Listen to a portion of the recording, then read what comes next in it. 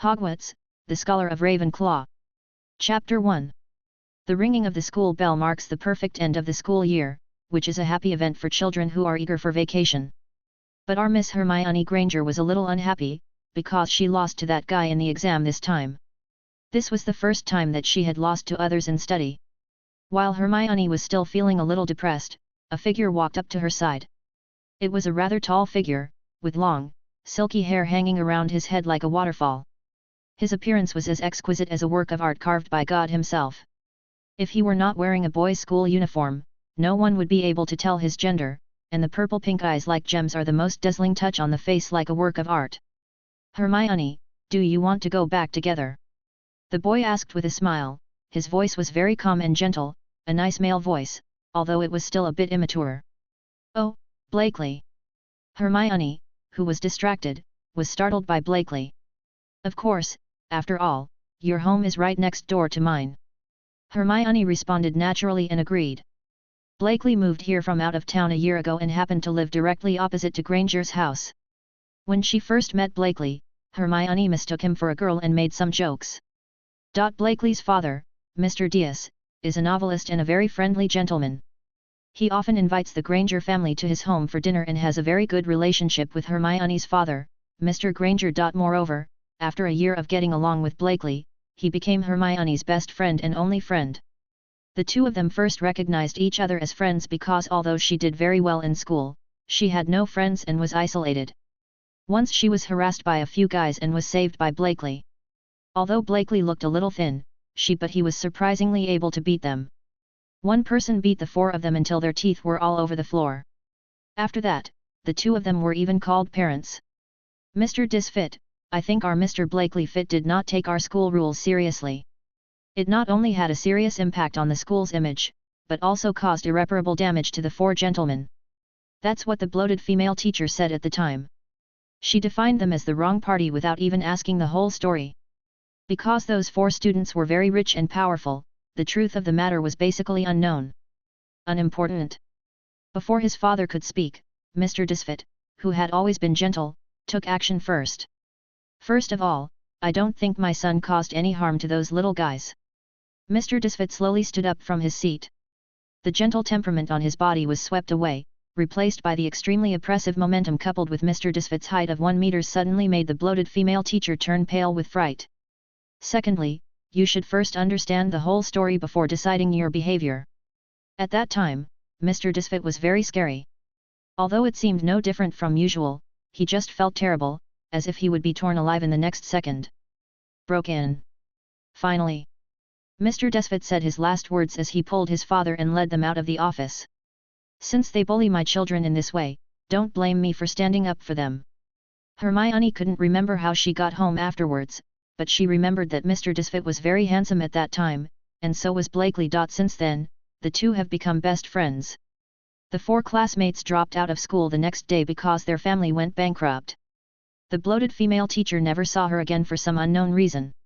Later, she learned that the teacher resigned the next day. Since then, in addition to his gentle, gentlemanly, and knowledgeable expression, Mr. Disfit has also been labeled as domineering, defensive, and mysterious in her heart. Blakely was also labeled a good man and a friend. "Blakely, have you decided which school you will go to in the future?" Hermione asked Blakely after she was not willing to lose the top spot in the school to Blakely. Blakely, who was walking on the road and admiring the scenery on the road, thought for a moment when he heard Hermione's words, "Eton College. With my grades, there is no problem at all. After all, he graduated with perfect marks, where should he go to school? Really, do you have any plans for the holidays?" Hermione nodded. Originally, she wanted to go to a women's college, but she gave up the idea when she thought of her only friend since childhood. She didn't want to lose her only friend because of this. "Become distant from yourself." "Of course." Blakely replied with a smile, and then gracefully made an invitation as a gentleman. "So, the beautiful Miss Granger, can you allow me to invite you to go to the zoo together during the summer vacation?" "Of course, I'm happy to go to the zoo together." Hermione was used to some of Blakely's gentlemanly etiquette, which Uncle Dis taught him. Being polite is a quality that a man should have. "This is Uncle Dis." At that time, her mother still hoped that Uncle Dis could teach her husband how to be a gentleman. In this way, the two kids walked towards home while chatting. "Father, I'm back." Blakely returned home and saw his father sitting at a workbench making something.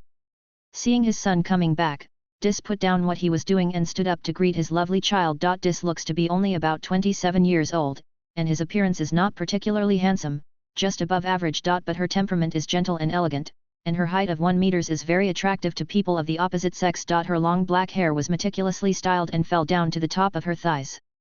Blakely's long hair was influenced by Dis. The most eye-catching thing is his eyes, which are a pair of different pupils.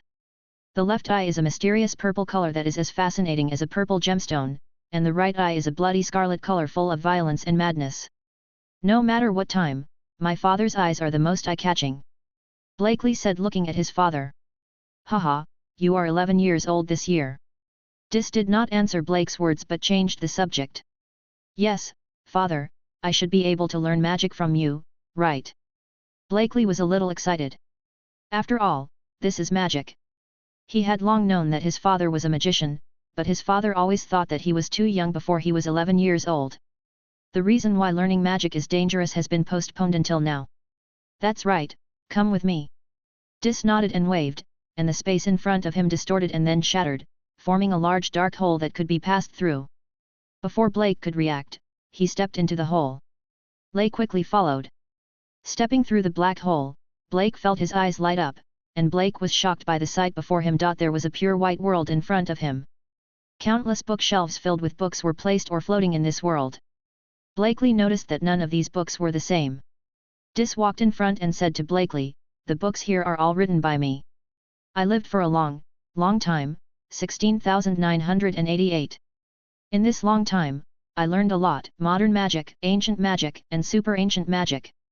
Rune magic, elemental magic, necromancy magic, transformation magic, alchemy, and potions." At this time Blakely was dumbfounded. 16988, "How did you survive? Are there so many types of magic? Who I am, where am I? I feel a little helpless when I see my child looking stupid.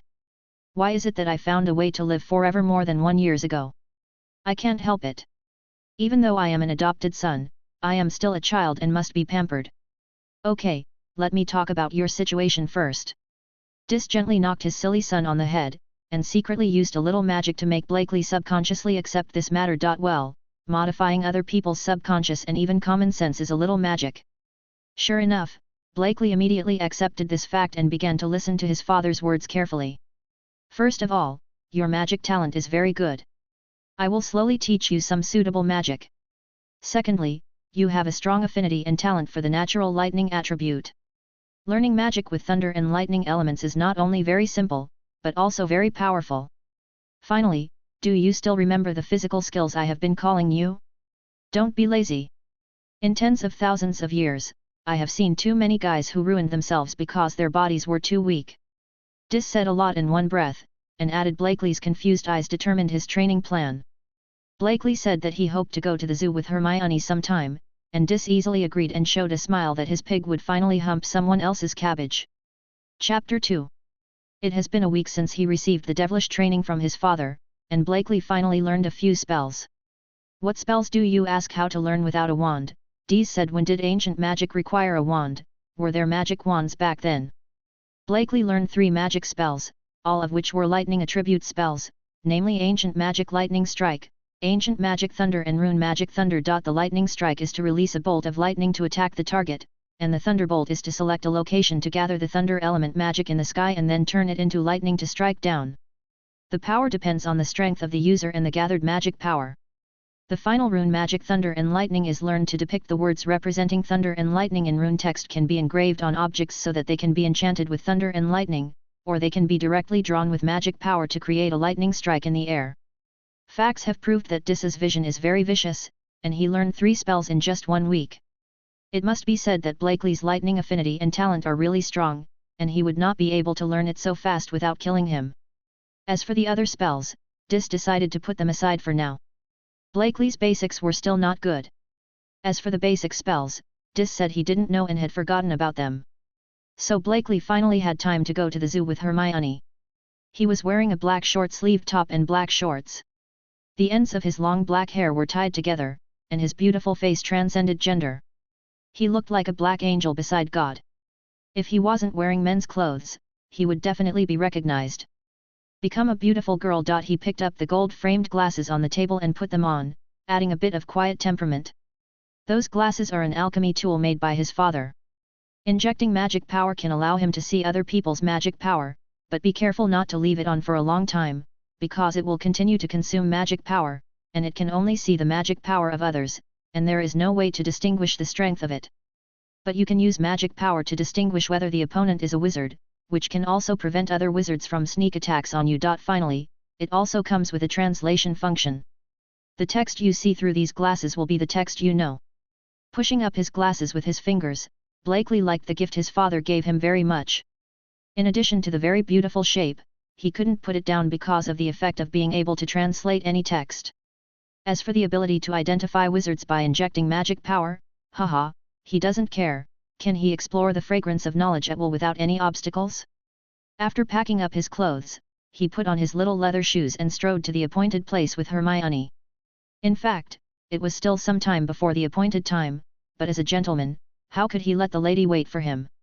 After waiting at the appointed place for a while, our Miss Hermione Granger arrived. Blakely looked at the time and saw that it was 5 minutes earlier than the appointed time. Fortunately, he came early. Degree. Hermione wore a beige English-style one-piece dress today. Her hair, which was usually a bit messy, had obviously been specially taken care of. She was carrying a red bag and a pair of small red leather shoes. Extraordinarily smart and cute. Blakely, why did you start wearing glasses? Hermione asked curiously after noticing Blakely's change. My father gave me the decorative glasses. How do you like them? Do they look good? Blakely said proudly. It is indeed very beautiful. Uncle Dis has really good taste. Hermione replied sincerely, because these glasses are indeed very, very beautiful, as simple as a work of art yet gorgeous and elegant. The person who designed these glasses is either he is a design genius or a veteran designer who has experienced the baptism of time. The two of them walked and stopped all the way touring the zoo, and Blakely finally saw the giant panda that he had longed for. Blakely was very excited about this. Hermione also liked the chubby panda very much when she saw it, but it was a pity that she couldn't touch it, otherwise she would have to rub the panda's big head. You said that giant pandas are obviously bears and eat meat. Why do they eat bamboo? Hermione and Blakely were still discussing the topic of giant pandas after leaving the panda exhibition area. I have read in a book that giant pandas are known as iron-eating beasts. Their fighting power ranks among the top 3 among bears, and their bite force is among the best among all animals. Logically speaking, they should eat meat. Blakely was also puzzled by Min's question. Do you think it's because pandas are too lazy that they switch to eating bamboo? I think those pandas are so lazy that they don't even bother to move. If there wasn't a giant panda that climbed 2 steps, I would have thought it was a lie. Hermione complained reasonably. I always feel like something is wrong but I can't refute it. Blakely didn't want to admit it, but he also felt that what Hermione said made sense. Ah! There is a snake. The snake ran out. Suddenly a voice came from nowhere, and the crowd began to commotion, and then some people started running everywhere. For a while, the scene was extremely chaotic, and even appeared a stampede occurred. Be careful! Blakely noticed that there was a crowd of people coming over and quickly pulled Hermione to a corner where there were fewer people and protected Hermione tightly. Fortunately, his father's usual training allowed him to have a body that was no worse than an adult at the age of 11. The body can protect friends at critical moments.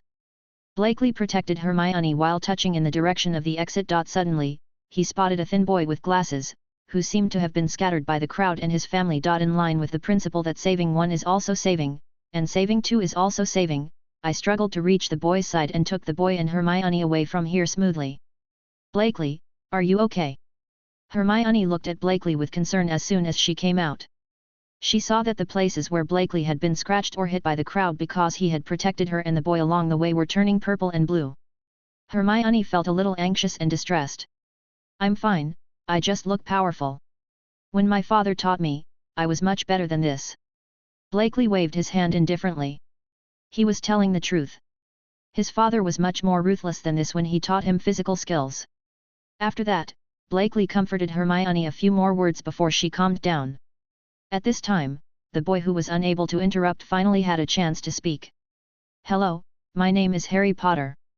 Thank you very much for saving me, otherwise I wouldn't know what to do. The boy named Harry said seriously.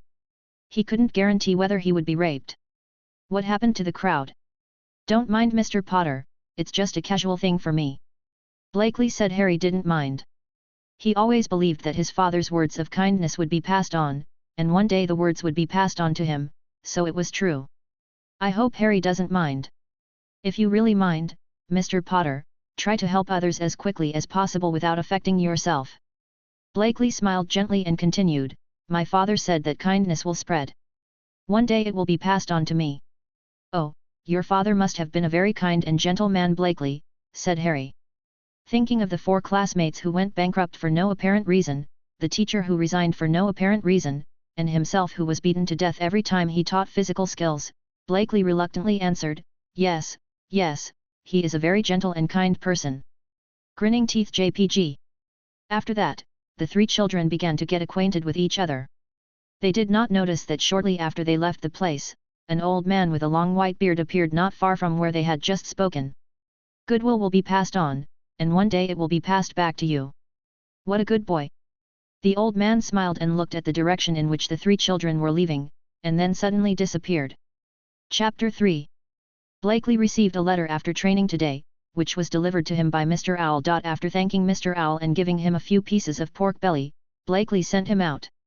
The letter was sealed with wax and had a shield-shaped logo and a capital H. The logo was divided into 4 parts, each with an animal, namely a lion, a snake, an eagle, and a badger. Open the envelope with a letter knife and look at the contents. Hogwarts School of Witchcraft and Wizardry. Principal, Albus Dumbledore, Sir Merlin, First Class, Chief Wizard of the Wizengamot, President of the International Federation of Wizards. Dear Mr. Fit, we are delighted to inform you that you have been accepted to study at Hogwarts School of Witchcraft and Wizardry. A list of required books and supplies is enclosed with this letter. Semester begins on September 31 St. We will be waiting for your owl reply before July-St.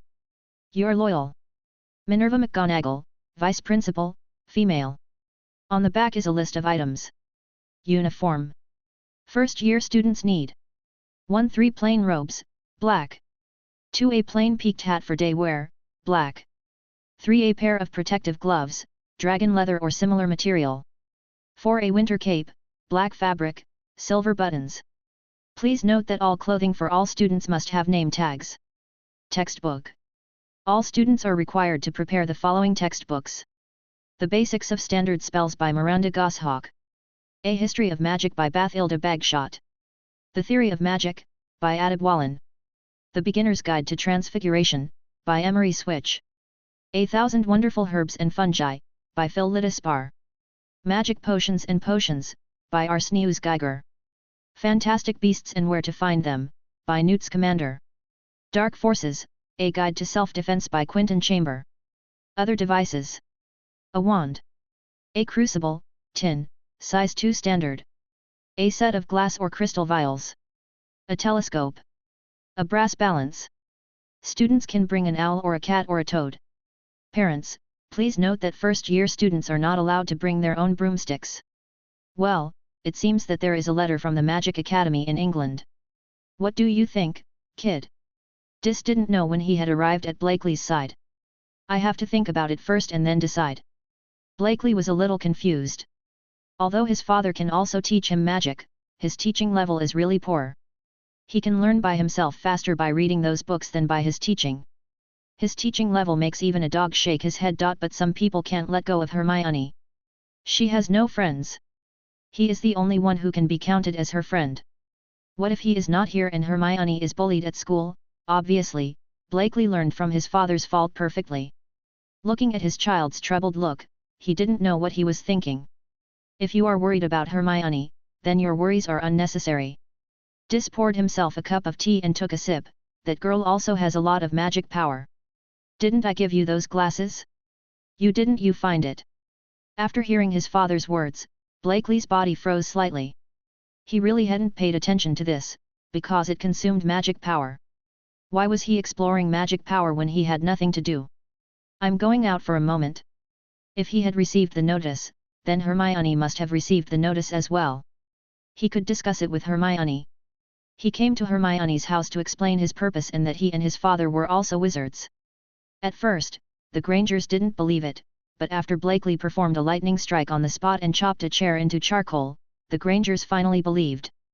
After that, the two families decided to send a reply to Hogwarts, but unexpectedly the owl brought a reply from Hogwarts within a short time, stating that Professor McGonagall would visit tomorrow afternoon. After discussing it with Hermione, Blakely wrote back saying that since he and Hermione were neighbors across the street, the Grangers and their family would welcome Professor McGonagall at their home together. In the afternoon of the next day, there was a knock on the door of Fitz's house as promised, and Blakely and Hermione hurried forward to open the door. There is a tall, thin lady wearing a green robe. She has a serious face and wears a pair of glasses and a round-brimmed pointed wizard hat on her head. You must be Professor McGonagall. My name is Blakely Fight. Nice to meet you. Blakely's etiquette has always been in place and is a very standard English etiquette. Hello, Professor McGonagall, I am Hermione Granger. Hermione quickly followed Blakely's example and saluted Professor McGonagall, but there was no standard. A faint smile appeared on Professor McGonagall's serious face, and she nodded slightly in return. She had a good impression of the two young wizards. They were polite and respectful to others, unlike many muggles who were so hostile to her. Although she understood their mood, her mood was also affected by their malice. Nice to meet you too, Mr. Fight and Miss Granger, but I think it's better to let you know about Hogwarts first. Professor McGonagall said with a smile. Oh, of course. The two quickly invited Professor McGonagall to come in. Professor McGonagall's eyes twitched as soon as she entered the house. She discovered that everything in the house, including the floor under her feet, were all alchemical items. As long as their owner had a thought, these alchemy items would be activated, and she would not know how she died. You must know that no one dares to break into the alchemist's home. Those alchemy props, alchemy traps, and alchemy dolls will let intruders know whose territory is here. Generally, alchemy props are difficult to find, but being seen through here was completely intentional by the owner.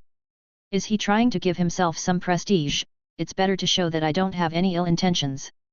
Look, you've already come in and I haven't torn you into pieces yet. How successful is that? She didn't know how the second idea came to her, and she was more inclined to the second idea. Professor McGonagall thought she must be crazy. Regarding this point, it was naturally Dis who did it. Do you still remember that little magic that can unknowingly modify other people's subconscious minds and even modify other people's personalities? It seems that I haven't been in contact with people in the wizarding world for a long time. This set was very easy to use hundreds of years ago. Why is it not easy to use now? It almost scared people away. What a failure. If Blakely knew that his father would definitely complain, are you sure he wouldn't be frightened by you and stop resisting? Hello, Professor McGonagall, I am Blakely's father, Dis Fight. As you can see, I am an alchemist. Dis introduced himself as a gentleman. If the way you revealed your identity was not so violent, I think I would be happy to meet an alchemy master I have never heard of. Professor McGonagall said with some displeasure. The Granger family, who had been watching everything since the beginning, looked confused and had no idea what was happening. Only Blakely, who is still relatively new, can feel the changes in his family. We have convinced Mr. Granger that they agree to enroll in Hogwarts, but I haven't been in contact with the wizarding world for a long time, so I still want to know about the current situation at Hogwarts so that Mr. Granger I can feel more at ease with Mrs. Granger. Dis misled Professor McGonagall a little and chose to get straight to the point. He also needed to understand Hogwarts well. As he spoke, he invited Professor McGonagall to take a seat, and asked the alchemy doll on the side to make some black tea and snacks for everyone. These alchemy dolls had never been taken out before with their identities concealed. In this regard, the Granger family was very surprised by the alchemy puppets that were like human puppets. Even Professor McGonagall was a little surprised, because those alchemy puppets were so flexible that they seemed to have wisdom within a certain range. After being surprised, Professor McGonagall started talking about the current situation at Hogwarts, and everyone listened attentively. Chapter 4. Mr. Granger did not go to work at the company on this day. He wanted to take time out to go to Diagon Alley with his daughter, along with Fett and his son. Everyone was excited about this trip. Blakely and Hermione were excited about embarking on the path of wizards for the first time. The Grangers were curious about the wizarding world, and Dis was also excited about going back to the wizarding world after such a long time. The emotion of returning to the wizarding world. The 5 people drove into the city smoothly and stopped at a street. Is this here? But there is obviously only one wall here. Mr. Granger stared, his small eyes wide and confused. In response, Dis crossed his arms and acted as if he could solve his own problems. Hermione grabbed her parents with her hands, and they saw a dirty and small bar appearing on the wall just now. The contrast between the clean buildings on both sides was really out of place. The Granger family and Blakely's impression of the wizarding world plummeted. "Oh, it's the new little wizard, welcome to the magical world." The boss who was cleaning the cups saw Blakely and others and greeted them, "You can call me Tom. If you go to Diagon Alley, follow me." "Thank you very much for your help, Mr. Tom." Several people quickly expressed their gratitude to Tom. Several people followed Tom around the bar and into a patio surrounded by walls. Tom pointed at the wall with his wand and said, "Count 3 bricks upward on the trash can, then count 2 bricks across and knock 3 times. Remember, little wizard." As Tom moved, he centered on that brick. All the bricks on the wall shook, then folded and retracted to both sides, and finally turned into an altar. Opposite the altar was a street full of people. "Of course, we will remember it. Thank you again for your help." Blakely expressed his gratitude politely. Tom waved his hand to indicate it was nothing and left. "Okay, where are we going now?" Mr. Granger looked at everything here curiously.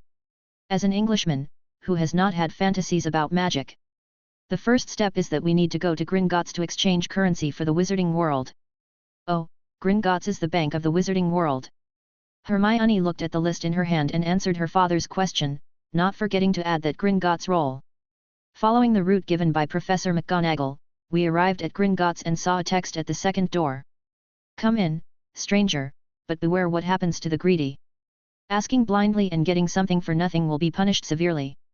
So if you want to take from our underground vaults a fortune that was never yours, you have been warned, O thief, that it is not treasure that brings you evil, but evil." The goblins are still so arrogant, they can only focus on money. Dis was very disdainful of the goblins' behavior. "Blakely Fight and Hermione Granger, you must remember to always respect and value everything in the world. Goblins are much more powerful than wizards, but they still lost to wizards in the war." Dis's tone was particularly serious. Blakely knew that his father was teaching him and Hermione seriously, and he listened carefully. "Because they don't pay attention to their opponents. Remember that weakness will not bring destruction, but arrogance will make you die without a burial place and never be able to stand up again. This is my advice to you as a father and elder, and it is also a lesson for goblins." Dis's voice is very plain but has a kind of magic that is engraved in people's hearts and is unforgettable. Finally, never trust goblins, they are only loyal to money. Pushing open the door, besides the goblins there was an acquaintance. "Harry, have you also received the letter from Hogwarts?" Blakely saw Harry standing with a very tall fat man at a glance. Hermione also saw Harry and Blakely walking over to talk to him. Harry greeted, "Hi, Harry." Blakely and Hermione, "I didn't expect to see you here." Harry turned his head and looked in the direction of the sound and saw Blakely and Hermione. For these two little friends at the zoo, Harry Lee's impression is very good. Not only did he save himself, but he also chatted with him very well and even left his contact information with them. But he hasn't had time to write a letter yet. After that, the three little animals told several adults what happened that day at the zoo. After learning that Harry's magic power broke out that day and that Harry was the culprit of that incident, Blakely looked at Harry a lot. A bit resentful. After learning about Blakely's behavior of protecting the other two friends that day, several adults expressed their appreciation for Blakely's behavior. After a few people exchanged pleasantries, they thought of business. "We are here to exchange for gold galleons." Dis was not polite to the goblins at all. He was simply unhappy with these guys who were so awesome even after losing. "Okay, £5 for 1 galleons, but you have to show your notice. That goblin's character is very bad, or the goblin has a bad attitude towards any behavior that takes money away from them. In their eyes, it can be said that as long as the money is deposited to them, it means that the money is already the property of the goblins, and withdrawing or paying back the money means that others have forcibly snatched the money from their pockets." At this time, Hagrid took out a key and handed it to the goblins. After the goblins confirmed the key, Hagrid gave the key to Harry and told Harry that it was a relic of Harry's parents. After everyone rejected Harry's invitation to go with him, he and Hagrid followed the goblin and left. After that, Mr. Dis and Mr. Granger exchanged pounds for gold galleons. After learning that each person could exchange up to 100 gold galleons, Mr. Dis took out one after another from his pocket under Mr. Granger's shocked gaze. Bullion. I guess there's no limit on the amount of gold you can exchange for galleons, right? Of course. Of course, sir. It's a great honor to serve you, sir. The goblin's eyes widened when he looked at those gold bars, and he almost drooled. Goblins are very reluctant to accept Muggle currency.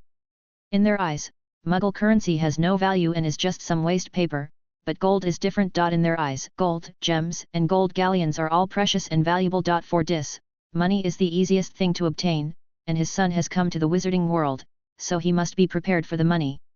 I am an alchemist, and I think we need some time to talk about a larger business.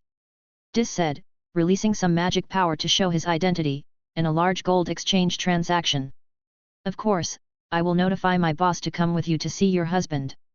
After confirming that Dis did have magic power, the goblin's attitude became more respectful. After a while, another goblin came over and exchanged a few words with Dis. Dis then left with the goblin. Before leaving, he asked Mrs. Granger to help look after Blakely for a while, and invited Mr. Granger to come with him. Piers.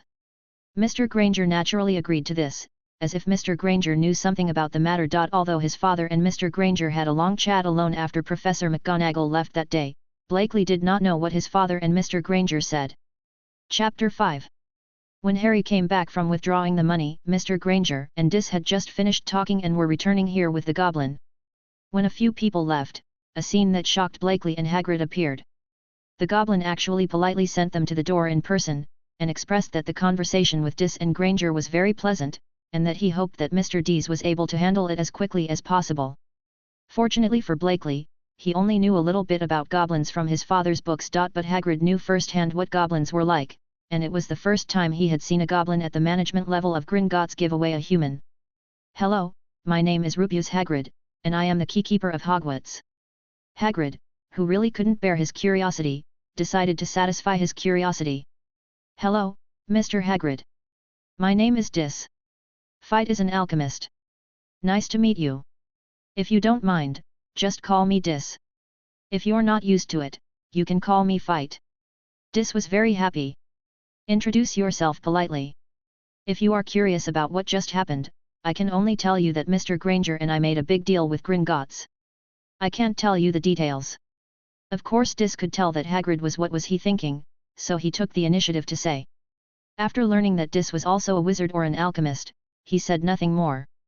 Harry, we're going to buy wands next, right? Yes, Harry.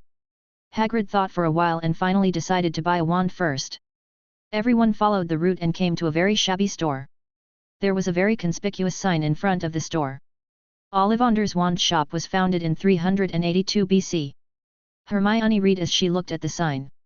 They must have never been repaired since more than 300 BC. Harry complained as he looked at the shop, which was no different from a dilapidated building. Several people opened the door and saw rows and rows of shelves. The shelves were filled with long boxes one after another, and it was quite spectacular. A small bell on the side kept ringing, alerting the owner that someone was coming. Good afternoon, gentlemen and ladies. Ollivander's voice suddenly appeared, startling everyone. He didn't know when he appeared beside them. Oh, you must be Harry Potter, right? Your eyes are exactly the same as your mother's. She got her first wand from me back then. That day seemed like it happened yesterday. It's a quarter of an inch long and made of willow. It's a great wand for doing magic. Ollivander took one look and saw Harry. Your father's was different. He liked mahogany wands. I mean, your father chose the mahogany wand in the end.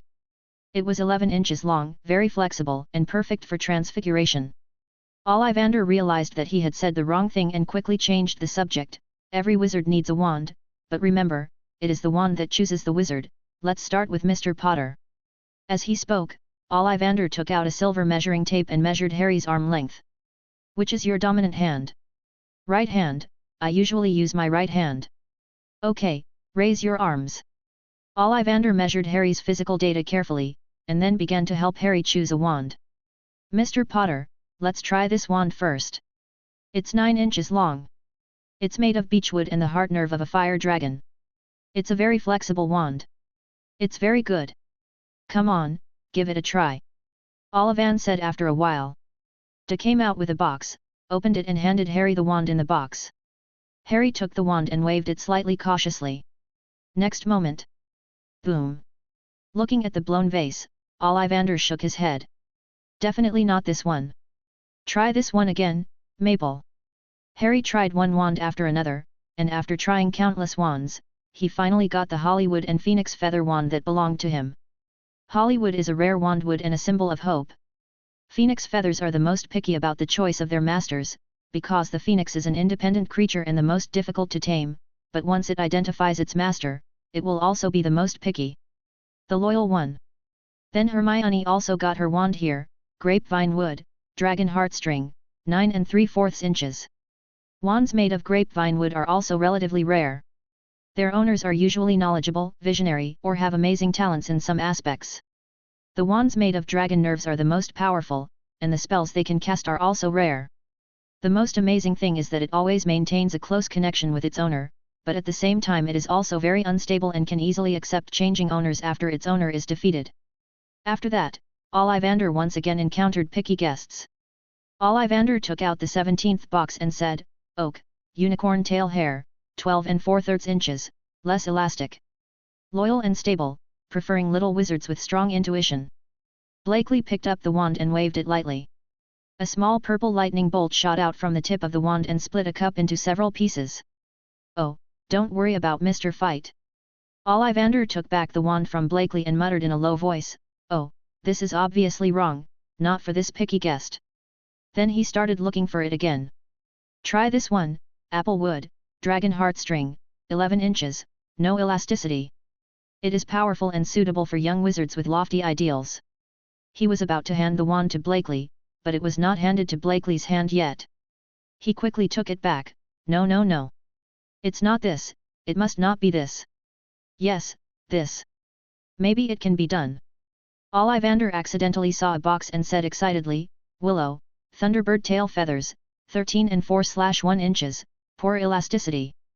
Willow wands have a strong the applicability of high-level silence spells, but only the most promising young wizards are selected, and the tail feathers of the Thunderbird make it powerful and difficult to control. This makes this wand very picky about wizards, and until now, there are still no wizards who can use it. Ollivander handed the wand to Blakely. The moment Blakely got the wand, a soft light appeared. Wisteria flowers grew around him, and even the air exuded a breath of joy. "Oh, it is extremely potential, powerful, and difficult to control. Mr. Fight, I swear there is no one more suitable than it, and there is no little wizard it can love more." Ollivander said excitedly, "This it is an extreme wand, and using it requires the most powerful talent. You must be an excellent wizard in the future, and you can even become a powerful wizard like Dumbledore, because I have chosen the most picky wand for talent here. You. P.S. Wicker has healing properties and is an unusual wand wood. The ideal owner of a wicker wand is usually insecure, no matter how well they hide this flaw. Many confident customers insist on trying it. Try wicker wands. They have a beautiful appearance and are suitable for high-level silence spells, but wicker wands only choose the most potential owners. Thunderbird feathers are a material with magical properties. North American wand maker Shikoba Wolf used it as the core of a wand. Although wands with this core are difficult to control, they are often very powerful and are especially valuable to shapeshifters.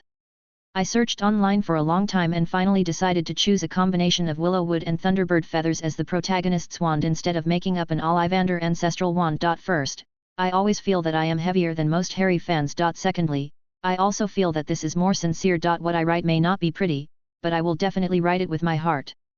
I believe I will get better and better. Finally, please rest assured that I have not included the text here in the main text count.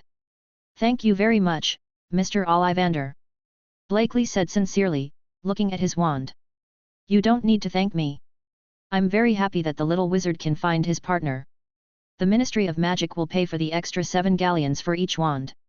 Afterwards, Ollivander winked at the 3 little wizards. Said laughingly. After paying the money, the 3 little wizards finally got their first magic wands and officially became little wizards. Chapter 6. After everyone left Ollivander's wand shop, their next stop was to go to Flourish and Blott's bookstore to buy the textbooks they needed for first grade. After buying the textbooks, Dis did something that stunned everyone. I bought 2 copies of all the magic books. The price of magic books is very expensive, and almost every book is measured in galleons. Those galleons make even Harry, who has the entire property of the Potter family, one of the 28 sacred families inherited by his parents, look a little meaty. Pain. Dis himself didn't care at all. Are you doubting the financial resources of a super alchemist who has lived for nearly 17,000 years? To put it bluntly, even all the 28 sacred families combined are not as rich as him. Money is just a number to him. He was more interested in these recent magical knowledge than useless money, so why did he buy 2 sets of books? Because Dis was going to make something, a priceless treasure that any wizard would be crazy about. In the potion store, Dis was even more frantic and packed up all the potions available for purchase in the store. As a result, this potion shop almost ran out of basic potions for daily operations. Blakely, who couldn't stand it anymore, originally planned to stop his father's crazy behavior. But after Dis said, "You will soon go to the wizarding world to study and live. As an alchemist and your father, I have the responsibility and obligation to provide you with a good learning environment and try my best before you enter school. Teach you to learn magic. Of course, if you are willing." After saying this, he said nothing more. Afterwards, Dis also said that Hermione and Harry could come to his house to have a look together if they were interested. Harry and Hermione happily agreed to Dis's invitation. Hermione was happy that Dis said he would teach them magic, while Harry was happy that he had a reason to leave his uncle's house. This set and this set. Yes, wrap up these sets for me if you don't want the others. Dis revealed his true nature once again when he came to the clothing store. Everyone else looked at him blankly, and even the other wizards in the store looked at him with contempt and envy like they were crazy. Blakely looked at his father speechlessly. Sure enough, his father had such a temper. Just to give himself a good learning environment and to teach himself magic were all excuses. Didn't he know what his teaching level was like? The teaching ability is not as solid as a book. If you teach a ghost magic, you will have to explain it to Hermione and Harry in a while. Later, Harry also received a gift from Hagrid, a white owl named Hedwig. After learning that yesterday was Harry's birthday, Dis also gave Harry a gift, which was a small waist bag with a seamless stretch charm. It was beautifully designed and had 16 cubic meters of space inside. This fanny pack was made by Dis himself, and Harry liked this little fanny bag very much. As soon as Dis looked up, he saw the envious eyes of Hermione and Blakely, saying that he would give them entrance gifts again in the future. In this way, the trip of the 3 young wizards to Diagon Alley ended. After learning that Harry's uncle and aunt were not good to him, Blakely invited Harry to visit his home, to which Harry happily agreed. Then Harry learned that Blakely's house was directly opposite Hermione's house, and Fett's house looked no different from any other house. As soon as he opened the door, Harry saw an oak doll about 1 meter tall and wearing a deacon's uniform walking over, saluted him and took his luggage. "Harry, this is gold. Our butler is also an alchemy doll made by his father." Blakely introduced. His father had not brought Jin out before, and Blakely would only see him when he was learning magic. His father said that Jin was a gentleman. "Hello, Mr. Jin." Harry greeted Jin awkwardly. It always felt weird and magical to greet a doll. "Kim, this is my friend Harry Potter. He will be staying here for a while. Please help him tidy up a room." Blakely asked Jin to tidy up a room for Harry. When he turned around, he found that his own dad didn't know where he had gone. There was only a piece of paper lying quietly on the ground. "I will live in the studio for a while. Take care of your friends and don't worry about me. Let Jasmine make you whatever you want to eat." Looking at the words on the note, Blakely knew that his father would not show up for a while. Every time Dis enters the studio, it takes a long time to come out. He remembers that the fastest time his father came out was 2 weeks. "It seems that my father will not come out of the studio for a long time." Blakely handed the note to Harry and said, "I will take you to familiarize yourself with the environment at home. I remember growing up. Every time my father went into the studio, it would take a long time before he came back. The fastest time in my memory was 2 weeks. If it hadn't been for Jasmine, I would have starved to death." "Molly?" Harry asked. "Oh, my father made 4 alchemy dolls with their own consciousness. He called them alchemy creatures. Because my father said that when an object has its own consciousness and wisdom, it has a soul, and what has a soul is life. Performance. They are our housekeeper Mr. Jin, maid Miss Jasmine, bodyguard Mr. Lant and father's assistant Mr. Taika." Blakely answered. After that, Harry and Blakely visited various places in Fett's house. During this period, they also met Miss Jasmine, who was wearing a maid's uniform made of wisteria wood, and Mr. Lant, who was standing motionless in the corner of the hall in black armor. If Wright hadn't told Harry, Lee waved hello and Harry thought it was really a pair of black armor. Blakely didn't tell Harry Lanround that he was a combat-type alchemy creature created by his father. The body itself was made of an extremely rare and hard special metal material. It also had a large number of runes and magic engraved on it, as well as various special ancient spells. And various alchemy props were enough to easily destroy a large castle full of knights and wizards in 2 hours by oneself in ancient times. In this way, Harry temporarily lived in Phil's house. Jasmine's life magic was very good, especially the cooking magic. These were engraved by her father using a combination of rune magic and alchemy magic. Jasmine and the others could use the magic engraved on themselves as long as they injected magic power, and the degree of magic was also determined by the level of magic engraved on them. Wait, does that mean Dad's cooking magic is actually very powerful? Then, the other 3 people also. Thinking of several other alchemy creatures, Blakely realized how powerful his father really was. Should I also look through those books and learn alchemy and rune magic? Blakely whispered, thinking of his father's notes that filled the entire study. Chapter 7. Boom, boom, boom. In the morning, Harry and Blakely were still tasting the bacon and eggs that Molly had just fried when they heard knocks on the door, and Hermione's voice at the same time. Jasmine, can you help me open the door? Blakely said to the direction of the kitchen while battling wits with the breakfast on the plate. Then he was worried that Harry was not used to living in his own home and asked Harry, Harry, how did you sleep last night? Are you still used to living there? Oh, I'm fine, thank you, Blakely. The big bed in the room is very comfortable, and the temperature in the room is always right, and the decoration in the room is also very beautiful. Harry was very pleased with the room that Miss Jasmine prepared for him. Satisfied. When he was at his uncle's house, he could only sleep in the stair compartment. Where had he ever slept in such a large and comfortable room, and because of Jasmine, Fitz's food was particularly delicious, better than any food he had ever eaten.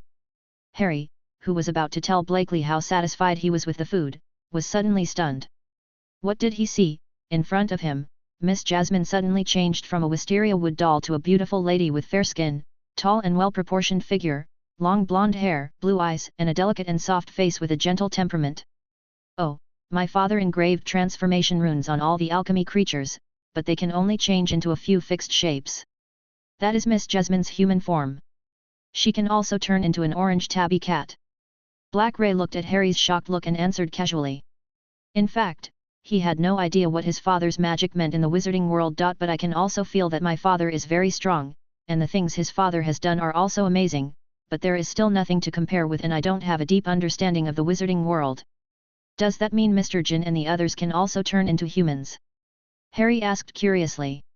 Well, Mr. Kim's human appearance is that of a 20-year-old male with white hair and golden eyes, and his animal appearance is that of a black cane corso. Mr. Lance's human appearance is that of a tall man with a height of 192 centimeters.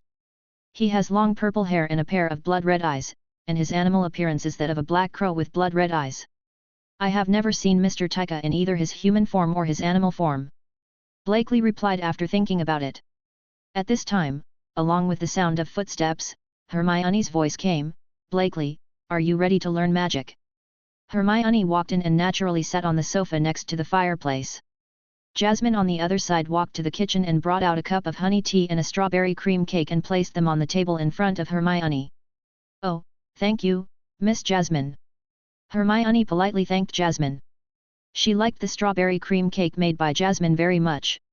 Although it was sweet, it was not greasy at all, especially when paired with a cup of honey tea specially prepared by Miss Jasmine. It's simply the most perfect afternoon tea. Although it was morning now, she still felt that she would never get tired of Miss Jasmine's cakes. Oh, Hermione, you came really early. Harry and I haven't even finished breakfast yet. Blakely said with a smile, speeding up his meal. Hermione didn't answer, silently eating her snack with her fork. Under the leadership of Blakely, Hermione and Harry came to the library of Fitz's house. As soon as they entered the door, Harry and Hermione were attracted by the rows and rows of various books in the library that was obviously much larger than it looked from the outside. Shocked. Inside are books bought from Flourish and Blots, as well as a small collection of notes and books about ancient magic written down by DIS. The 3 of them spent the next whole morning learning basic magic here. In fact, it was mainly Hermione and Blakely who were studying magic seriously. Harry was not so interested, but he was still studying seriously under the guidance of the 2. Fluorescence. After Blakely tried several times, a faint light finally appeared at the tip of his wand. He already knew some magic and had some foundation. After figuring out the general difference between modern magic and ancient magic, he quickly cast the first spell. Blakely actually had many more ideas. His father had said that the simpler the concept, the more powerful and potential the magic had. For example, the runes his father had taught him only had 24 different meanings, but theoretically, they could create at least 24,444 runes, a total of 331,776 types of rune magic. Ancient magic is also a simple and rough magic concept, but it is far more powerful than modern magic. With a fluorescent spell, Blakely has many ideas. For example, if the light is intensified, can the opponent be temporarily blinded instantly? If the light is polymerized and compressed and emitted in one direction, can it ignite or penetrate objects like a magnifying glass? Blakely was still thinking, but Hermione and Harry came over in surprise, expressing their excitement. "Oh, Blakely, how did you do it? You know, I was learning this spell all night last night, but it just didn't work." Hermione was very excited. "Is there any trick to releasing the spell? Can you tell me?" "Of course, Hermione and Harry, let me first explain the process of how I release the spell." Blakely returned to reality from his divergent thinking and thought about possible problems with Hermione and Harry. "Actually, my process of releasing the curse is no different from the content in the book. I think your inability to release the curse for the time being may be your own problem." Blakely quickly thought of the most likely and possibly the most dangerous person at the same time. "Main problem? Our problem?" Harry didn't understand. "The most basic and important thing about releasing the curse is to believe in yourself. Generally speaking, you still have not changed from ordinary people to the identity of wizards. Deep down in your hearts, you still do not believe that you can release the curse." Blakely explained too. "What should we do? I don't think we can believe that we can release the curse in a short period of time, so as to reach the point where we can release the curse."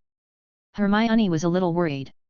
She thinks Blakely is right and thinks this is a very serious problem. Even Harry started to worry after hearing Blakely's words. "Oh, don't worry my friends. As far as I know, although this problem is a bit big, it is not a problem. It just makes it difficult for you to learn the first spell. Everyone has to go through this process." Blakely comforted the two. "After you release the spell for the first time, you will no longer doubt whether you can release the spell, but remember to always believe in yourself. This is a powerful password for wizards." Blakely said seriously, "This is what my father told me when he first taught me magic. If you believe you can cast spells well, you will be able to cast spells more easily. Learning spells will give you confidence and make you believe in yourself more. And then you will be more proud to believe in yourself, and the cycle will continue. Then those who are confident will become stronger and those with low self-esteem will become weaker, right?" Hermione understood that the curse actually means believing in yourself, your own talents and magic. Yes, if you are an ordinary person, this kind of simple psychology is not very obvious. However, if you are a wizard, this kind of psychology will be particularly obvious. Blakely nodded. "This question is very simple to understand. As long as you give your friends a little confidence, they will easily learn these simple spells." Next, Blakely carefully explained the process of releasing the fluorescent spell and some tips he summarized, and then praised the two of them with more appreciation during the process. Lumos. With Blakely's explanation and encouragement, Hermione quickly completed this simple spell. When the tip of her wand emitted a faint light, our little Hermione was extremely excited. She hugged Blakely and jumped up and down excitedly, her fair little face flushed. This was her first successful release of the spell. If it weren't for Blakely, she would never have learned the spell so quickly. Blakely smiled and patted Hermione's fluffy little head in congratulations. He liked this smart, talented, and cute little lady very much, and he felt at ease every time he was with her. Remember Blakely's wand, Willow Wand? He has always been very insecure. He knew that he was actually an orphan. His father picked him up 11 years ago when he was only 3 months old. Although his father always treated him as his own son, he still cared a little. He was afraid that one day his father would leave him. He was afraid that he would be alone. He was afraid that he would be the only one in an empty house. But one day he discovered that he felt at ease when he was around a little lady. After withdrawing their thoughts, the two men began to help Harry release the curse. The three of them spent the whole morning in the library, and Harry successfully released the spell 2 hours later with the help of 2 people. Chapter 8. After studying spells all morning, the three of them had lunch at Fit's house and planned to study the history of magic together in the afternoon. At the dinner table, several little guys were making study plans together, mainly Blakely and Hermione. Harry was a little resentful about this. He was not that studious, but he was still pulled in by Blakely. Several people had planned that during this period, Harry and Blakely would exercise together every morning. On the first day, he practiced spells in the morning and Blakely and Hermione studied theoretical knowledge together in the afternoon. Harry was free to do so. The next morning, Blakely and Hermione studied potions together. Harry was free to do so. In the afternoon, Blakely had to learn physical skills from Lant. If Hermione and Harry were interested, they could join them. Rest on the third day, then cycle. There was no way. Harry wasn't interested in studying, and they couldn't force Harry to read with them, right? So I asked Harry to join me when practicing spells. After all, there won't be anyone who can't even do a few simple spells at the beginning of school, right? In the afternoon, the three little wizards returned to the library and started studying. Blakely did not study the history of magic. He was not interested in what had happened. Instead, he sat on the windowsill inside the window and watched silently with a copy of his father's cursed magic notebook. He has long wanted to learn his father's curse magic. His father said that the most powerful things he learned were necromancer, alchemy, and curse magic. Of course, Dad's ancient magic and super ancient magic are also very powerful. You must know that ancient magic is also called war magic, and super ancient magic is also called God's Age magic. They are powerful forces that can influence wars and rival gods. Blakely also knows two ancient magics, namely Lightning Strike and Lightning Strike. Even though Blakely only used that, these two magics were actually terrifyingly powerful. Lightning strikes can release lightning in one direction. It just looks like that, right, but it has many uses. In the hands of the great magicians in ancient times, it could instantly blast a city wall into rubbish. And who said it could only release a bolt of lightning? It was a large-scale destructive bombing in one direction, but Blakely's magic power was not that strong. And Lightning Strike is an extremely terrifying and destructive magic. It gathers thunder and lightning from above and then strikes down. But it can directly gather thunderclouds covering the entire battlefield above a battlefield, and then wipe the entire army and the land directly from the world. It can also be used to carry out precise lightning strikes on individuals within a city. It's a pity that Blakely is still too far behind and can't do it at all. Speaking of which, the definition of black magic is magic with the sole purpose of killing and torturing. So is the ancient magic I learned also considered black magic. Blakely looked at the notes and thought, so he is also a black magician. Thinking about it, I'm a little excited.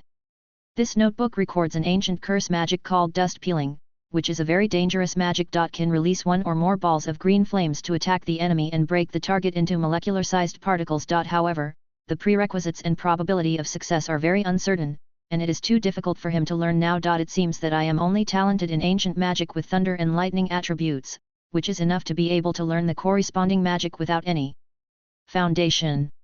Reluctantly, I put down the notebook and prepared to find a more basic alchemy notebook. His father's alchemy was something he learned from when he first started learning magic, so he should have relatively basic notes.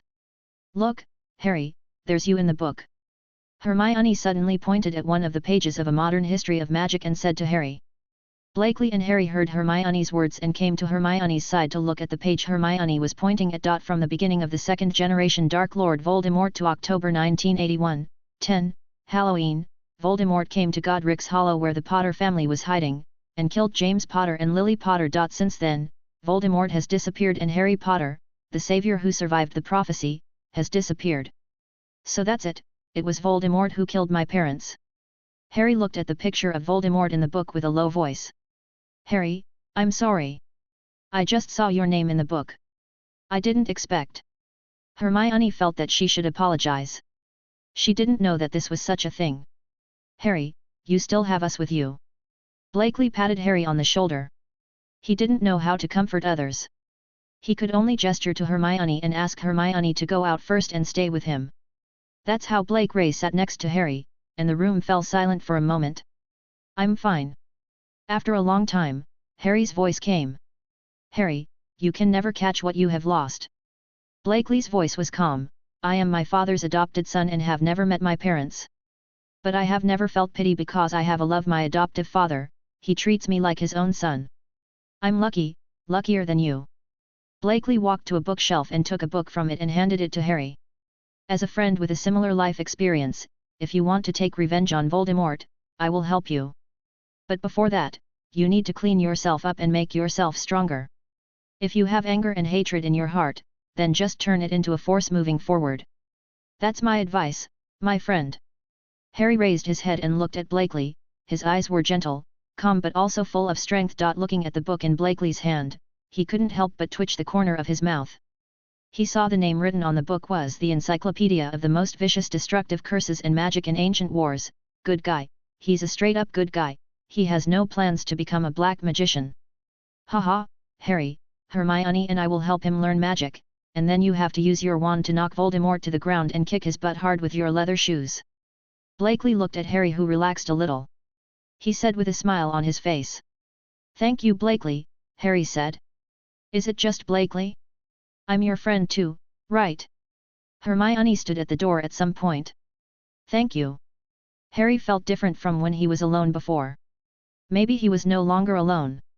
In order to make Harry happy, Blakely asked Jasmine to cook a large table of dishes, and both Harry and Hermione ate happily. In the evening, Lant took Blakely with him. He felt that Harry needed an outlet to vent his emotions, and exercise was very suitable. The following days passed as the three of them learned magic, practiced physical skills, and played together. It was almost time for the start of school at Hogwarts. It is worth mentioning that Hermione also developed a strong interest in ancient magic after seeing Blakely reading some ancient magic notes. After studying the textbooks for a period of time, Hermione studied ancient magic with Blakely all day long. Harry didn't know why he started learning physical skills from Lant, so he often saw Harry return to his room with a bruised face and a bruised face. Fortunately, both Jasmine and Lant were imprinted with healing magic, and Lant was very measured in his actions, and Harry was not really injured. Also because Harry and Blakely were learning physical skills, the food Jasmine prepared for them was very nutritious. Even Hermione was attracted by the feast at Fitz's house. She would eat at Fitz's house whenever she had the chance. Passing by the two, the relationship between Harry and Blakely became better and better over the course of the month, and they became inseparable good friends. Chapter 9. The night before school started, Dis, who had been in the studio for nearly 2 months, finally came out. When they saw Dis with disheveled clothes and unkempt hair standing in front of them, Harry and Hermione almost didn't recognize him. Because the difference between the gentle and charming look of Dis at this time and the elegant gentleman before was really huge. Oh, it seems I need to clean myself up. Dis looked at himself and realized that he must have been too absorbed in making alchemy tools and didn't pay attention at all. I saw Dis snap his fingers, and a ray of light flashed across Dis' body from the right side. In an instant, Dis put on a luxurious dress with black gold trim, and even the filth on his face disappeared. It was cleaned up thoroughly, and her long black hair was also cleaned up meticulously. He once again transformed into the gentle, elegant, and charming gentleman they had seen before. Uncle Dis, did you just use the cleansing and transformation spells at the same time? Hermione was a little dumbfounded. She had never seen such magic before. It's not just a simple magic spell for changing clothes and a cleaning spell cast at the same time. Dis explained. Uncle Dis, how did you manage to cast 2 silent and barrier-free spells at the same time? Hermione was a little excited. This was the first time she had seen Dis cast a spell. Uncle Dis must be a particularly powerful wizard. She has never seen anyone in any book who can cast 2 spells lightly and silently without a wand. Even someone who can cast 2 silent spells at the same time. No one keeps records. You must know that releasing silent and wandless spells continuously and releasing multiple silent and wandless spells at the same time are not the same concept. It's very simple, just cast 2 silent and wandless spells that you know at the same time. Dis obviously said nonsense. W. Blakely, I've told you a long time ago about my father's ability to express himself. Harry and Hermione had heard Blakely say that his father's teaching level was not as good as his own reading. They didn't believe it then, but they do now. Are you talking nonsense here? Plate number. Do you still remember that father said that he would give us first-year gifts before school starts? In fact, father has been busy giving us first-year gifts during this period. Blakely still knows his father very well. What my father said was always true. That's right, I made your first of-school gift. Dis took out 3 things from his pocket, which were a golden Rubik's Cube engraved with runes, a very beautiful women's bag and a very beautiful silver bracelet. This is Hermione's first of-school gift. Dis gave the women's satchel to Hermione. This is a small bag that has been casted by the invisible stretching charm. It is the same size as Harry's at 16 cubic meters. Seeing Hermione's expression of "I like it very much, but it's too expensive to accept." She was no longer a clueless muggle. She knew how precious a bag with the seamless stretch charm was, and Dis quickly said, "Great. Miss Ranger, don't refuse yet. I made this myself, and the cost is only a piece of ferret skin and a little metal. So feel free to accept it." After hearing what Dis said, Hermione accepted it without saying anything. "Harry's is this bracelet." Dis handed the silver bracelet to Harry. "This is an alchemy tool engraved with magic. It can be used 3 times a day. It is a good protective alchemy tool." "Thank you, Uncle Dis." Harry happily took the bracelet and put it on his left hand. "The last one is my proud work that took me 1 month and 1 day to make." Dis proudly held the golden Rubik's Cube full of runes. "Remember when I bought 2 sets of books at Flourish and Blott's bookstore? The other set is inside. I used alchemy to combine the traceless stretching spell, the transformation spell and the rune magic." Dis said proudly, "A Rubik's Cube itself can catch your magic and release 9 fixed spells and 6 a room built using the traceless stretch spell. Including the study room, spell practice room, bedroom, kitchen, warehouse, and practice room. You can use the 6-sided runes to open the corresponding rooms. You can also use the runes above to release 9 magic spell, but use your own magic power. The power of the magic spell is also related to your own magic power." Dis introduced his work excitedly.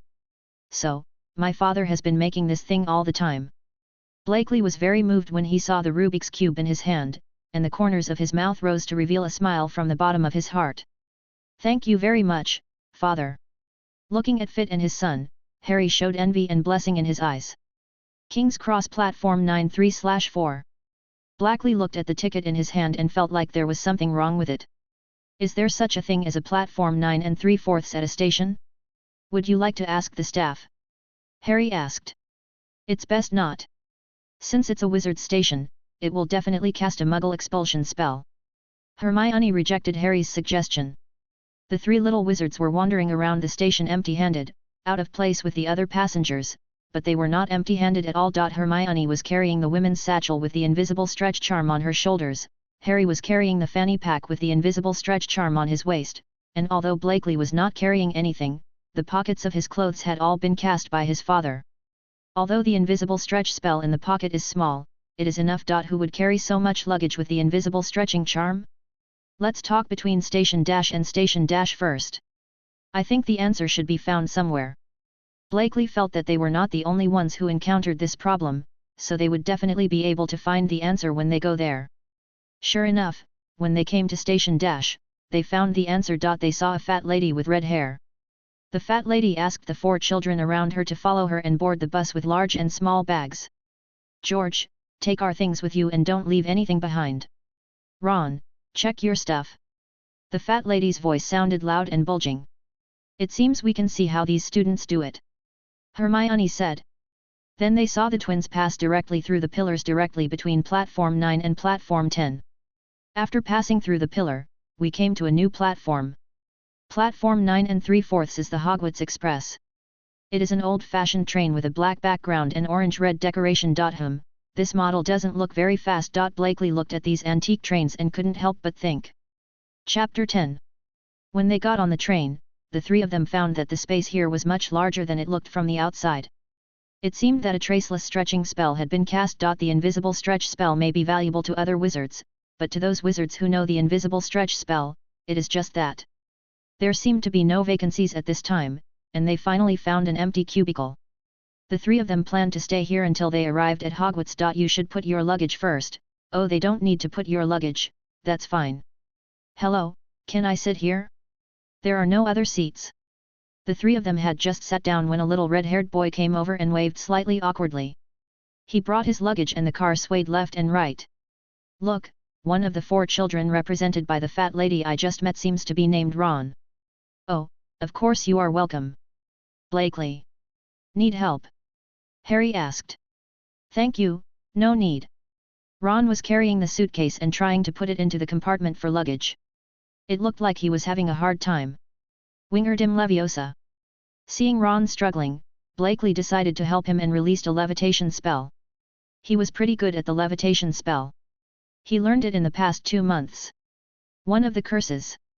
As Blakely's spell was released, Ron's luggage levitated and flew to the compartment specially designed for luggage to be neatly placed. "Oh, you learned the levitation spell very well, thank you for your help," Ron said and introduced himself. "Hello, my name is Ron Weasley, and I am a freshman this year."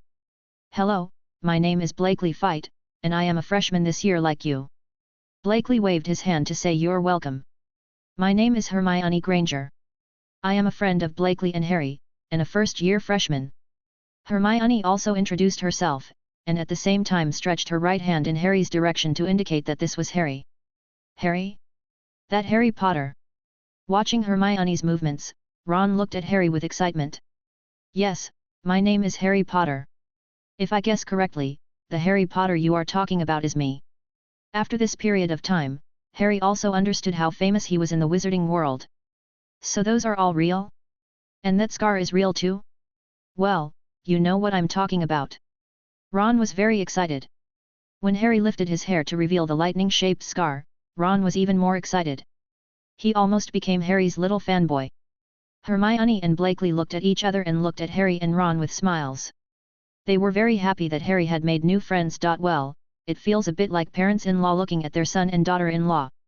Just then a saleswoman pushing a rack of goods opened the door to their cubicle. "Do you need anything?" the saleswoman asked. Harry planned to answer no, and then politely asked the saleswoman to leave. In the past 2 months, under Blakely's influence, he had subconsciously become more polite than before. Suddenly he noticed that Ron seemed to want to eat those snacks, but had no intention of buying them and looked a little unnatural, and he understood what was going on. "Blakely, do you want some snacks? I'm treating you," Harry said to Blakely. In fact, Blakely didn't have the habit of eating snacks, but he believed that the smart Blakely could understand what he was thinking. "Well, it does look interesting, so let's buy some." Blakely pretended to think for a moment and then added. "After all, it looks like it will be dark by the time we arrive at Hogwarts." Hermione also said in agreement. "Hello, I want these." Harry grabbed a handful of galleons and said, while Ron's eyes widened as he looked at them. But our little Harry obviously didn't realize the purchasing power of gold galleons. The waitress took away 4 of the gold galleons with a smile, and also gave Harry some silver coins. Hermione asked the salesperson to put the goods on the shelf. "Save it for those snacks." Looking at the surrounding atmosphere, Blakely simply took out the rune library from his pocket.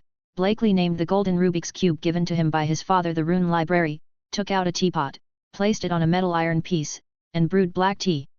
The rune library has 6 spaces for the traceless stretch spell, which can be opened by activating the corresponding runes on the corresponding sides. As long as the warehouse space is opened, the rune cube will transform into a small box. When other spaces are opened, the rune will turn into a door. Black can open or close the exit from the inside or outside. When the exit is closed, the rune library will return to the appearance of a Rubik's Cube. At this time, the rune library looks like a box. Watching Blakely's movements, Ron was surprised. Is this a box with the invisible stretch spell cast on it? This was the first time he had seen a box with the invisible stretch spell cast on it. "So your luggage is all under the invisible stretching charm?" "No, in fact, our luggage is placed in our own invisible stretch charm items." Harry picked up a snack and gave it to himself and Hermione to start school. Blakely's father is a very powerful alchemist and Ron was envious when he told him about the gift. He also wanted the alchemy item of the seamless stretch spell. Next, Harry invited everyone to taste snacks, but Ron refused. He took out a sandwich and said that his mother made a sandwich for him, so he didn't need to eat the sandwich. But after Harry's repeated invitations, 3 little ones were also added, turning the 3 little ones into 4. After eating several snacks, Hermione and Blakely soon lost interest in these snacks, and began to play chess with Blakely while tasting the black tea made by Blakely. She found that the black tea brewed by Blakely was very suitable to her taste. As for why Hermione and Blakely, who always love learning, don't read books, reading on a moving train hurts your eyes, right? Harry and Ron were very interested in those snacks. After they tasted BB's multi-flavored beans and chocolate frogs, the topic turned to magic. Ron said that he knew a magic spell that could turn other things yellow. Harry demonstrates. "Sunshine, daisies, the smell of butter, quickly turn this stupid fat mouse yellow." After Ron recited a strange spell, the big mouse named Scabbers screamed and ran away. Ron, don't you think this spell is a bit strange?" Harry said. "No, Harry. Blakely, who was playing chess with Hermione, accepted after the chess piece fell from the castle. I just noticed that Mr. Mouse named Scabbers did turn yellow for a moment, so there is no problem with the spell. It should be that Ron's magic power is not enough to turn him yellow, or it is an accident caused by the fact that the spell has not been completely completed. Ah, I actually lost. Hermione found that her king was already within the attack range of Blakely's horse, and he had the upper hand just now. Hello, my name is Neville. Have you ever seen my toad? I always have a bad memory and lost it. At this time, a fat little boy walked in and asked. We didn't see a toad, Neville. Blakely said happily. He had just won 4 games of chess against Hermione and was in a good mood. Neville, do you still remember what your toad looks like? Hermione was not in such a good mood, and looked at Blakely with unwillingness and a bit of resentment. Blakely didn't dare to look into her eyes. I forgot. Neville said anxiously. Then let me help you find it together. Hermione didn't want to play chess for the time being. She was just looking for something to kill time. She thought she should help this classmate who was a bit dull. Chapter 11. Hogwarts is a huge castle, surrounded by clear lakes and magnificent forests, but unfortunately it is already night, and it is impossible to see the specific appearance of Hogwarts, which is reflected by the morning stars in the sky. Like wearing black tulle, the girl is beautiful and mysterious. The first-year students have to take a small boat across the river in groups of 4 to come to Hogwarts. I heard that this is the tradition of Hogwarts. This is how the 4 founders of Hogwarts came to this castle to establish it. I went to this school. Looking at the ancient castle hidden under the night gauze and the river that couldn't be seen clearly, Hermione started her popular science. Then we don't need to find other people, because there are just 4 of us. Blakely answered. Harry and Ron happily boarded the boat. Blakely noticed that Hermione seemed a little afraid to smile. He gave a gentleman's salute and then bowed slightly and extended his right hand to Hermione as a gesture of invitation. Miss Granger, can you board the ship with me? I may be a little scared about this, could you please accompany me? This was a more formal invitation. Of course, I'm happy to help you share your fears. After listening to Blakely's words, Hermione gently placed her little hand on Blakely's outstretched palm, with a slight smile on her lowered face.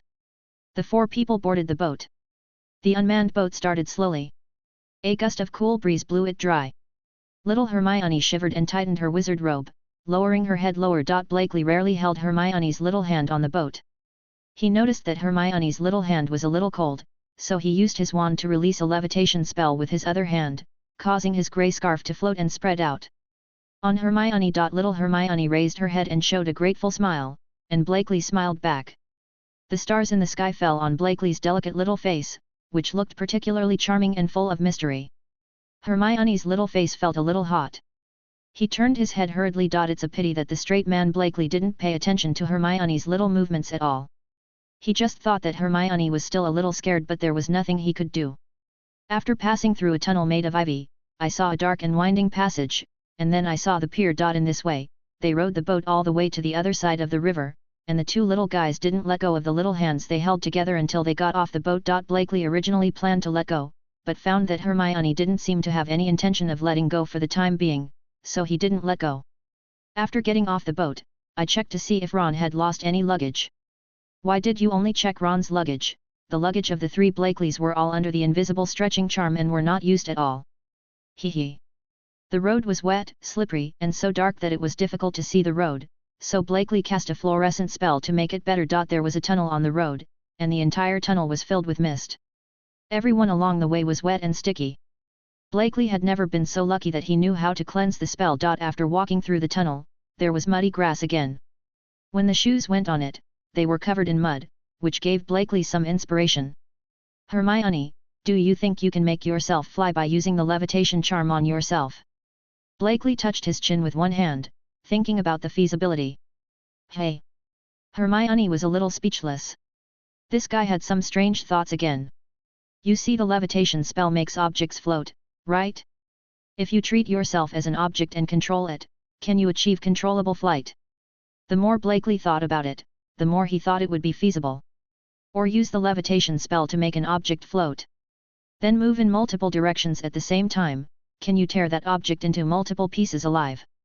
Please stop your dangerous thoughts. Hermione began to worry that if this guy continued to talk, he would be captured. Except for Harry and Hermione, the young wizards who heard Blakely's words stayed away from him. Even Ron looked at Blakely hiding away with a look of horror on his face. It seems that I scared them. Blakely was a little embarrassed. He just had some good ideas about how to use different spells. He really didn't have any ill intentions. Beneficial. Ha ha ha, you often tell me weird ways to use magic spells to scare me of retribution, right? Hermione couldn't help but feel amused when she saw Blakely's constipated expression, and whispered softly in Blakely's ear. She was often frightened by Blakely's dangerous and strange ideas, and this guy would definitely implement his ideas until he was sure it was not feasible or completely realized. Well, I'm fine, Hermione. Blakely knew that this was Hermione trying to comfort herself, and said with a smile, I never care about other people's opinions. All I care about is the people around me, family, friends, teachers and the future. There may be students. I am a very indifferent person. I will never care about things that have nothing to do with me, but when it is related to the people around me, I will definitely let things develop with the best results. I'm not a good person, but I think I'm qualified as a friend. Blakely smiled gently and coldly. Yes, you are a very good friend. Hermione and Harry thought about the 2 months of getting along. Blakely always tried his best to help them. This was always the case. Let's go, or we'll be left behind. Ron also came over and said that at least he had a good impression of Blakely. The little wizards went through many hardships through dark tunnels and muddy grass, and finally, led by Hagrid, they arrived at the huge gate of the castle. The little wizards are here, are everyone here? Hagrid asked loudly. No one answered. It was impossible for someone who hadn't come to answer. Hagrid confirmed the number of people at once. After everyone arrived, he raised his teapot-sized fist and banged the door 3 times. Blakely could see the scattered dust and heard the sound of splintering wood. If the gate died in the line of duty that day, it must have been Hagrid, Blakely thought. Hagrid walked in and asked the little wizards to go up the stairs. At the end of the stairs, he saw a tall witch wearing a green wizard hat with a green wizard cannon, and it was Professor McGonagall. Welcome to Hogwarts.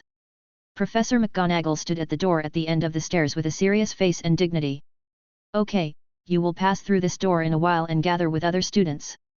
But before that, you must be assigned to a college.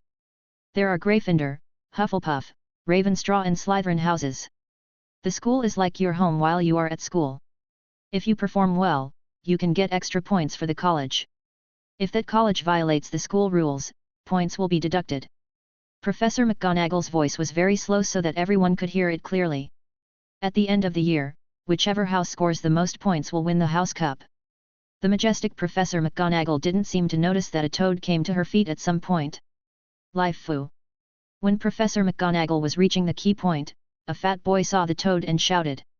All of a sudden, the atmosphere that Professor McGonagall had just created was gone, and Professor McGonagall was at a loss as if she had been stuck in a shell. That was the Neville he had seen on the train. He happily and excitedly ran over to pick up the toad.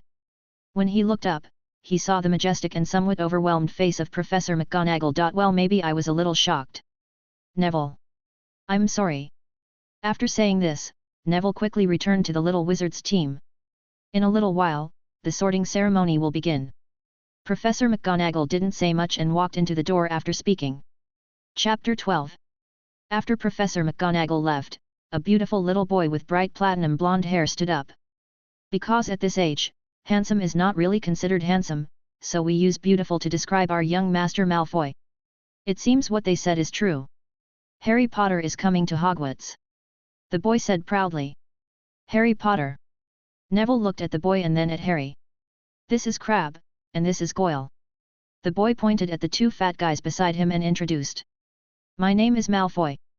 The boy walked up to Harry and stared at Harry, Draco Malfoy. Poof. Suddenly Ron's laughter came, which made Draco very angry. It was rude to interrupt others when they were talking. Do you think my name is funny? Draco looked at Ron with a somewhat unhappy look. I don't need to ask your name. Draco looked at Ron, with red hair and an old robe passed down from the family. You must be from the Weasley family. Ron's eyes looked aggrieved at that time, and he didn't want to wear an old robe. Hermione was about to stand up but was pulled by Blakely.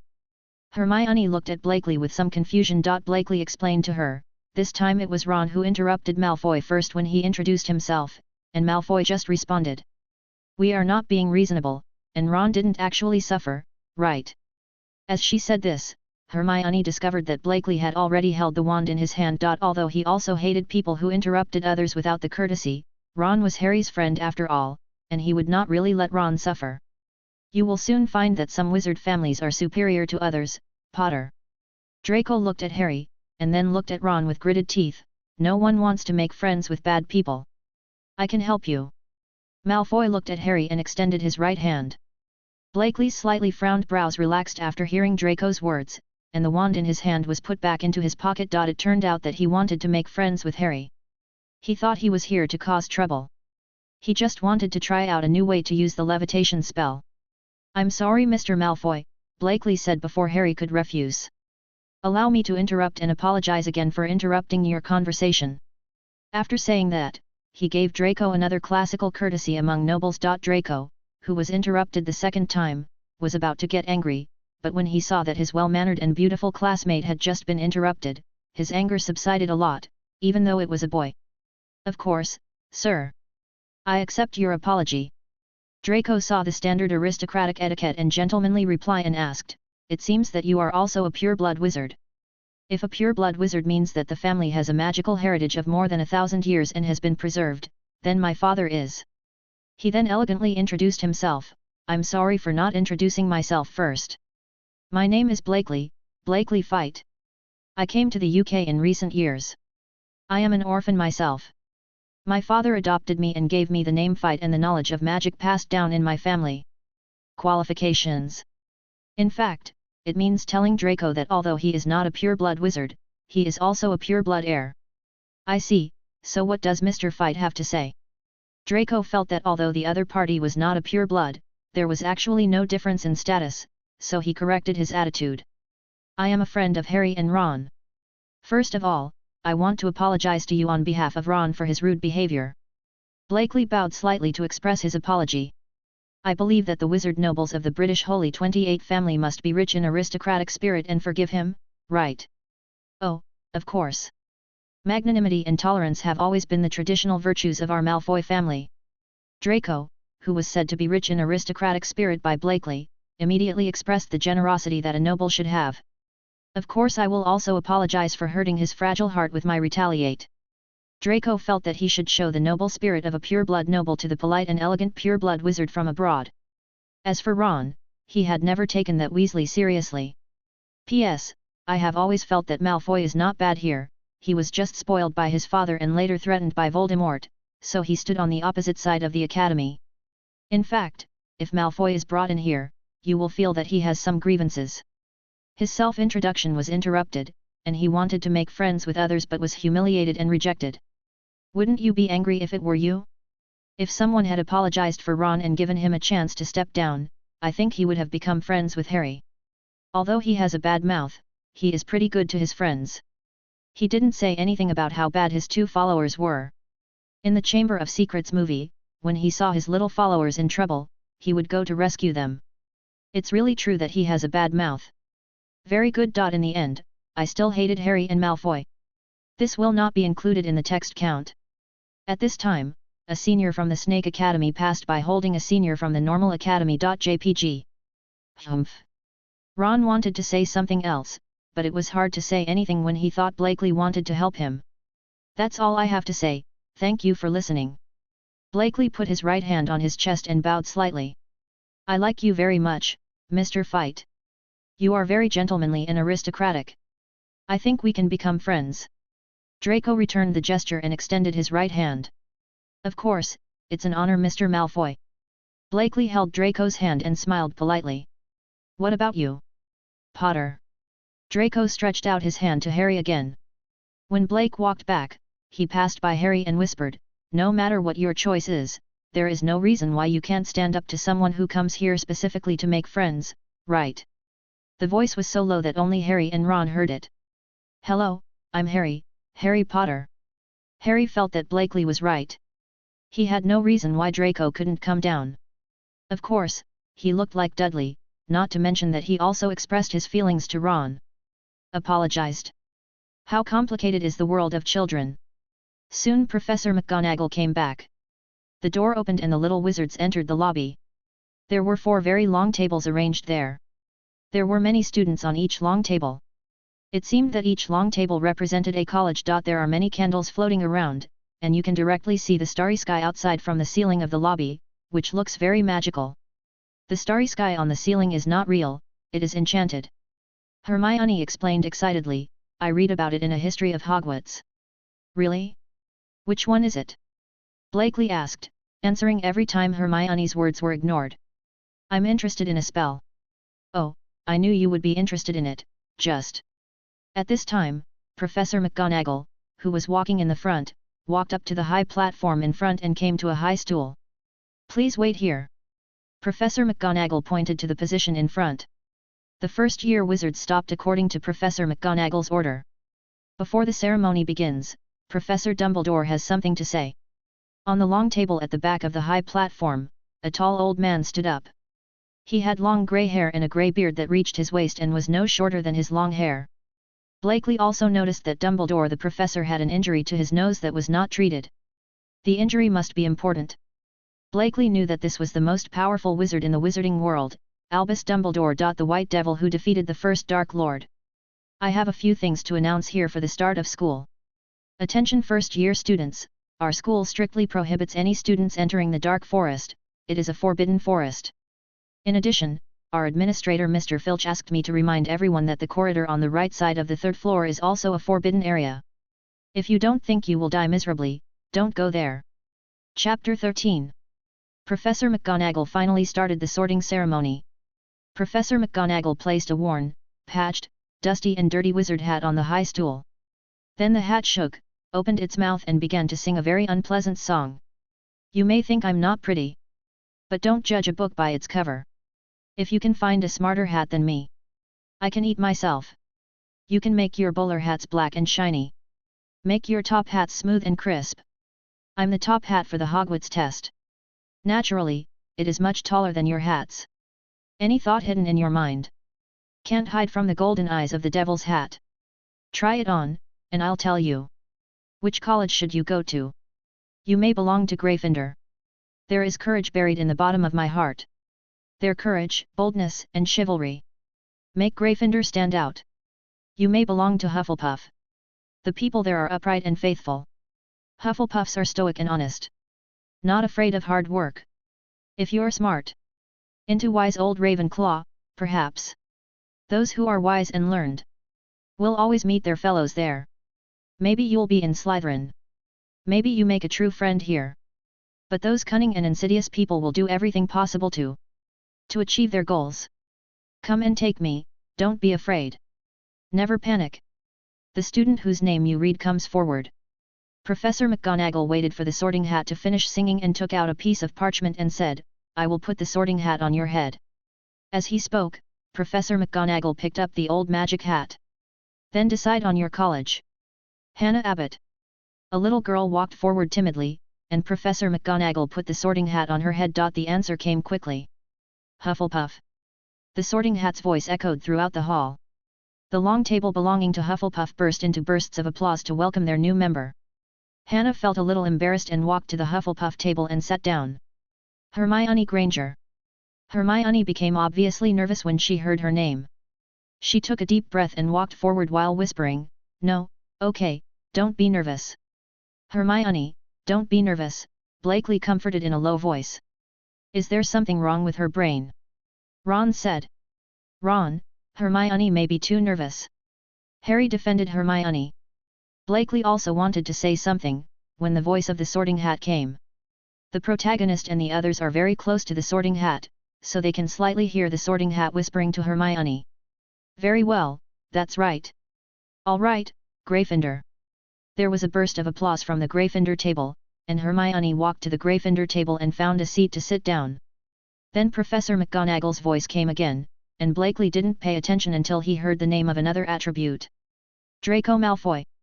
Draco sat down on the bar stool, and the sorting hat gave the answer as soon as it touched his head. Slytherin. Then there was a burst of applause from the Slytherin table. Those wizards who turned evil are all from Slytherin house. Ron said to Harry. Harry didn't say much. He only knew that he didn't like Draco very much, but he didn't think he was a bad person. Susan Burns. Next came another unknown person, and Blakely paid no attention to him. Seeing Draco looking over here, Blakely nodded to him with a smile, and Draco nodded in return.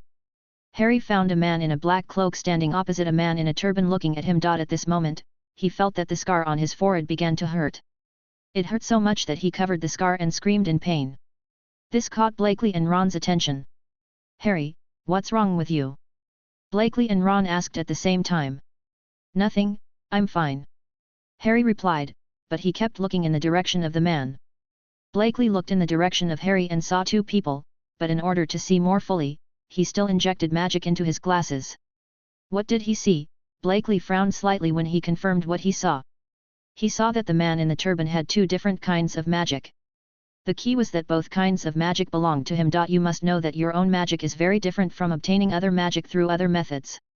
A soul can only have one kind of magic power.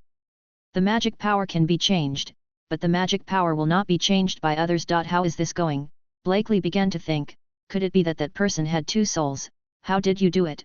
It's really strange. I really want to study it. Unconsciously, Blakely's thoughts became more and more dangerous, and he was already thinking about finding an opportunity to dissect that person. Until a burst of fierce applause and shouts of "We have Potter!" brought him back to reality. Only then did he notice that Ron was already sitting at the Gryffindor table and clapping vigorously, and Harry was also walking towards the Gryffindor table. "Blakely, fight!" At this time, Professor McGonagall's voice came, and Blakely had to temporarily put aside the idea of dissecting the man and walk towards Professor McGonagall. He noticed that there were almost no other little wizards around him who had not been sorted. "Excuse me, Professor McGonagall," Blakely said and sat on the high stool. He heard a voice as the sorting hat was placed on his head. "Well, very good. He has great courage, wisdom, ambition, and loyalty. Little wizard, you can tell the truth about all the academies." "Really? Thank you for the compliment, Mr. Hat," Blakely said politely when he heard the sorting hat's voice. "Wait. Your idea is too dangerous." The sorting hat couldn't believe what he saw. What was that idea? What did it see? Penetrating fluorescent spells, blinding fluorescent spells, reverse floating spells, multi-directional tearing floating spells, backlog floating spells, and those modified and extremely dangerous spells. "I still think Azkaban is suitable for you," the sorting hat said sincerely. "But your idea seems to be really feasible." "Really? Do you think so too?" Blakely was very happy. Finally, someone other than his father and Hermione, oh no, someone thought his idea was feasible. "Okay, it seems I know which college I should send you to." The sorting hat ignored Blakely. "Ravenclaw."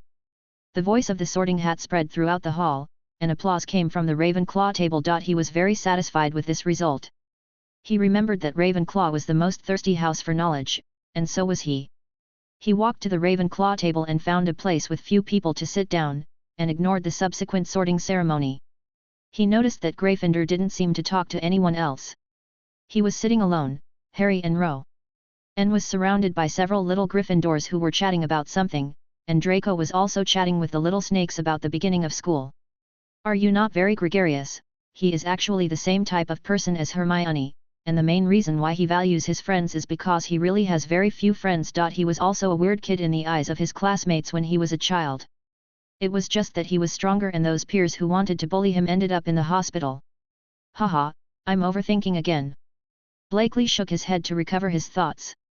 Suddenly there was the sound of a spoon hitting a cup, and the noisy sound in the hall immediately fell silent. That was the sound coming from the professor's seat. "I'm going to say a few more words." Dumbledore stood up and said, "Idiot, snob, scum, screw. Now the banquet begins." After saying that, a lot of delicious food and drinks suddenly appeared on the long table in the lobby. The charming aroma and bursts of heat made people excited. Thunderous applause erupted in the lobby, and this magic was an eye-opener for the little wizards. Except for the kids who knew about kitchen magic, but clapped along anyway. As the little wizards picked up the tableware, the back-to-school dinner officially began. Chapter 14. Blakely's evaluation of the food at the back-to-school dinner was, not as delicious as Miss Jesmond's. The most talked about topic at the dinner was the topic of pure-blood wizards and muggle wizards. Blakely left the Ravenclaw table not wanting to discuss unsatisfactory topics with them. First, he went to the nearby Slytherin table to say hello and chat with Draco for a few words. Draco happily introduced several pure-blooded little wizards to him. Pure-blood nobles introduced each other to each other and expanded their contacts. Normally, they would also welcome Blakely, the foreign pure-blood heir, at least on the surface, but they still admire Blakely's appearance, temperament, and conversation. Then he came to the Gryffindor table. In fact, a large part of the reason why he befriended Draco and those pure-blood wizards was to help Harry. He did not believe that Voldemort was dead. If he was really dead, the Magic Society would not emphasize the news that Voldemort was dead again and again. Harry is his friend. When Voldemort comes back, Harry will definitely take revenge on him. He must gather as much power as possible before then. Although those pure-blood wizards are not very good, their power is really great. As for Draco, he doesn't regard him as a true friend yet, he is just a chess piece that he uses to practice pure blood and can be discarded at any time. If he and Draco become real friends in the future, he can also win the game by taking the piece out of the chessboard or protecting the piece while playing chess. When playing chess, I am a dirty player with no bottom line. Blakely muttered quietly and looked in the direction of the Slytherin table. When he arrived at the Gryffindor table, he found that Harry was discussing a topic he was interested in. Professor Quirrell, who had two kinds of magic powers, was sitting not far from Harry. Next to Hermione, she picked up a chicken drumstick and ate it. "Get up and keep an eye on that side."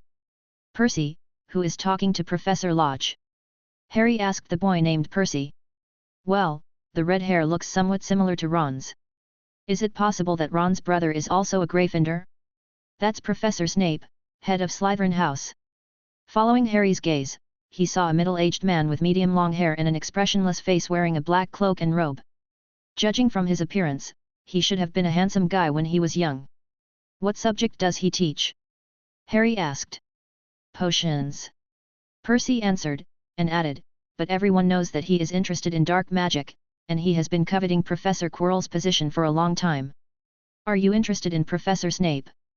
Hermione asked, sitting next to Blakely. "No, I'm interested in Professor Quirrell," Blakely replied. "Oh, Blakely, why are you here?" Harry heard the conversation between Hermione and Blakely and found that Blakely had sat between him and Hermione at some point. "I just arrived, let me say hello. You know I'm not very good at communication." Blakely pointed to the place where he was sitting at the Ravenclaw table. There was an empty seat there. "I came here because I was bored." "Why did you go to Ravenclaw?" "I was sad when I found out you went to Ravenclaw," Harry said, to which Hermione nodded. "Well, Mr. Sorting Hat thinks I'm more suitable for Ravenclaw, and so do I." Blakely ate and drank in Gryffindor without any burden. "You all know my thirst for knowledge." In fact, Hermione being sorted into Gryffindor was something I didn't expect. "Me too." Hermione was also a little surprised by this. Perhaps the bravery in Hermione's heart outweighs her persistence in knowledge. Blakely expressed his opinion. The three of them seemed to have forgotten about Professor Quirrell and Professor Snape, and chatted happily about other interesting things. Ron Nakatoshi also joined their conversation. After chatting for a while, Blakely returned to the Ravenclaw table. After all, today is the first day of school and it won't work if he keeps wearing it in other houses. After a while, many ghosts appeared in the lobby, which frightened the little wizards. Blakely was much better. There was something wrong with the way he looked at the ghosts, which made the ghosts a little scared and did not dare to approach Blakely. Professor Snape glanced here unintentionally and didn't pay attention.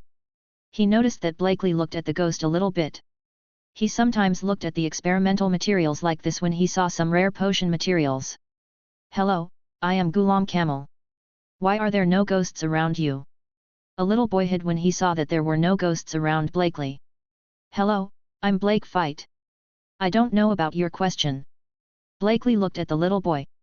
He has medium long curly blue-gray hair and a pair of very pure blue-gray eyes. He is not tall, about as high as his hairline, at least when he is sitting.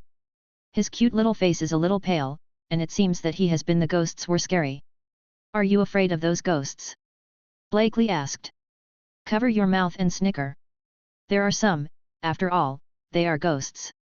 Gulen said matter-of-factly. "Can it hurt you?" "I think you should know that they can't touch you." Blakely said again. It is indeed the case. Gulan was a little short of words. So what are you afraid of? Blakely said again. This seems to make sense. Gulan was asked for a moment, what was he afraid of? Ha ha ha, I'm not teasing you anymore, Mr. Camel. You don't seem to like those ghosts, so just stay inside. I'm quite lonely. Blakely said with a smile. Thank you. I'm timid. These ghosts make me very uncomfortable. Gulan breathed a sigh of relief. He thought Blakely said he was holding a type that was not easy to touch.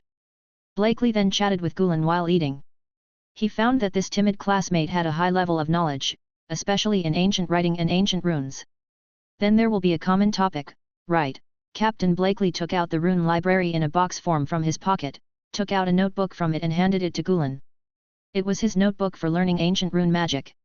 When he first got Blakely's notebook, Gulan saw a sentence written on the cover of the notebook, "Extraordinary wisdom is people's greatest wealth, and knowledge is the brightest gem among that wealth." When he opened the notebook, Gulan saw ancient runes and notes and opinions written in English one after another. He suddenly became excited. He had never seen such detailed rune notes. Mr. Fit, are you also interested in ancient runes? Gulan's voice was very excited. Just teach me Blakely, Mr. Camel. Blakely has a good impression of Gulan. He likes children who are knowledgeable and smart. Oh, of course Blakely, I'm just too excited. I've never seen such standard ancient runes and such detailed annotations. Gulan said excitedly. This is the real Grun rune, Grun. Blakely said as he drew a simple rune on the table with his hands, and then the rune emitted a faint light and turned into a small purple thunderbolt and disappeared in the air. This is rune magic. Gulan's eyes almost popped out of his head, and the excitement in his eyes became even more intense. Fortunately, all the attention around them was on the ghosts, except for an old man with a grey beard. This is a magic passed down from our family. My father was supposed to teach me, but my father's teaching ability is really hard to describe, so I had to teach myself. Blake looked at Gulan's excited but very pure expression. Blue-grey eyes continued, these are my self-study notes, but the learning progress is too slow. Are you inviting me again to explore and learn the almost extinct wisdom from ancient times?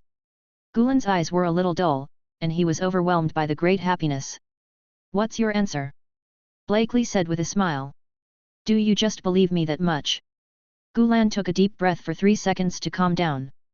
You have very pure and persistent eyes. Blakely was still smiling. He didn't care, his father didn't care if this got out, rather he hoped it would. Knowledge should not be rare. These were my father's original words. Moreover, there is a super ancient mage who has lived for 7,000 years. He is not afraid of causing any trouble at all. He just wants to understand this ancient wisdom faster. Gulan is just the first step in his attempt. Next, he will bring several professors and principals together. Thank you. I will not betray your trust, Blakely. I swear to the name Camel. Gulan said solemnly. Chapter 15. Happy time always flies by so fast. Blakely and Gulan felt that the dinner was over within 2 minutes of their chat. Blakely's gains were huge, and Gulan's rune talent was frighteningly high. He was quickly able to integrate his notes with the knowledge in his head and come up with new ideas and ideas that made Blakely feel enlightened. Gulan also gained a lot. He was shocked by Blakely's wisdom and unbridled ideas. He was impressed by Blakely's profound knowledge and generous behavior of developing that precious knowledge for himself. He almost regarded Blakely as an idol. They were still discussing those ancient runes until the end of the dinner, but they just kept following the Ravenclaw army and didn't even pay attention to the way. They didn't even know the name of the Ravenclaw prefect who was taking the lead. They just paid attention to how to enter the Ravenclaw dormitory. To Blakely's surprise, his dormitory roommate was Gulan, and they were the only two in their dormitory. He asked the prefect whose name he didn't know. It seemed that when the Ravenclaw dormitory was assigned, he tried his best to assign the young wizards who seemed to have a good relationship together, but when they arrived, there happened to be no one, so they were alone.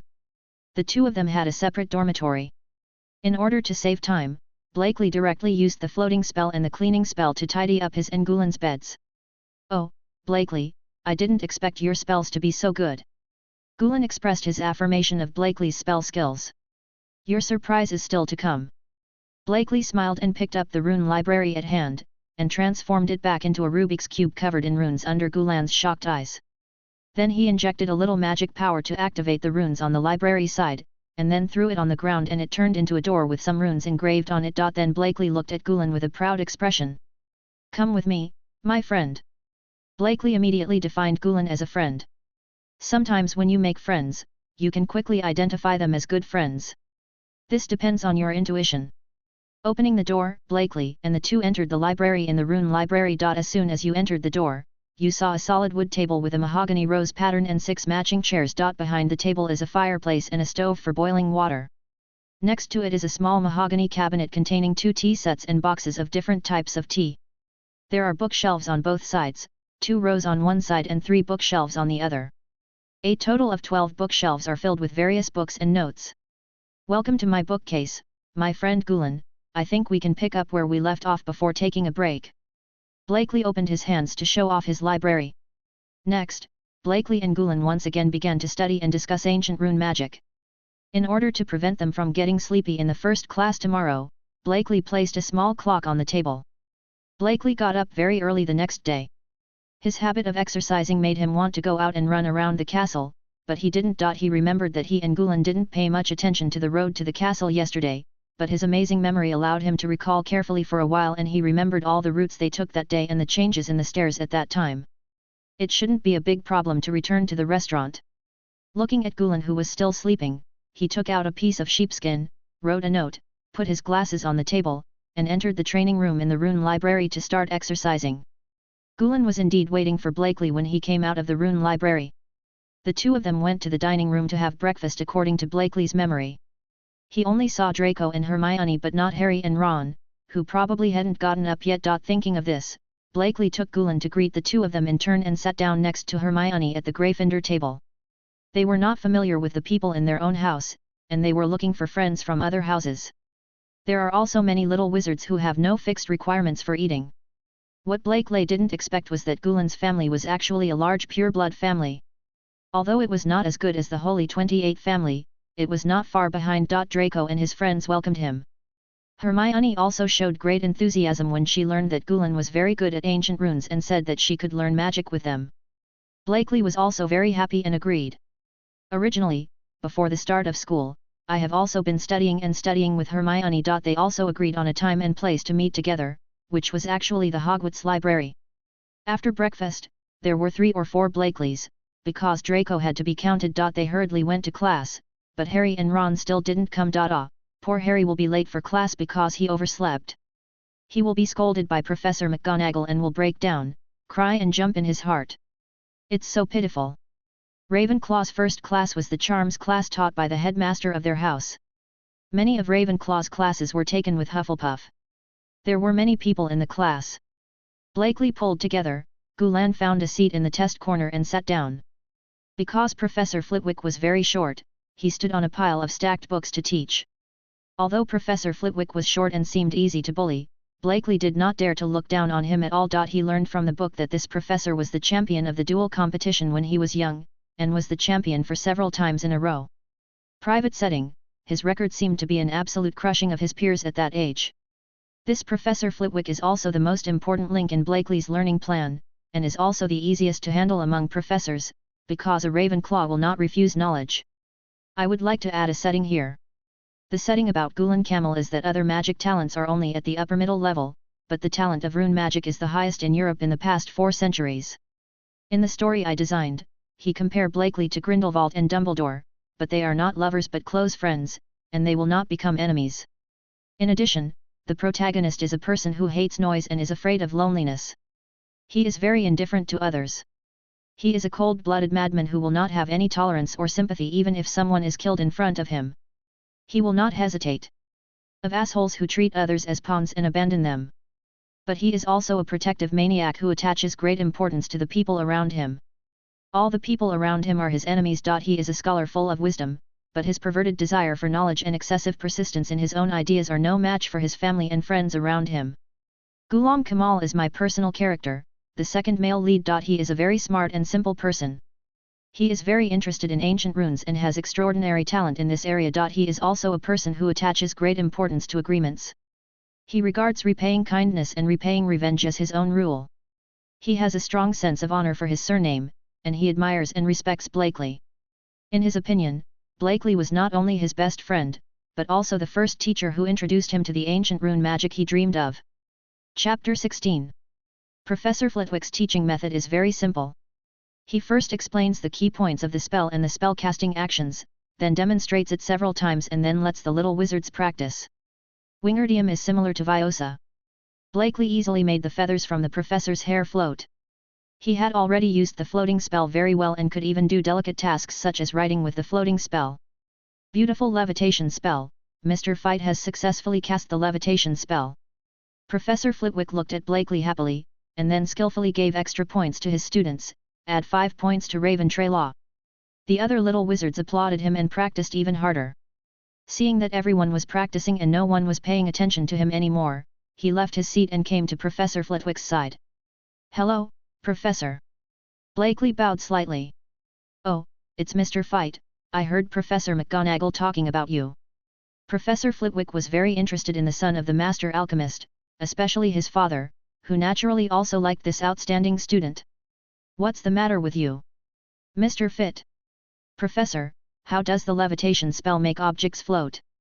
Or does this spell control gravity to achieve levitation, or does it use its own magic power to force it to float?" Blakely asked his question. Some of his thoughts needed to figure this out.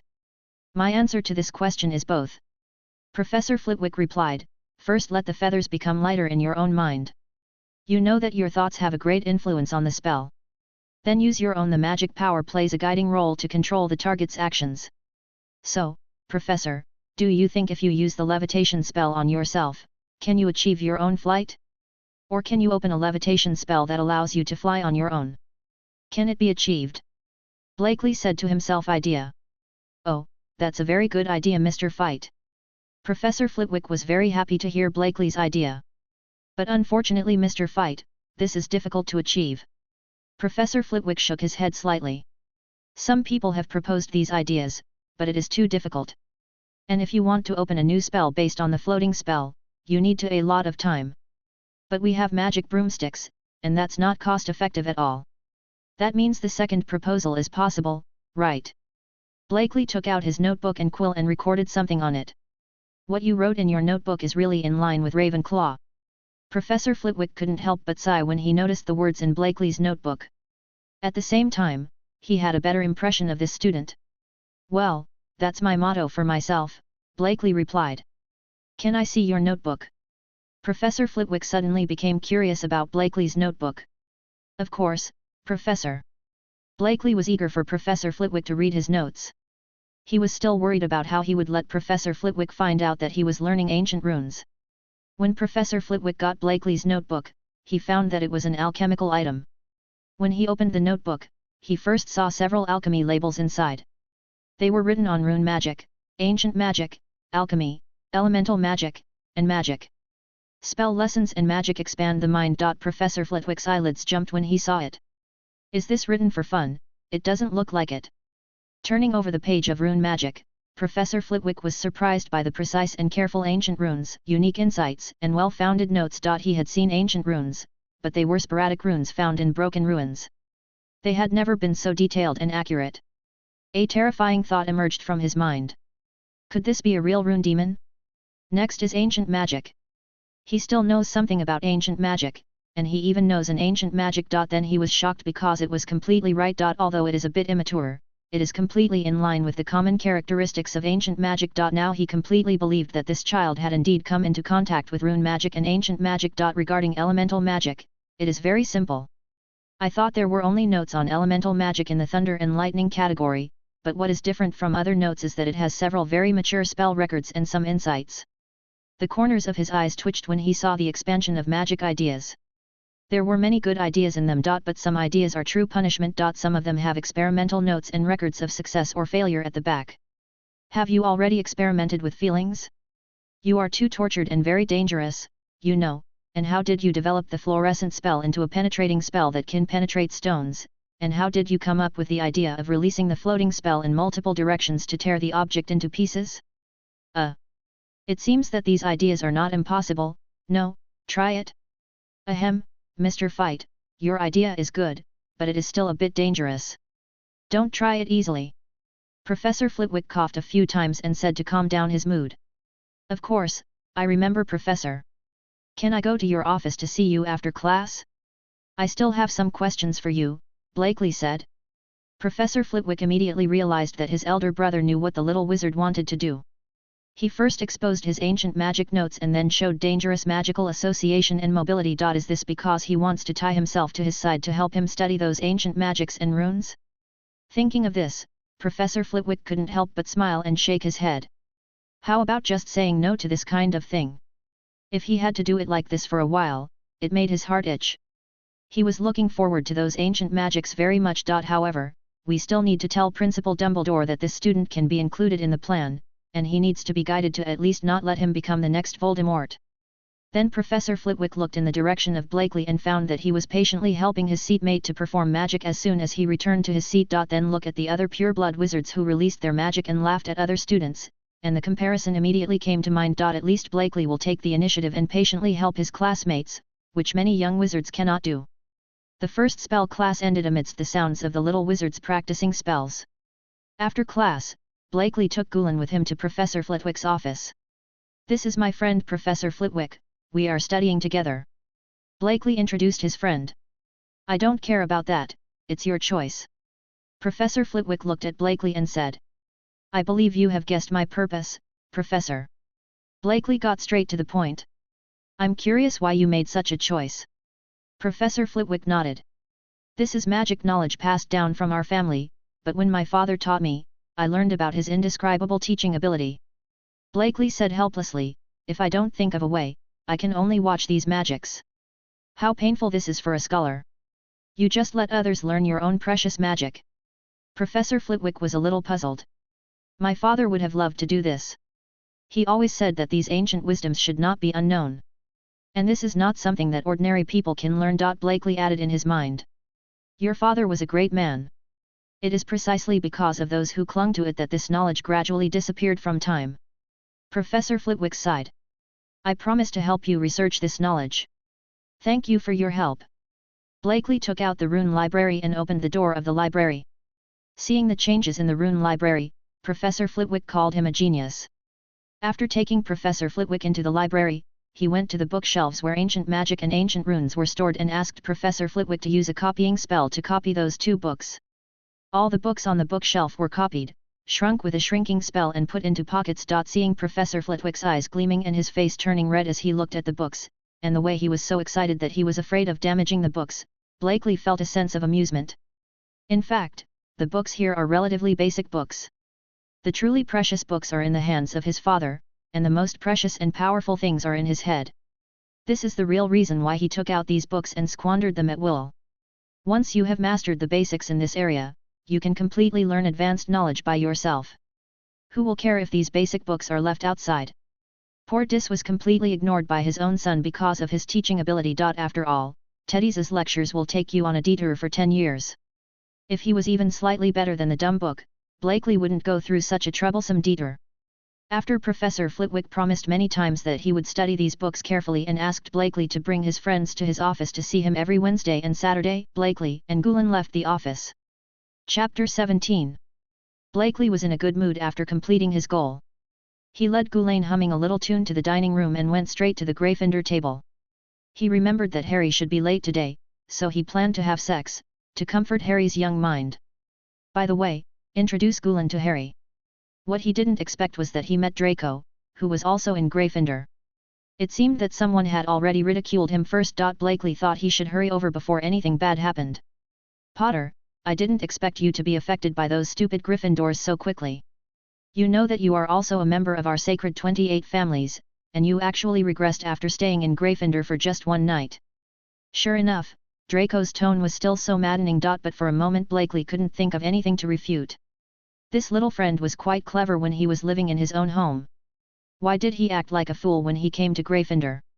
Malfoy, I didn't expect you to come here. Blakely quickly interrupted their conversation before Draco could say anything more outrageous. After getting together twice, the two got closer and even dropped their honorifics. Oh, Fett, Camel, are you also here to see Potter who was infected by Gryffindor? Draco followed the voice and found that it was Blakely and Gulen who had softened their tone a lot. Malfoy, why do you seem to be angry even when you are angry? Blakely joked. What does that mean? Harry and Draco asked at the same time.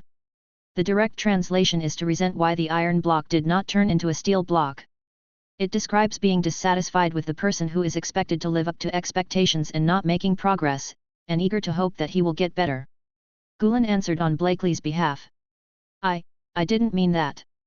Draco's face turned red, he hurriedly gave Harry something and left. What is this? Harry took out the object, which was a folded piece of parchment. Opening the parchment, it was a map of Hogwarts Castle, which also recorded the changes in the stairs of Hogwarts at each point in time in great detail. Suddenly Harry and Ron's expressions became very exciting. Are they here to give away the map? Hermione was also surprised when she saw this scene.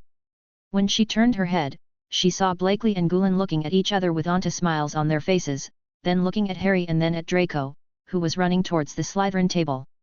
Hermione was also stunned, and then looked at Harry with an aunt's smile and the eyes of a grown-up child.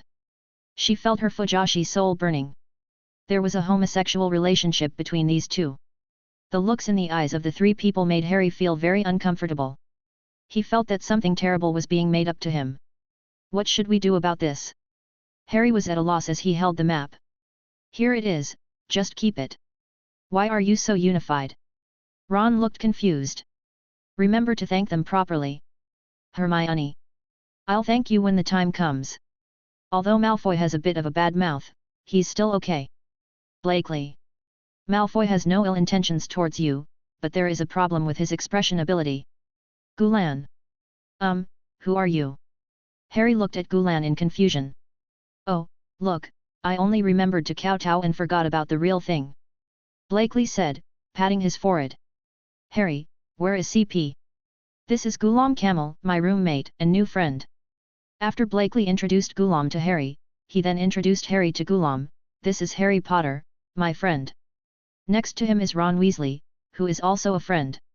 Although Gulen and Blakely had only known each other for a day, they had a surprisingly tacit understanding. He knew that this was telling him that he had not yet regarded Ron as a true friend. Because he didn't emphasize that he was his friend, he should be Harry's friend rather than Blakely's friend. Hello, nice to meet you. Gulen extended his hand to shake hands with Harry and Ron. Next, the five children started to eat lunch at the long table in Gryffindor. Although the usual lunch at Hogwarts is not as rich as the dinner that day, it tastes good. During this period, Gulen and Harry chatted happily, and Blakely secretly extended invitations to Draco at the Slytherin table many times, but Draco arrogantly rejected them. Blakely had no choice but to find an opportunity to talk about going to Professor Flitwick's office next time. Ravenscraw's class in the afternoon was Transfiguration, while Gryffindor's class was Potions. I heard that Professor Snape, the Dean of Slakeland, was very defensive and looked down upon the Gryffindor wizards. Well, I hope Harry is fine. He can't be so unlucky that Professor Snape keeps catching him all alone because of his fame, right? How is it possible? There is no such thing as such an unlucky thing. Blakely quickly gave up his thoughts and walked to the Transfiguration classroom with Gulen. There was no one in the Transfiguration classroom at this time. There was only a tabby cat lying on the table.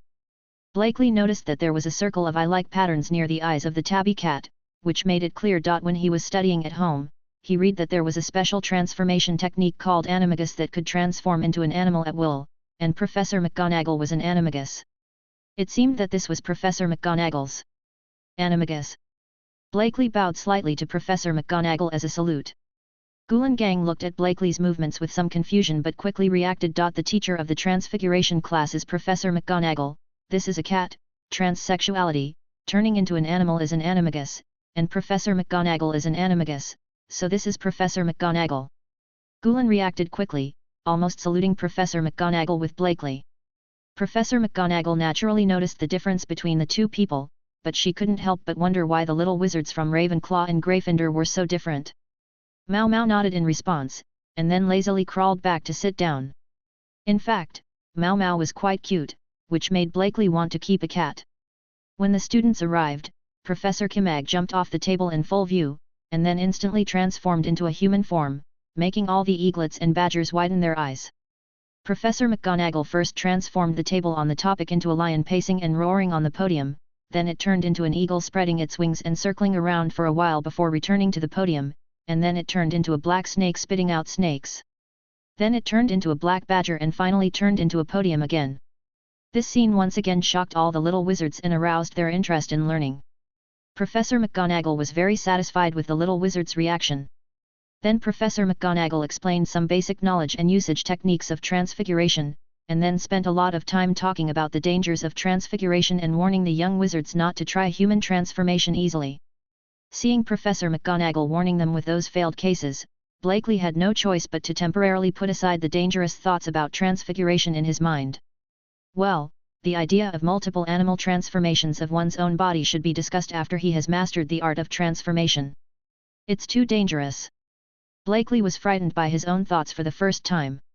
Professor McGonagall then gave everyone a match and asked them to turn it into a needle. This matter is very simple for Blakely.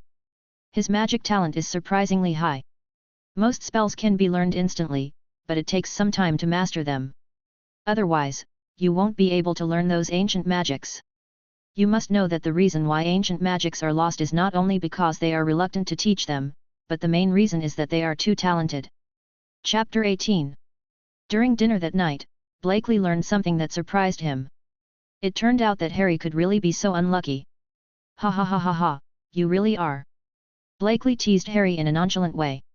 After 2 months of getting along with each other, Harry had already figured out Blakely's temperament. He was polite and gentlemanly to people he didn't know well, caring and attentive to his friends, sometimes like an old lady, and careless to people he knew very well. No image. It was the first time for Ron and Gulan to see Blakely like this, and they both thought it was strange that maybe this was his true appearance. Blakely, please pay attention to your image. Gulan said helplessly. Sorry. Blakely waved his hand to say that he would pay attention, and then performed a 1-second face change and returned to the elegant appearance of a serious gentleman. It seems that Professor Snape has no ill intentions towards you. Instead, he has an acquaintance with your mother and should be your mother's old friend. Blakely said in a low voice. Harry. Harry looked confused, waiting for Blakely's next words. It's nothing, just remember it. I still need to check this matter. Blakely changed the subject. Actually, there is one more thing I want to tell you. I'm going to invite Draco over. After finishing speaking, Gulan left his seat and walked towards the Slytherin table. Blakely specially gathered a few people at the Ravenclaw table in order for Draco to come over. As expected, it would have been much easier to invite Draco if he wasn't at the Gryffindor table, so Gulan invited Draco over. Fit, what do you want from me? Draco was in a good mood when he saw Harry here, but his expression dropped when he saw Ron. It's like this. Didn't my father give me some of the heirloom curses in our family? Blakely looked at Draco's expression and looked a little funny. It seems that Gryffindor and Slytherin have quite a problem. They all knew these things, but what did Blakely say this was for? My father was supposed to teach me, but although my father's spell is very powerful, his teaching level is really beyond description. Even he himself gave up on treatment. You're right. Although Harry and Hermione have not personally experienced Uncle Dis' magical teaching ability, they are deeply impressed by his nonsense literature that can make people go around 10 times more. So I took out some of the copied spell books and exchanged them with Professor Flitwick. He could study those books but had to teach me the contents of those books. Blakely looked at several people and continued. I just thought that one person could learn from the same thing as the rest of us, so I invited you to come to Professor Flitwick's office every Wednesday and Saturday to learn spells. After hearing Blakely's words, Hermione and Draco's eyes lit up, especially since Draco was the inheritor of one of the 28 sacred families. He understood very well how important the knowledge passed down by these families was. Fit, you. Draco wanted to say something else. He was certainly moved, but it didn't look like he was taking advantage of his friend for nothing. Malfoy, my father always said that knowledge should not be kept secret. He knows what I do and agrees with it. Blakely said with a smile. Blakely, if you need help from me in the future, Draco said after a while. Although Draco was somewhat spoiled by his father, he also had his own persistence. He understands what these represent. Can the curse book that can impress Professor Flitwick be any worse? Since Blakely can think about himself, he will not be disappointed with his choice. This is his pride as a wizard noble. Hermione, who was originally very interested, became hesitant. Seeing Hermione's hesitant look, I understood what Hermione was thinking, so she said, Hermione, I still hope you can come to help. I need your wisdom. After hearing Blakely's words, Hermione blushed and lowered her head, but she still agreed. Draco, who was originally dissatisfied with Hermione after seeing Hermione and Blakely, also put aside some of his prejudices against Hermione as a Muggle wizard. It's hard for a friend's best friend to dislike someone's background, right? What's more, he got the benefits. Ron refused without thinking. Just kidding, isn't it enough for him to go to class every day? Are you still rushing to find sin? Harry was also hesitant. After Blakely's persuasion, he still planned to go and see it together first, but he didn't think about it because there were only 2 days left. After dinner, they left Hermione and Blakely and walked toward the Hogwarts library together. The 3 of them made an appointment to do homework together in the library before the curfew. Why do you say Professor Snape is Harry's current old friend? Hermione could no longer bear her curiosity. Yes, I also want to know how you can tell. Gulan was also curious. Do you remember Professor Snape's question? Blakely didn't answer in a hurry, but took the guesswork first. The first question is, what will I get if I add narcissus root powder to a mugwort infusion? Said Hermione. Daffodil is a type of lily, and the name of Harry's mother Lily also means lily. The flower language is that I will not be able to get rid of my regrets for you until death. Wormwood represents not being around, and the water of life and death means life. It would be better to die. What Professor Snape means is that I deeply regret Lily's death, Blakely said. The second question is. Hermione was interrupted by Blakely before she could finish her sentence. I haven't thought of the other 2 questions. The first question is also a guess. But nothing happens without a reason in the world. Professor Snape is wearing Harry alone. I think he must know Harry's parents. Blakely said, he was still afraid that Hermione kept asking questions. In the end, we got to know Potter's parents anyway, and our relationship may be good or bad. Anyway, Professor Snape only deducted points for Potter and told him his good guess. Gulan continued Blakely's words. Explain. And judging from the guesswork, it's less stressful when the possibility of a good outcome is higher, right? Hermione also understood what Blakely meant. That's right. Blakely was quite proud. He was the first among his friends to discover it. Ahem. A cough suddenly came from behind them. The 3 of them turned their heads in confusion and saw a gloomy black figure staring at them. It was Professor Snape. Are Ravenclaw and Gryffindor the kind of little wizards who spread rumors about professors at will? If you have this time, why not use your troll-like brains to think about how you can learn proper manners? Snape. The professor's tone was slow and oppressive. 5 points will be deducted from each of you. After saying that, he turned around and left without taking a single cloud with him. Looking at Professor Snape's back, Blakely and Gulan looked at each other. Is this true? The 2 of them have already brainstormed a 1,000-million-word story about Professor Snape and Ms. Lily's youthful love story. As for the score, who cares? When the 2 of them turned around, they saw Hermione in a daze with a look of disbelief on her face. Well, Hermione cared. Chapter 19. This day was the potions class. The little eagle and the little badger had been waiting in the classroom early. Why would they be so brave and late for Professor Snape's class? Especially the 2 gossip hawks who were each deducted 5 points for committing suicide. They believed that if they committed suicide again, Professor Snape would use his gentle words to teach them affectionately until they died. Accompanied by the rhythmic and characteristic footsteps, our old bat dressed in black and wearing a black robe, Professor Snape walked in with his blower in full swing. Professor Snape walked up to the podium and looked around at everyone. Wherever Professor Snape's eyes glanced, the little wizards would sit up straight and behave very well. Especially a certain gossip duo, they clearly noticed that Professor Snape's eyes were on them. It stayed on them for a second. It's over with Gulan, we won't be silenced by Professor Snape, right? Blakely has obviously become a funny figure in Gulan. Calm down, Blakely, maybe he has forgotten that thing. After all, it has been a day, right? He must have forgotten. Yes, he must have forgotten. Gulan has begun to escape reality. You can't whisper to each other and talk casually during class. Don't even the little wizards of Ravenclaw know this basic rule that even trolls know? Professor Snape's cold voice came, and he saw that it was these 2 guys. Just a burst of fire. Or has Ravenclaw fallen to the point of choosing a house among trolls? Ravenclaw will deduct 10 points for your whispering. Professor Snape continued to spray venom. Brush. Suddenly all the little Ravenclaw wizards in the classroom looked over. Blakely and Gulen felt uncomfortable watching this. The two of them slowly raised their open books in front of their faces at the same time. As long as I couldn't see them looking at me, they didn't look at me. This course doesn't require you to foolishly wave your wand or recite incantations. So, I don't think many of you understand. But for those few who truly have that intention, I can teach you how to confuse the mind and confuse the senses. I will teach you how to win fame, create glory, and even teach you how to avoid death. But you don't have to be the idiots I always meet. Professor Snape's words were very tempting, and they immediately aroused the eagerness to learn and competitiveness of the young wizards, and no one wanted to admit that they were the idiots. Now open your book to page 23 and put it aside. My class does not require you to hold the textbook stupidly.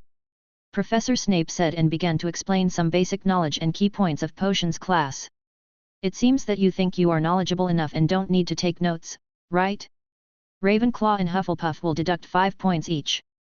Professor Snape's words caused a burst of rustling in the classroom, and Blakely's notes were especially numerous. He not only memorized the basic knowledge taught by Professor Snape, but also the names, characteristics, and medicinal properties of all the potion materials mentioned during the period. It can be said that he studied it very carefully. The practical steps soon began, and the practical assignment in this class was potion to treat scabies. He also didn't have much contact with the potion Blakely, mainly because there were so few potions he could find. When I was at home, I only had some potion ingredients purchased in Diagon Alley, so I didn't practice much. Blakely took out items from his library of runes, a set of laboratory tubes, measuring cups, thermometers, magic quills, and notebooks. Blakely's behavior made Gulen stunned for a moment, and he thought you were doing some experiment. Professor Snape also noticed Blakely's behavior and came to Blakely's side to see what he was going to do. Practice record, No. 05. Blakely said, and the quill automatically recorded Blakely's words in the notebook. To make the scabies potion, the ingredients are crushing snake fangs, slugs with tentacles, porcupine quills, dried fennel, lionfish spines, white vegetables, and fennel wine. Blakely recorded the types of materials while handling the potion ingredients. Snape took the samples and watched as Blakely handled the materials, weighed them accurately, measured temperatures and recorded data, all in an orderly manner. When the potion was finally completed, Professor Snape directly picked up the crucible that was still at high temperature with his hands and observed the potion produced. This behavior directly shocked Blakely and Gulen, who was in the same group. Let me go, is this hand fake, doesn't he find it hot? This muggle item measures the potion's weight fairly accurately, but it still loses some of its properties. Professor Snape put down the cauldron expressionlessly. Ravenclaw adds 5 points. Professor Snape actually gave extra points to other colleges. Both Ravenclaw and Hufflepuff wizards were shocked. Potion science is a very delicate subject, and it is important to control the exact weight and temperature of the potion in the crucible. Professor Snape Nader explained the reason. Although Mr. Fitt's behavior was a bit tricky, he did accurately control the measurement, time, and temperature. These are very important for potion science. Professor Snape picked up a test tube and observed the scale carved on it and the inside. The remaining fang powder made me think about whether I should do the same thing. Don't you need to take notes? Or can you guarantee that you will always remember what I just said? Professor Snape began to spray venom again. Blakely encountered trouble again after leaving the potions classroom. Because there was no class this afternoon, Blakely thought he could study alchemy in the runes library. But it seemed that Draco, Hermione, and Harry had caused some trouble during flying lessons. Harry was called to Professor McGonagall's office, and Hermione and Draco needed to be put into solitary confinement because of a private fight. Blakely needed to know what was going on and pulled Gulen straight to the playground where he was taking flying lessons. I'm going to write to tell my father that Potter cannot be expelled. Draco said and left to write. What's the use of writing now, you Slytherin? Ron said angrily. Ron, Malfoy is also very anxious now, and everyone is very concerned about Harry. Hermione said.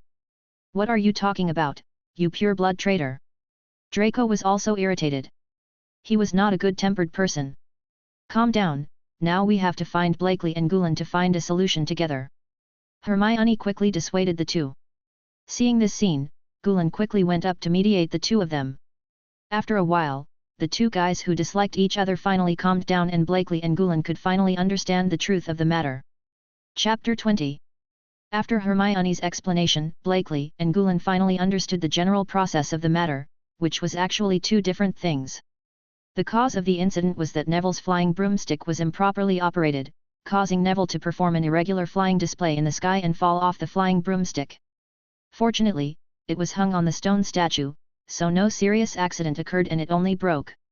Madame Hooch quickly took Neville to Madame Pomfrey's infirmary, and before leaving, asked the student to stay in the grass and not fly into the sky again. Then Draco discovered the memory ball that Neville had thrown away, and Harry asked Draco to return it to Neville. Draco playfully teased Harry with a memory ball, and the two of them flew up while making fun of each other, chasing each other on their magic broomsticks in the sky. Just when the two were having fun, tragedy happened. Professor McGonagall came out and called Harry to the office. The three of them were very worried about Harry, fearing that he would be expelled by Professor McGonagall, and were anxious here. Blakeley and Gulen were relieved when they heard this, thinking it was something big. "You three, calm down," Blakeley said helplessly. It should be said that the authorities are really obsessed with it. Yes, if Professor McGonagall wants to punish Harry, why not take away Malfoy, who also violated discipline? Gulen motioned to the three of them to calm down. Maybe it will be a good thing for Harry. The three of them felt relieved after hearing Blakeley and Gulen's words, but there was still a problem waiting for them. So, why are Hermione and Malfoy in solitary confinement? Blakeley asked curiously. Yeah, why is Hermione involved here? Gulen nodded and asked. Blakeley, just call me Draco from now on. I will tell you what's going on. Draco said a little aggrievedly. It turns out that after Mrs. Hooch left, the little wizards of Gryffindor and Slytherin were at each other's throats every day, and Hermione also stood up to fight back against the little wizards of Slytherin. After that, the atmosphere became more and more tense, until several Slytherins called Hermione a mudblood. This made Hermione very angry, as was Draco. Blakeley and the other three pureblood heirs who knew the wizarding world very well, she thought. In fact, Blakeley didn't know the wizarding world very well, but Blakeley could handle it with ease. Hermione no longer knew anything about the wizarding world. The novice knows the meaning of mudblood. The reason why Draco was angry was that Hermione was Blakeley's friend. How could Hermione explain to Blakeley if she didn't do anything after being insulted? In addition, I have been playing with Hermione for 2 days, and I am no longer so prejudiced against Hermione's Muggle origin. And although he didn't want to admit Hermione's intelligence and talent, he did have some admiration and recognition. If Hermione were a pureblood, she would definitely be the pureblood leader of this generation. To take a step back, Hermione can be considered his friend. It is not a secret that he has been staying with Blakeley and the others in the past 2 days. All Slytherins know it. Hermione is one of them, can't they see it? This is a slap in Draco Malfoy's face. He is the sole heir of the Malfoy family. This is a slap in the face of the entire Malfoy family. As a matter of course, he started fighting with those Slytherins. He was very brave and fought 3 of them without any loss. Next, Professor Snape discovered that they were fighting. After learning what happened, he was very angry. Especially after hearing that mudblood sound, Professor Snape's face was so gloomy that he could shed tears. He was directly deducted 50 points from Slytherin and 10 points from Gryffindor, and had to undergo a 3-day confinement. Wait a minute, you mean that Professor Snape not only deducted 10 points from Gryffindor but also Hermione has to undergo confinement? Blakeley was very angry. It was the first time he was so angry. Hermione is just a victim, why should she also be detained? Want to be punished? Blakeley turned around and took out his wand, preparing to have a discussion with Professor Snape. If Hermione made a mistake and was punished, forget it, she deserved it. But she didn't do anything. Although his current magic power will definitely not be able to defeat Professor Snape, a thunderbolt with all his magic power will definitely give Professor Snape a good drink. No one can bully their friends casually, not Hermione, not Harry, not Gulen, not Draco, because the moment he stood up for his friends, he was a friend he acknowledged. He must ask Professor Snape to give him an explanation today. If it doesn't work, let him take a fully charged thunderbolt.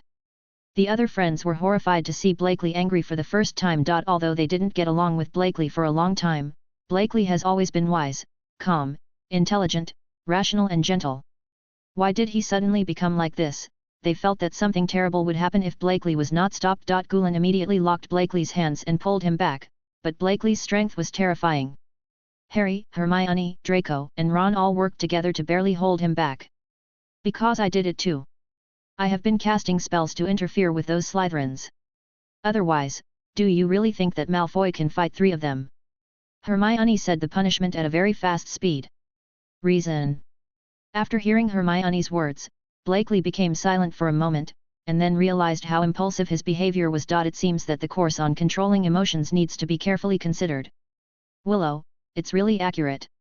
After adjusting his emotions, Blakely returned to the image of a rational and calm scholar, and it only took 3 seconds. The ability of this hand to change faces makes friends feel amazing after watching it several times. Then what are you blocking? Blakely asked. Hermione and I are going to clean the corridors for 3 days, and the confinement of those Slytherins is to help Professor Snape handle potion materials for a month. Draco answered. I hope something happens to those 3 little wizards. Gulan said happily. Even if this matter was over, they met Harry when they went to the cafeteria to eat. After learning that Harry was indeed fine, everyone felt relieved. Since there were no classes in the first grade in the afternoon, a few of them went to the Ravenclaw lounge to play together. The main reason was that the little wizards from Gryffindor and Slytherin didn't like each other. As for Harry and Draco, their relationship has been greatly improved through this incident, except for Ron. Ron declined several invitations and went to find his twin brothers. Chapter 21. After dinner, several people came to Professor Flitwick's office as scheduled. The most excited people were Blakely and Gulan. They had accumulated many problems that needed to be solved because they had studied ancient runes on their own. Oh, you're here. Professor Flitwick looked very happy and opened the door to greet them. There are 5 little wizards in total. It seems that our Mr. Fite has a good relationship with his friends. Professor Flitwick smiled happily, and those books were an eye-opener for him. He read those books until late every day, while constantly praising the wisdom of the ancient sages. Even in his sleep, he was filled with ancient magic and ancient runes. That knowledge is really too tempting for a Ravenclaw. You actually use this to test the old professor. How can this stand the test? Yes, Professor Flitwick. I am very happy to have so many friends who can study with me, but Professor Flitwick has to work hard. Blakely said with a smile. Seeing that Professor Flitwick was not only not absolutely troublesome, but also very welcoming to them. Hermione and Draco were shocked, especially Draco. Draco knew how difficult it was to get Professor Flitwick to devote so much time to teaching, and he didn't look angry at all when he called so many people, and he smiled as if he had made a lot of money. It seems that these spell books are really precious, and it seems that I owe a great debt to them. Haha, come on kids, we're going to start teaching. Professor Flitwick introduced the 5 people into the office and started his teaching. Hermione and Draco were shocked when everyone discovered that the teaching content was mainly about ancient magic and ancient runes. That was lost wisdom. No wonder Professor Flitwick is so enthusiastic. It's hard not to be enthusiastic. At this time, Hermione and Draco had turned into ruthless learning machines, recording everything Professor Flitwick said without missing a letter. Especially Draco, that's war magic. The terrifying magic that can influence wars in ancient times can become a strategic weapon in today's magic world as long as you learn one. Blakely and Gulan also became enlightened under Professor Flitwick's explanation, and they also figured out many things that they couldn't figure out before.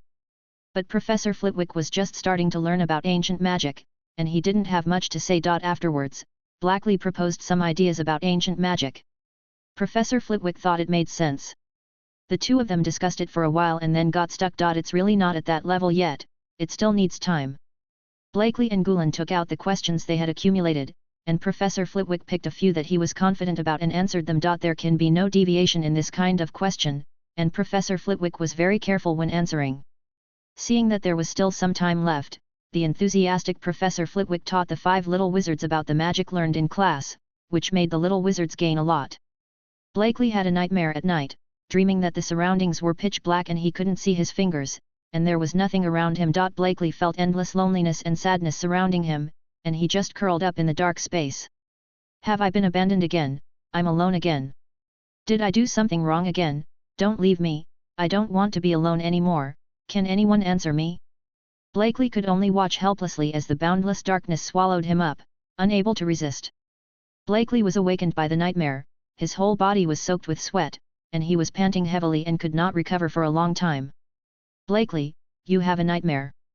Gulan sat up from the bed next to him and looked at Blakely with concern. I'm fine, but I disturbed your rest. Blakely said apologetically. Gulan didn't reply, just looked at Blakely, and then sighed. Wait for me. After saying this, Gulan drew a simple rune in the air, and then Gulan disappeared from his eyes. Blakely was shocked. Could he use rune magic in just a day and a half? He only knew 3 rune magics? Gulen's talent for rune magic is no worse than his own talent for lightning magic. He is really invincible among his peers today. If he hadn't come and his friends wouldn't have access to rune magic, would they have been buried? Fortunately, I'm here. It's great that my friend's talent has not been buried. Not long after, Gulen came back and brought a small box. It was a pseudo-traceless stretching spell box he made when he was experimenting with alchemy. It was 1 cubic meter in size but would not increase the weight of the box. Blakely watched as Gulen took out a jug of pumpkin juice and some desserts from the box. I heard that eating something sweet can make you feel better when you are in a bad mood. Gulen pushed the snacks in front of Blakely and thoughtfully poured a glass of pumpkin juice for Blakely. Thank you. A voice came from the dark room lit by only 1 candle. In this way, Gulen sat next to Blakely and stayed with him for a long time. Today is Halloween, and several people found a seat in Ravenclaw for the dinner, because choosing Gryffindor or Slytherin would cause a lot of trouble. After all, the 2 colleges are incompatible with each other, so choosing the neutral Ravenclaw is a wise choice. Harry went to call Ron. Blakely and Gulen didn't have many other friends. Draco had many friends in Slytherin, but he still put down those friends and came with them. Draco, do you have no problem letting go of those Slytherin friends? Blakely looked at the happy Draco. I'm from the Malfoy family, no problem. Draco raised his head and said proudly. Compared to those guys who only care about how much oil and water they can scrape off in the Malfoy family, Draco prefers to be with Blakely and the others. Blakely has been taking him to learn from Professor Flitwick for some time. He has made great progress in his spells and even has a certain foundation in ancient magic. He feels that he can definitely learn 1 in 3 years. Moreover, Blakely also agreed that he would take his notes back to his family, and said that he could go home next time and help him get some magic books that fit their Malfoy family's magical talents. In fact, he didn't know that Blakely discovered that he had a very good talent in curse magic and planned to go back and look for relevant books. He has already written a letter to his father about this matter, and his father also asked him to try his best to have a good relationship with Blakely, and told him that Blakely's family must not be simple. Even if they can't have a good relationship, they should not turn against each other. In addition, if there is a chance, invite Blakely and his father to their home for Christmas. He and the Fit family have important things to discuss. It was probably some benefit transaction again. He was still looking forward to what kind of person Blakely's father was. Chapter 22. The Halloween decorations are very impressive. Hollow pumpkin lanterns are floating in the air. Various Halloween decorations are placed throughout the lobby. Even the magic in the sky has turned into the flash of thunder and lightning on the dark clouds. Where's Hermione? Blakely asked, noticing that there was no Hermione when Harry returned. Well, actually. Harry hesitated. What's going on? Blakely frowned slightly, but his tone was still very gentle. He never loses his temper with his friends.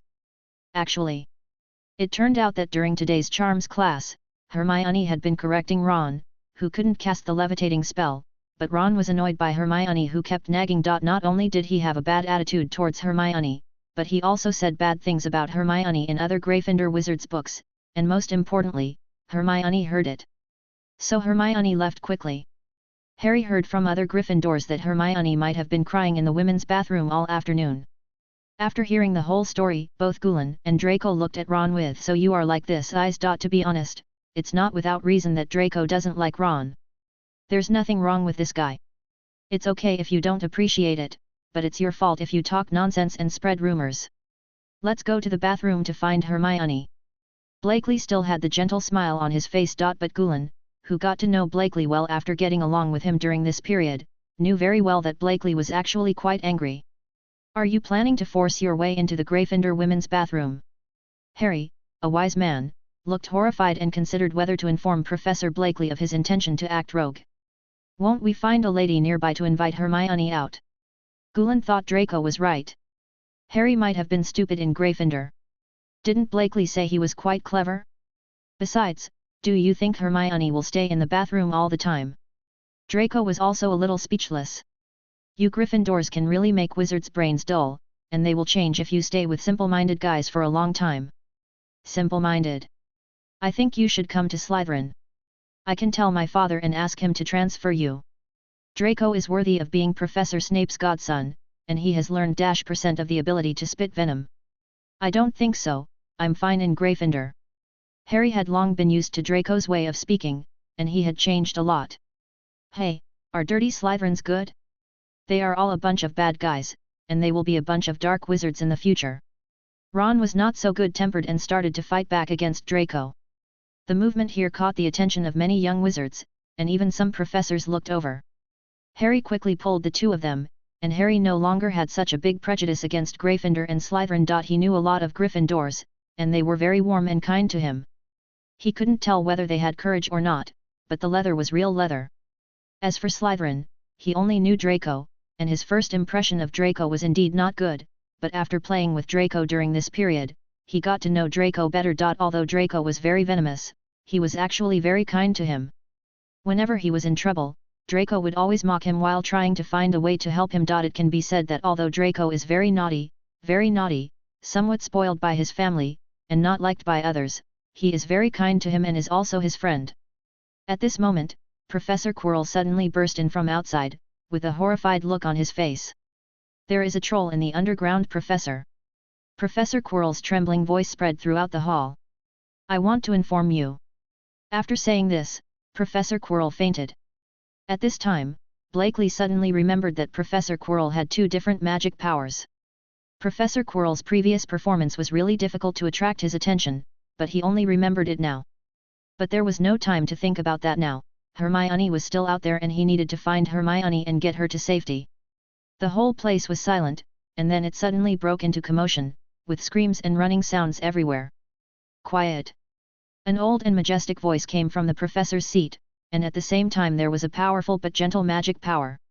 It immediately became quiet again, and all the little wizards looked in the direction of the sound. When they saw the old man who was recognized as the strongest in modern times, everyone felt relieved.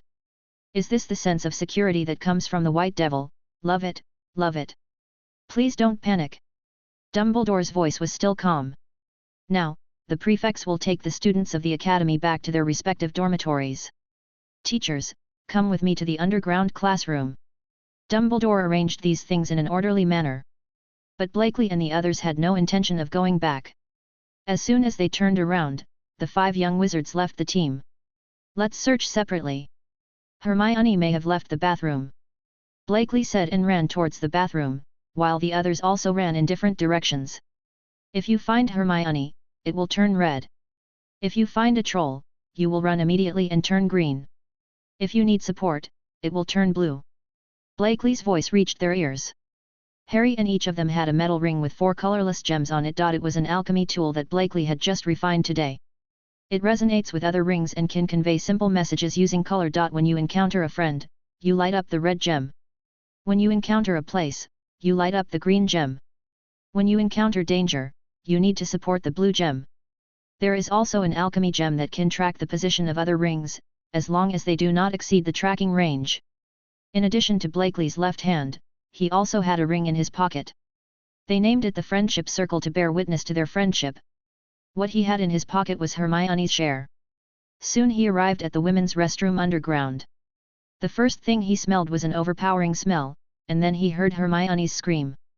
Without thinking, Blakely drew a rune on his chest, and his speed suddenly increased a lot. It was one of the 6 rune magics he could use to strengthen his body, but he could only use it for 6 seconds. Damn it, I wish I had the rune talent of Gulan. He can actually use 9 runes, and he has completely learned 1 rune. He is really a rune genius. You must know that being able to use runes and learning runes are 2 different concepts, although he also has a rune that he has learned. Kicking open the wooden door of the bathroom, I saw a troll and Hermione hiding under the sink in the bathroom. Damn it! He was not sure he could defeat the troll while protecting Hermione. Just as he was thinking about it, Blakely used magic power to light up the red gems, but did not light up the gems of other colors. But the next second Blakely lit up the red gem, all 3 gems were lit up. Because the red gem lit up twice, it was extra bright. Gulan, you really understand me? Blakely said helplessly. Chapter 23. Blakely kicked open the wooden door of the women's bathroom and hit the troll's hand with a huge wooden stick with an Expelliarmus shot. The stick was so big that Hermione would break it. The troll's magic resistance was very high, and the disarming spell could not disarm his weapon. In the final analysis, Blakely was too young to display the true power of his magic. But it caused the troll to suffer so much that it deflected its hand, and the huge wooden stick hit the sink behind Hermione hard. The huge force made Hermione feel wind behind her, and then there was the sound of the sink being smashed, and biting cold water splashed on Hermione's hair and robe. Hermione is coming. Seizing the gap between the trolls' attacks, Blakely cast a flying spell to rescue Hermione. The soft, furry Hermione flew directly into Blakely's arms, but Blakely didn't have time to feel the warm fragrance in his arms. He needed to seize the time to bring Hermione to a safe place. There are still 13 seconds to strengthen the rune, which should be enough. Then add a layer of insurance. Thinking of Blakely hugging Hermione and running out of the women's bathroom, he released a rune magic to kill the giant monster. Temporarily stuck in the bathroom. But something unexpected happened to him. When using that rune magic, it required extra magic power. Is it because you are not familiar with it? It seems that using 2 runes in a row is still too reluctant. But why consume so much more? Is there something wrong with my usage? It's better to throw away those unnecessary thoughts or run away quickly. At this moment Blakely smelled the familiar stench again. Why was there still a giant monster nearby? Didn't Professor Quirrell say there was only one troll? Oh, he didn't say that, that's okay. Suddenly a big wooden stick hit Blakely's head. This was so sudden that even if he had strengthening runes on his body, he couldn't react. Blakely felt the threat of death, so he could only throw Hermione out with all his strength, and then watched the huge wooden stick continue to enlarge in his eyes. He was so helpless at this moment. Blakely didn't feel any pain, so he slowly opened his eyes. I saw an ancient rune floating in front of me, and at the same time, a shot of armor protection also hit me. It was Gulan and Hermione, and that rune was the only defensive rune he had fully learned, and that armor protection was displayed by Hermione. She actually released a silent armor protection under extreme emotion. Body. As soon as the huge wooden stick hit the defensive rune, it was bounced away by a huge force. At the same time, it also took away a lot of Gulan's magic power. This kind of continuous rune magic will continue to consume his own magic power. If you exceed your current magic limit, you will need to release more magic power. The bastard is down. It was Harry, Draco, and Ron who arrived. 2 rays of magic hit the giant monster hard, causing it to take a step back. Ron's magic seemed to be tense and not released. Blakely took the opportunity to leave the troll's attack range, came to Hermione's side and helped Hermione up from the ground. Judging from Hermione's movements and expression, she must have been thrown badly by Blakely. At that time, life and death were so important that Blakely could not care so much. The 4 Gulan people also came to Blakely's side, and the 6 of them stood together. Fortunately, I caught up. Gulan was afraid for a while. Blakely was his only close friend. What if something happened? Blakely, how could you be so stupid as to face a troll with 2 people? And you plan to hide it from us? Do you want us to collect your body? This is Blakely, who has a bad mouth. After a long period of learning the curse, Draco his strength has improved a lot and of course he has courage. Blakely, are you okay? Harry asked concerned. It's better to run away quickly, there's another troll here. Hermione quickly urged everyone to leave, but it was obviously a step too late. Bang! Bang! With a loud noise, the runes left by Blakely lost their effect. The giant monster had already come out, blocking their retreat from Harry and the others. Are you so unlucky? Ron was on the verge of tears. He felt like he was going to cry because of the pressure of 1 troll and 2 trolls attacking each other, right? Also on the verge of crying was Draco, whose legs were shaking all the time. In fact, everyone's legs were shaking, but his legs were shaking particularly badly. Faced with this situation, Blakely gritted his teeth and decided to take a gamble. Gulan, help me delay for a while. After Blakely said that, he started to charge up the lightning magic. Gulan nodded and asked everyone to stand together as much as possible and draw a defensive rune.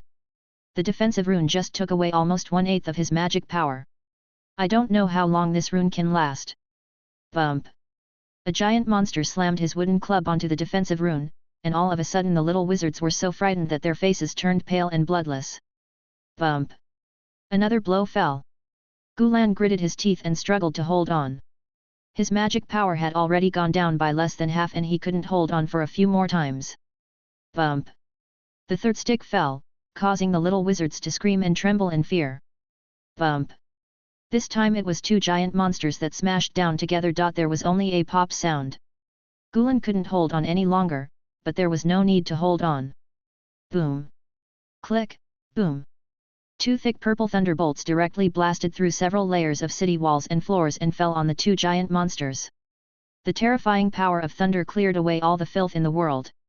This thunder smashed all enemies in the world, and the panic of the divine power descended on everyone. Demonstrating the power of the legendary weapon of God, the two giant monsters kept screaming in the thunder, and just 2 seconds seemed as long as a century. Zilei dispersed the smell of high-temperature burning and traces of carbonization on the two giant monsters. The two giant monsters had no life breath and fell straight down. As the troll fell, Blakely also fainted on the floor due to overdraft of magic power. The tense nerves of the few people who had narrowly escaped death finally relaxed, and they rolled their eyes and lay together on the floor. It's really shocking that this child has learned such ancient magic. Even that person didn't have such a talent back then. An old man suddenly appeared on the scene. It was Professor Dumbledore. So, as the principal, you have been watching your students in danger without doing anything, right? A gloomy voice with obvious anger came to Dumbledore's ears. Just under Dumbledore's shocked gaze, a crack appeared in front of Dumbledore's eyes, and then the crack grew larger and larger until a person could pass through. A figure walked out of the crack. He was dressed in a black robe and his long black hair was neatly styled and fell down to the top of his thighs. The most eye-catching thing is his eyes, which are a pair of different pupils. The left eye is a mysterious purple color that is as fascinating as a purple gemstone, and the right eye is a bloody scarlet color full of violence and madness. There is a log-colored cane on his right hand, with ancient and strange runes engraved on it. Sir, who are you? Dumbledore took out the Elder Wand and looked at the black figure warily. Dis fight, Principal Dumbledore, I am now very suspicious that your college is a security issue. Dis's voice was extremely oppressive, as if a superior god despised the ants on the ground, making people gasp. Don't get angry. Sir, I think I can explain this. Dumbledore felt the terrible magic on Dis. At this moment, Dumbledore only felt a distortion in the surrounding space. The surrounding space collapsed instantly. Dumbledore and Dis disappeared instantly. Only a black magic appeared from the strange place in the space and entered Blake. Inlay's body. Chapter 24. When Blakely woke up, he found himself in the infirmary. There was no one around him, only gifts piled on the table on his bed. At this time, Principal Dumbledore came in from outside and looked at Blakely with a smile. Oh, you finally woke up. Dumbledore sat down next to Blakely unceremoniously. Your friends are worried about you. Headmaster Dumbledore, can I ask you a few questions? Blakely asked suddenly. Oh, of course, this is also the purpose of my visit. Dumbledore said. Voldemort is not dead, right? He is in Professor Quirrell's body. Blakely asked. I'm surprised that you would call him by his name directly. And how did you know about the child? Dumbledore actually didn't look surprised at all. If Voldemort was dead, the news of his death wouldn't be reiterated, would it?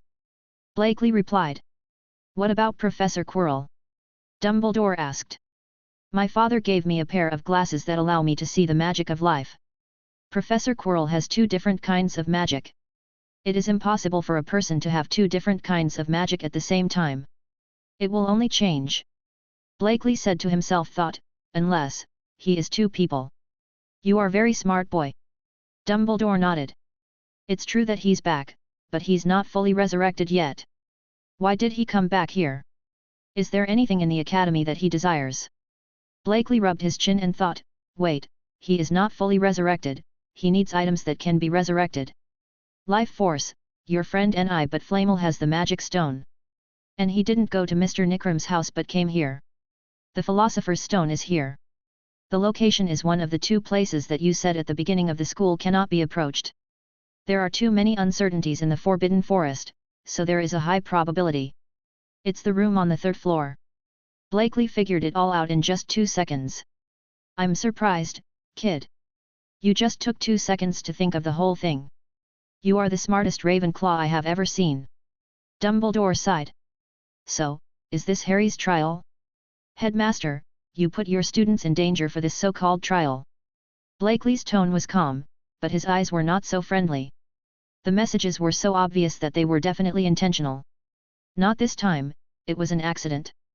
Dumbledore sighed, I have been by your side paying attention to your safety, but you and Mr. Camel gave me a big surprise. Forget it, there was no choice the moment we became Harry's friends. You want me to be Harry's helper, right? I will. Although Blakely agreed to Dumbledore's yet-to-be-spoken request, but his eyes were still not so friendly. Mr. Fite, I don't think you need to be so wary of me. Dumbledore was still so kind. What you did is right. Harry needs trials to make him stronger. Blakely looked at Principal Dumbledore and said, but it does not prevent me from expressing my dissatisfaction with you. My friend almost died under your plan. I'm very angry about this. I know, kid. Dumbledore sighed, and when he was about to say something else, he suddenly remembered that photogenic guy. It would be great if he could be pulled into his camp. Mr. Principal, as long as an eagle is exposed to wind and rain, it can break through the clouds and spread its wings. It may not be a good thing for him to just follow the trajectory. Blakely was a little worried about Harry's future. Mr. Fite, this matter is too important and I cannot allow it to go astray in any bad way. Dumbledore rarely said seriously. I can help, or I can hide this from Harry. But how will Mr. Headmaster calculate our mental losses? Blakely also figured it out, and now he wants to scratch some oil on Dumbledore's body. My father said that when it comes to enemies and unfriendly collaborators, you must put interests first and get all the benefits you can get from them. Since you want to eat people, don't spit out the bones, because the bones are also nutritious.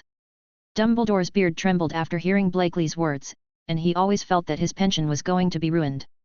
In the end, Blakely secured 100 galleons for each person's mental damage for himself and his friends, along with a relatively advanced spell tutorial for each person. And as an informed partner, I also won the right to study in the principal's office at Will. Does this make Blakely feel that being a principal is not enough time? If Dumbledore doesn't do things, then who is the model worker who takes Dumbledore's place? In fact, Dumbledore didn't want to give so many galleons, but Blakely's mouth was too poisonous. What? Principal Dumbledore, you actually think that the precious life of your student is not worth 200 galleons? Do you know that life cannot be measured by money? As the only person who almost killed 6 people during your tenure because of your own mistakes, are you not ashamed, the principal of your students? Do you think you can live with your conscience? Do you know what the outside world will think of you if they know that you can't get 200 gold galleons to measure the lives of your students? Do you know that your professors will? What does Harry think of you? Do you know what Harry would think of you? You know. When I think of Blakely's endless talk of fighting with him and threatening him, I feel like I'm going crazy. How have I seen this scene in more than 100 years? Fortunately, my eloquence was good, so I was able to lower the price to 100 galleons. However, I am still very heartbroken. I have to find it in other ways. I will still make money by then. Ha ha ha, I originally wanted 50 galleons, but that old man was so deceitful that he actually agreed to 100 galleons for each person's comfort fee, which is really a good deal. Blakely sat on the bench by the Black Lake without any image. Next to him were Gulen and Hermione, who looked at Blakely and were speechless for a while. You offered 500 gold galleons to each person as soon as you opened your mouth. Who wouldn't be excited about this? Gulen found that he overestimated Blakely's integrity. Isn't it common sense to bargain 10 times the price? Blakely looked innocent. Hermione. Coron. Sure enough, this guy has no moral integrity at all. Blakely, there will be a Quidditch match soon, and Harry invited us to watch his match, Hermione said. I had forgotten that Harry was still a seeker. Blakely remembered. Harry was called to the office that day and became Gryffindor's chaser. The next day, he received a Nimbus 2000 magic broom. Chapter 25. The Quidditch match site is a huge playground, surrounded by huge walls and tower-like viewing platforms, which is perfect for watching the game. Blakely, Hermione, Gulen, Draco, and Ron found a seat on the wall to sit down. Under the surprised eyes of several people, Blakely took out bucket after bucket of explosives from the rune library. Rice Krispies and some drinks, one for each person. You really have everything in your rune library? Gulen teased. It's okay, just some commonly used items. Blakely said with a smile and took out an old-fashioned camera. Harry must be very nervous for his first competition. He must record it then and hang it on Harry's. Let him always admire his glorious moment in front of his bed. Where's my camera? Take it out. Gulen. Blakely and Gulen will give me a copy when the time comes and I will laugh at Harry. Draco was particularly excited. Harry is really unlucky to have friends like you. Hermione was speechless as she looked at these 2 guys who were eager to try. These 2 guys were quite normal at the beginning. Why did they become abnormal over time? After this life and death crisis, the few young wizards completely became good friends, but Draco and Ron still couldn't look at each other. Looking at Harry's side, Harry followed the other Gryffindor Quidditch teams to the player area. Harry was the youngest among the little wizards in red robes. At this time, he was nervously clutching his flying broomstick, and kept taking deep, rhythmic breaths according to the method Blakely told him. "Are you afraid, Harry?" Oliver Wood, the captain of the Gryffindor team, noticed Harry's condition and spoke to comfort him. "Kinda," Harry replied. "It doesn't matter, it was the same for my first appearance." Wood said about his glorious first appearance. "What happened next?"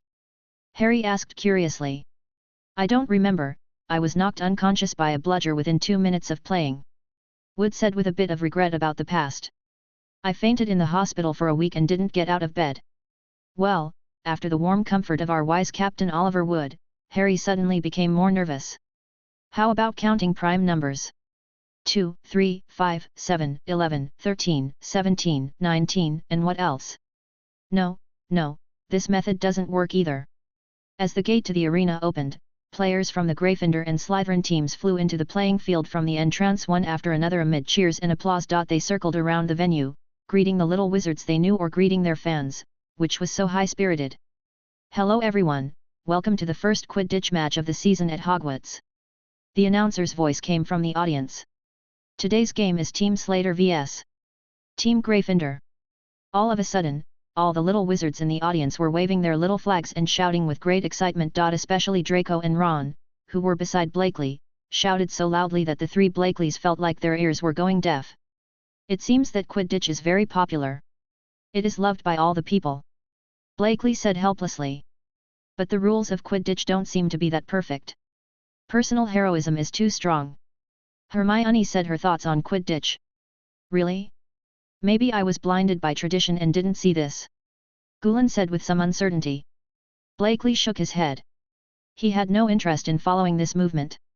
The only thing he had a relationship with was Harry's embarrassing photos. Now he has a more interesting proposition, which is the changes in Quidditch rules and the benefits it brings. So he handed the camera to Hermione and told her that she would like to take embarrassing photos of Harry. He took out a notebook and a magic quill to write and draw on it.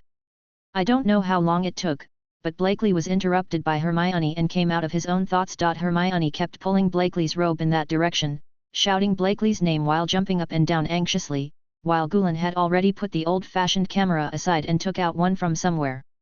Telescopes were everywhere looking around, and Draco and Ron were also looking around. "What's going on?" Blakely asked quickly when he saw something was wrong. "Harry's flying broomstick has been cast a curse, and someone wants to harm Harry," Hermione said quickly. "Don't worry, is Principal Dumbledore still at Hogwarts?" Blakely asked. "I don't know. It's too late to find the professor at this time," Hermione replied. At this time Gulen's voice suddenly came, "I found that person."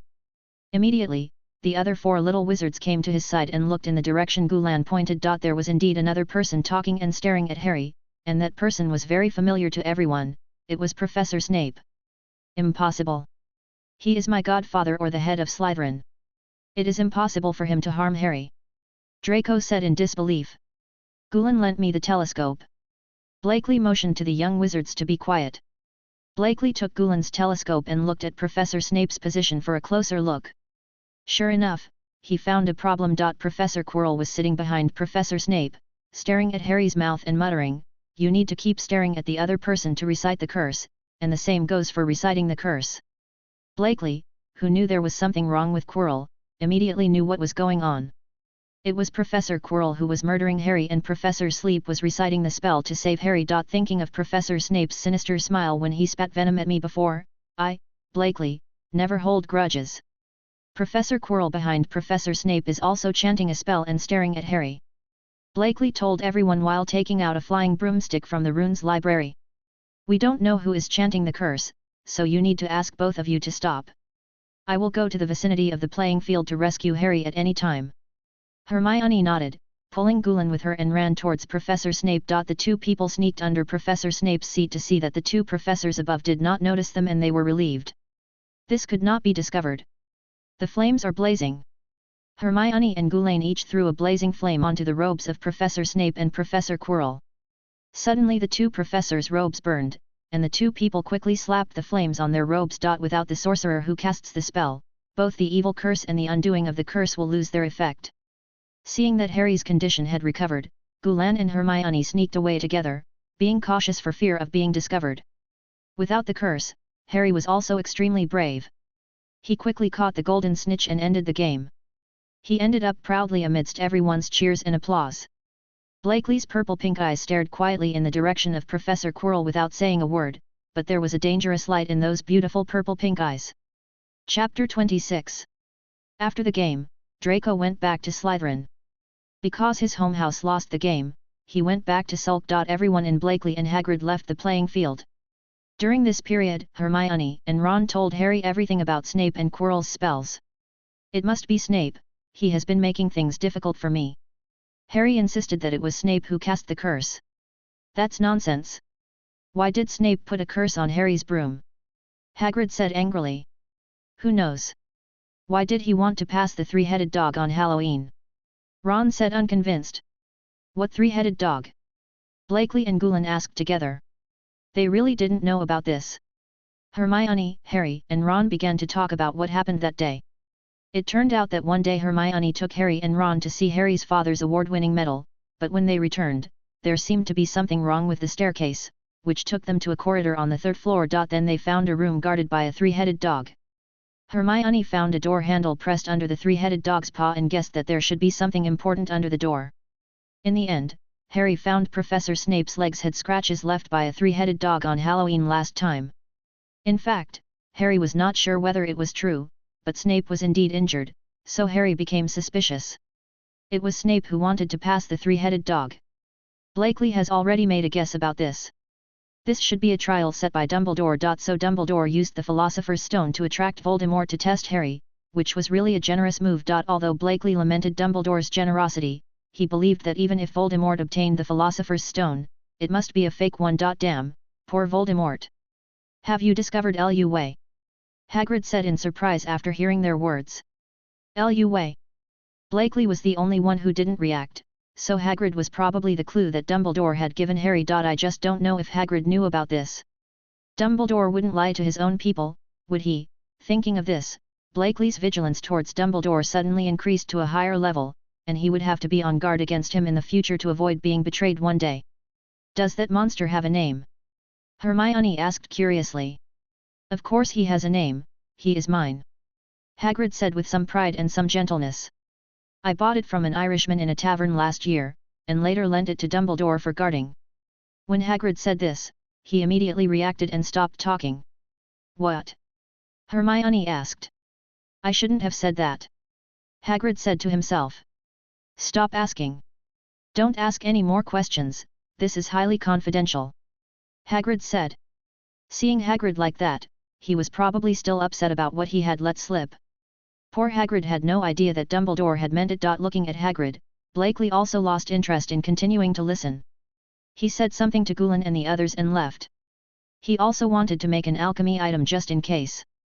Gulan frowned slightly when he saw Blakely's appearance, and then he seemed to understand something. He knew Blakely too well, and it seemed that the matter was probably not dangerous. Blakely's goal is very clear, that is, he has newly found Principal Dumbledore, who is the tool for teaching alchemy. Even if he has time to teach Blakely alchemy at any time, he does not have even a little time to deal with school affairs. Oh, poor older cat lady. In fact, Dumbledore, Nico Flamel's friend, was actually very powerful in alchemy, but Principal Dumbledore was more powerful in transfiguration. He was once Professor McGonagall's transfiguration professor. Oh, that's right. Blakely suddenly paused. "I have to find a way to make Voldemort leave something behind. This is not a place where you can come and leave whenever you want." Blakely, who had made up his mind, came to the door of the principal's office and watched the gargoyle Blakely say the password. "Cockroach pile." As the gargoyle statue turned around, Blakely arrived at the principal's office. The principal's office is very large and a bit cluttered. The most eye-catching thing is a big red bird on a big bird stand next to the principal's office. "Oh, Blakely, you're here, do you want some snacks?" Dumbledore pointed at the pile of different snacks like a child showing off his candies. Blakely took a closer look and saw that they were all candies. You must be very young mentally. Blakely didn't know how he should feel about this old man. Isn't he an old man? Oh, childishness and insidiousness are not mutually exclusive, right? That's okay. Principal Dumbledore, I wonder if we should let Voldemort leave something behind about Harry. Blakely said a little viciously. Then what else does Mr. Fett think he has in his current state? Dumbledore asked a soul-torture question. Blakely was silent. I actually forgot that he only has a soul now. He has something. Then capture him and slice him up for study. I want to see how he maintains his current condition. Blakely said unwillingly. Dumbledore. I think you will go to Azkaban. Dumbledore was speechless. If your father hadn't just talked to me about life, I would have really wanted to kick you into Azkaban. Well, my main purpose is to learn alchemy. Blakely took out a complete book of alchemy from his pocket. The book looked thicker than a dictionary. Not only is Dumbledore's alchemy good, but he also teaches it very well. His explanations are very detailed and concise, which is countless times better than someone who can turn a paragraph into a book of nonsense. Meow meow meow meow. Dumbledore was very surprised by some of Blakely's new district ideas and gave him a lot of ideas, but some of them were a bit dangerous. For example, designing an alchemical weapon that can wash away magic power and disrupt the target's magic senses, or destroy the target's magic bloodlines so that it will never be able to use magic. Dumbledore's eyes twitched when Blakely proposed this idea. The little wizard's idea was too scary, and after listening to Professor Flitwick, he was very persistent in executing his ideas until he was sure that the idea would be realized or not feasible. Will stop. No, it's too dangerous. A bad Voldemort is not as dangerous as him, okay? He must pull Blakely back before he goes astray. Then, while Blakely was chatting happily, he suddenly gave him some ideological work in the afternoon with a confused expression.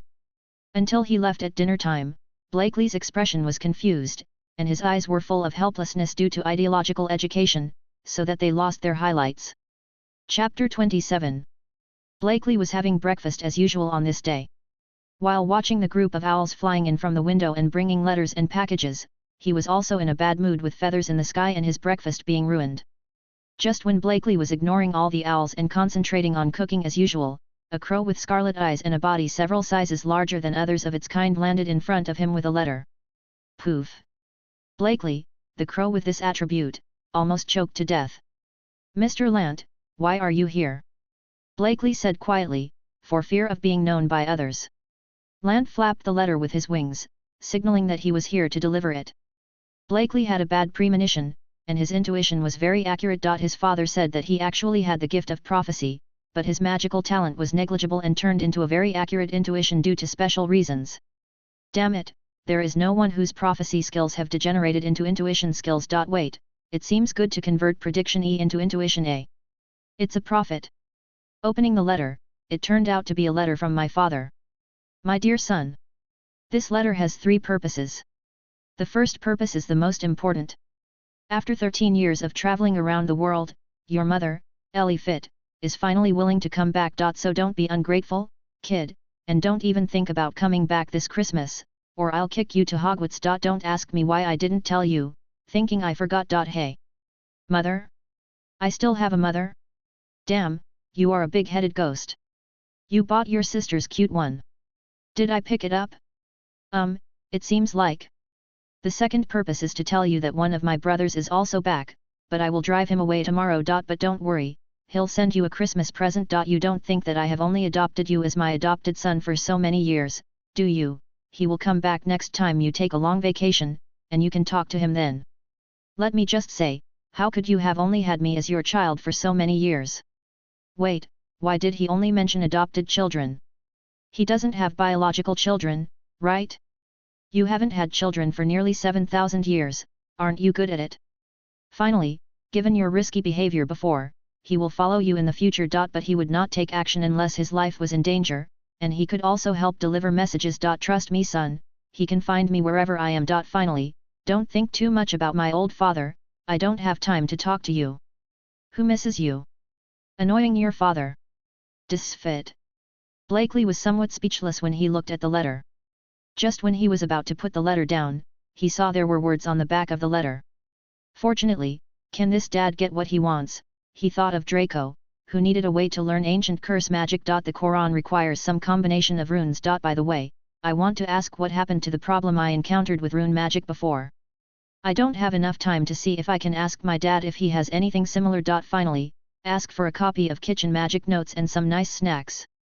After Blakely wrote the letter and handed it to Lant, he ignored the matter and continued to work. As a result, Lant came back just after dinner, brought back a small piece of paper with OK written on it and stood on Blakely's shoulder. Blakely, why do you have a crow? Harry asked. This will be my carrier pigeon from now on. Blakely put down the book and said calmly. Due to the curriculum, neither Gryffindor nor Ravenclaw had classes on this day. A few young wizards who had nothing to do made an appointment to play together in the Gryffindor lounge, and then Gulen asked Harry and Ron how their homework was going and let Harry and Ron break their guard. These two guys obviously forgot about their homework. Luckily for Ron, Harry still had to spare his energy to attend Quidditch training, and his time was even tighter.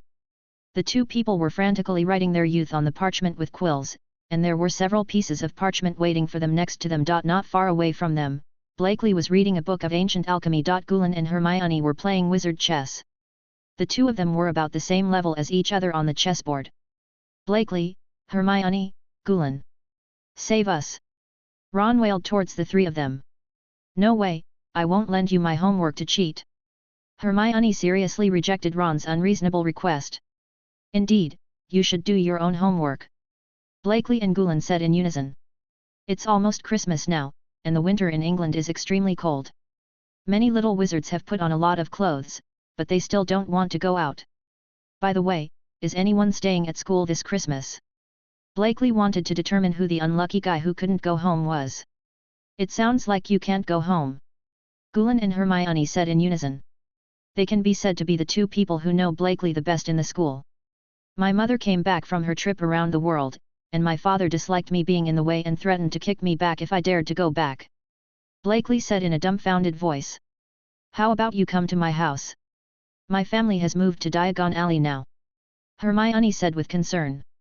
She was actually worried about Blakely's psychological problems. She discovered early on that Blakely was a person who was particularly afraid of being alone. It has even become a stress-induced psychological disease, especially when a person is very dark. When did it happen? Blakely was a little surprised. When did Hermione move? Actually, it's not really a move. My father is helping Uncle Dis take care of his magic department store, so now my father is in Diagon Alley. Uncle Dis offered 5% of the alchemy shop's income and personal protection. Hermione answered. Really? It's really good. Blakely sighed, pitiful parents in the world. If Mr. Granger is not a good dentist, why would he open a shop in the wizarding world? It's nothing more than wanting to leave some legacy in the wizarding world for Hermione. Why on earth did his father do this? How did you convince Mr. Granger? Blakely thought he knew the problem when he saw Hermione. Okay, I'm going to bother our beautiful and kind-hearted Miss Granger this Christmas. Blakely smiled softly. Looking at Blakely's smile, Hermione was stunned for a moment. Blakely's face is more delicate and beautiful than a girl's, coupled with the disturbing purple-pink eyes, and the gentle smile are simply fascinating. What's wrong? Blakely saw that Hermione didn't respond for a while, so he put his hand on Hermione's forehead, thinking she was sick. Nothing. Hermione responded and pushed Blakely's hand away. Really, Blakely has seen such a smile not once or twice, but why does he freeze for a while every time? The two of them didn't notice that Gulen, who had witnessed the whole process, smiled like an ant. And Ron always felt like he had lost something. Harry didn't react at all when he arrived. Such scenes were not uncommon during the 2 months he stayed at Fitz's house. It was just that the two of them were busy studying and communicating at school and had less time. Chapter 28. Christmas is a joyful holiday because it gives you a day off. Of the 6 children at Hogwarts, only Harry remained, and everyone left the academy. Come on, heartthrob. Hermione pulled Blakely towards the direction of the Hogwarts Express. Why do you call me heartthrob? Blakely asked curiously. Because many witches and wizards have been asking me for your contact information, and there are also many girls in our college who want me to help send love letters. Hermione said nonchalantly. Only then did Blakely notice the witches and wizards around him looking at Hermione with envy and jealousy. He has never paid attention to these things. These study plans with almost no gaps left him with little energy to pay attention to anything other than study and friends. Only now did he remember that he was actually a handsome guy. Then thank you for helping to block them. As a thank you, I will cook a big meal for you later. Blakely said with some pride.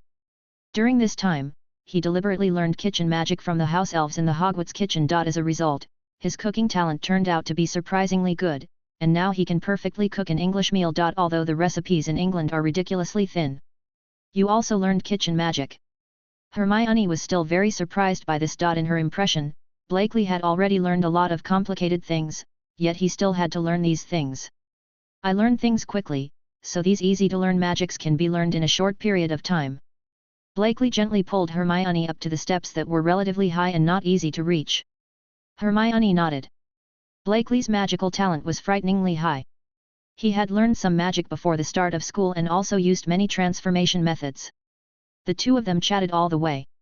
Only then did Blakely feel that he was a little too tired for this period of time, and only then did he relax. Is your study plan too tight during this period? There are only spells, ancient magic, ancient runes, transfiguration, alchemy, potions and kitchen magic. If you think about it carefully, it is indeed a bit much. It seems that you have to slow down your progress.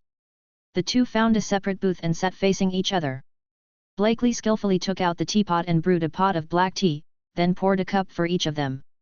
Speaking of which, I've been practicing kitchen magic for the past 2 days and made some cookies. How about you trying them? Blakely took out some chocolate cookies from the rune library and placed them in front of Hermione. Gulen likes to eat this very much. Before he left, he pestered me to make more for him to take back. In the end, he brought 3 paper bags with him. Blakely smiled softly. He said to his friends, "It's nice to like your cookies." I think he doesn't just like cookies.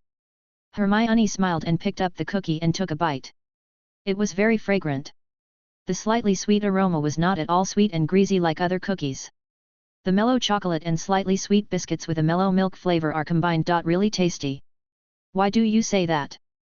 Blakely was a little curious. As far as I know, Gulen has very few friends. We are the only friends, and you are the only best friend. Hermione stuffed another biscuit. He cherishes you, Blakely. So do I. Hermione said the last words very quietly. What was the difference between him and Gulen? Maybe the 3 of them are just 3 lonely souls clinging to each other. It was eerily quiet here at this time, with the only sound of the Hogwarts Express siren sounding. I'm honored and happy. Blakely's eyes seemed to be shining, and his tone was suppressed. I value you too. Thank you, Hermione and Gulen. We are very worried about your mental state. Your mental state is very abnormal. Hermione said worriedly. Blakely was silent. He knew very well that he had a problem in his heart. My memory is very good. I can remember many things as early as 6 months old. Blakely's voice was very calm. Hermione listened quietly and said nothing. I will never forget the determination of my parents to abandon me in the snow when I was 9 months old, and the disgust and fear in their eyes. I don't know how long I was in the snow. At 9 months old, I could already walk on my own. But the baggage that was wrapped around me prevented me from moving.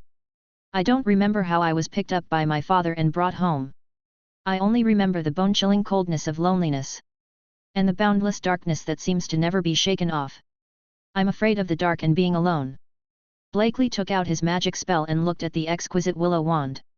The willow wand is really accurate. Blakely clearly remembered the characteristics of willow.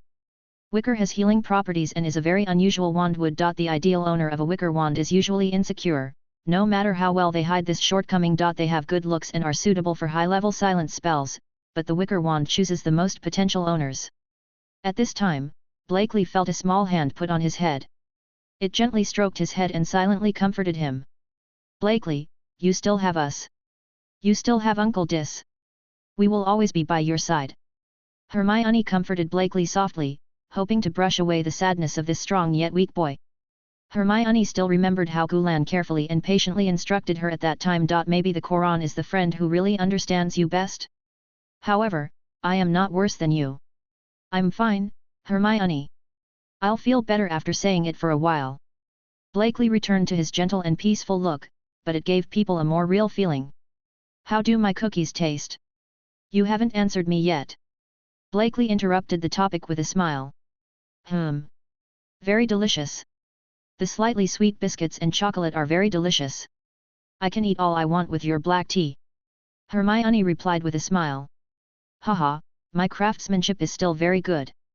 It seems that I am also very talented in cooking. Blakely smiled happily and easily. The two of them had never been so relaxed, and they happily chatted about school and magic while eating cookies. Soon, gentle and ethereal singing sounded in the carriage. Those who hear it feel as if they are in a big forest, feeling the gentle wind, and stepping on the natural fragrance to feel the embrace of the forest. Everything is so easy and free. That was the song that Blakely's father once taught him. It was a song from the ancient forest elves, the Forest of Freedom. In this way, Hermione walked towards home listening to Blakely's singing. Chapter 29. When the two got off the train, they saw Mr. and Mrs. Granger who came to pick them up. Mrs. Granger seemed to be in a good mood, but our Mr. Granger looked at Blakely in a somewhat unkind way. Blakely was a little overwhelmed by Mr. Granger's unkind and troubled gaze. Did he do something wrong? I don't think I did anything to make Mr. Granger angry, right? At this time, Mrs. Granger secretly poked her husband with her hand, which made Mr. Granger's eyes temporarily leave Blakely's body, and Blakely breathed a sigh of relief. Dad, Mom. Hermione trotted over happily when she saw her parents. Oh, honey, how are you doing at school? Have you made any new friends? Mrs. Granger asked gently about her daughter's situation at school. Hello, Mr. Granger, and Mrs. Granger. Blakely greeted the two elders politely. Yes. Mr. Granger just nodded without saying anything else and ignored Blakely. Little Blakely, how are you doing recently? I heard from Hermione that you will be visiting our house for a while, right? Unlike Mr. Granger, Mrs. Granger is still very enthusiastic about Blakely. But Mrs. Granger's enthusiasm to eat him frightened him more than Mr. Granger. He already regretted agreeing to Hermione's invitation. Why didn't he share the joys and sorrows with Harry in school? Blakely came to Diagon Alley in embarrassment and regret. Under the shocked eyes of Blakely and Hermione, Mr. Granger took out a wand and pointed it at the location that could open Diagon Alley. But Blakely soon felt relieved. His father could even make an alchemy puppet that acted on his own, let alone a wand that muggles could use. This is the alchemy wand Mr. Diaz made for us. It can use 16 kinds of magic, but it can automatically replenish the magic power every day. Mrs. Granger explained after noticing the strange behavior of Blakely and Hermione. Actually, Mr. Diaz also gave us many other alchemy items, which is one of the fundamental reasons why we came to Diagon Alley. Mr. Granger was also very grateful and admired Diaz. Diaz turned them into powerful wizards by just using a few alchemical items, and it was amazing that the goblins of Gringotts spared no effort to help them. After hearing her parents' words, Hermione's impression of Uncle Diaz became even taller and more mysterious. To be able to make alchemical items that can also be used by muggles, Uncle Diaz must be a very, very powerful alchemy master. Several people walked straight towards the center of Diagon Alley. The wizards on the road greeted the Grangers and their wives one after another. It seemed that the Grangers and their wives were making good progress in integrating into the wizarding world. Several people came to a brand new store not far from Gringotts. The plaque above said Destiny Magic Department Store. Why don't you bother to get a good plaque when you open your own store? This store is twice as big as other stores and is cleaner and tidier. When you open the door of the store, you will see two clerks wearing store uniforms. They look very young, about 18 years old and good looking. A man and a woman are working together in the store. The store manager is back. Is this Miss Hermione? The female clerk turned her head and saw the Granger family returning and greeted them warmly. I'm Roland. Just call me Roland. Roland seemed to be a very lively type. Hello Miss Rika, I'm Hermione. Hermione replied. I'm Blakely, nice to meet you. Blakely also said hello. Oh, I know you are the young master. Roland shook hands with Blakely happily. Roman and I were just transferred from Italy by the master. Please give me more advice in the future. Yet. Roman next to Roland seemed to be the exact opposite of Roland's personality, a taciturn type. I thought my father only had alchemy dolls. Blakely muttered quietly. We brothers and sisters grew up in the master's orphanage. He was kind to us, so we helped Grandpa do things. Roland said with a smile, the master is the idol of all the brothers and sisters in our orphanage. Really, that's a real honor. Blakely and the Granger family had a new understanding of Diaz. Why did my father adopt so many orphans? Blakely couldn't help but think that in the end, his friend gave him a direct answer, maybe because of sympathy for the same problem. Blakely knew that his father was an orphan when he was young, but he didn't know the details. After getting to know the two Roman brothers, everyone turned the topic back to accommodation. In fact, the store had several floors. The first floor is a store, the second and third floors are habitable, and there are 2 floors underground. One is a warehouse, and the other is locked tightly by the door. I don't know what it is for. The room that the Grangers helped Blakely tidy up was on the 3rd floor. It was a well-ventilated room, and from here you could clearly see the most prosperous part of Diagon Alley. Today is Christmas Eve, and he still has to trouble Lant to deliver the gift. This year's gift was carefully prepared by him, and now he has begun to look forward to what gift he will receive. Arriving on the 2nd floor, Blakely ran to the kitchen actively to go to Mrs. Granger to prepare dinner, but Mrs. Granger kicked him out and asked him to hang out with Hermione and buy a Christmas tree. Feeling the warm atmosphere of the Granger family, Blakely planned to take a break and not do unnecessary things during this Christmas holiday. After the two of them got Mrs. Granger's order, they happily went out to visit Diagon Alley. Everyone was very happy in the warm atmosphere. Except Mr. Granger, whose smile faded. Blakely and Hermione were very happy walking in Diagon Alley. They had not visited Diagon Alley properly. Last time they just bought some school supplies and left in a hurry. This time Blakely came out and took a bunch of gold galleons from the Rune Library. He had a lot of things to buy. Where to go first? Hermione asked, tilting her head. How about we use some traditional methods? Blakely suddenly had an idea and took out his wand from his pocket. Then, under Hermione's shocked eyes, it was thrown upwards, and the exquisite willow wand flew into the air under the influence of force. Finally, it fell to the snow under the influence of gravity, and the tip of the wand pointed in one direction. Okay, it's this way. Blakely pointed happily in the direction of the tip of the wand, which was Madame Malkin's robe store. At this time, he threw away his own brain. Are you sure your wand won't abandon you because of this? Hermione was speechless when faced with the suddenly mentally retarded Blakely. No, probably. Blakely pulled Hermione in the direction of Madame Malkin's robe shop without caring. Chapter 30. Girls all like to visit clothing stores, even Hermione is no exception. Now Hermione is trying on a beautiful dress with a white background and green patterns. This is already the 17th dress. In fact, Blakely felt that Hermione was not very suitable for that dress. Hermione made him feel more like she was proud and independent, and a more heroic dress would suit her better. Thinking of Blakely, he started walking around Madame Malkin's robe shop, and suddenly he saw a women's dress with a red background and gold patterns. The bright red color was like the flaming clouds in the sky at sunset, and it suddenly filled Blakely's field of vision. The golden pattern is like the golden light passing through the clouds in the burning clouds. The combination of sacred and proud gives people a gorgeous and proud beauty. Hermione, would you like to try this on? Blakely said, pointing to the red dress. Oh, little sir. You have such a good taste. Your friends will love it. Mrs. Malkin said happily. Hermione seemed to like that dress very much, so she couldn't wait to pick it up and ran to the fitting room. When Hermione came out again, Blakely was stunned. The bright red gold silk dress matches Hermione's delicate little face and her lion-like fluffy brown hair. She has a proud and majestic beauty, just like a real lion, which embodies the proud, independent, powerful figure in Blakely's mind. The strong girl is completely revealed. It's beautiful. Hermione, you look like the Red Lion King of Gryffindor in this dress, powerful and beautiful. Blakely said truthfully. Hermione, on the other hand, felt a little embarrassed. Where is the female Lion King? Blakely, you are making fun of me again. Hermione said softly. Of course, she is right in front of me. Blakely said with certainty.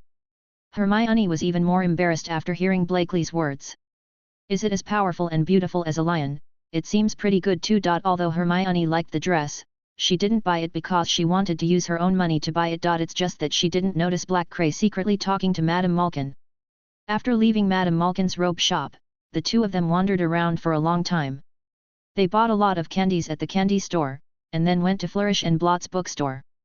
However, they already had almost all of the Blakely books in there, so they could just borrow a few books later.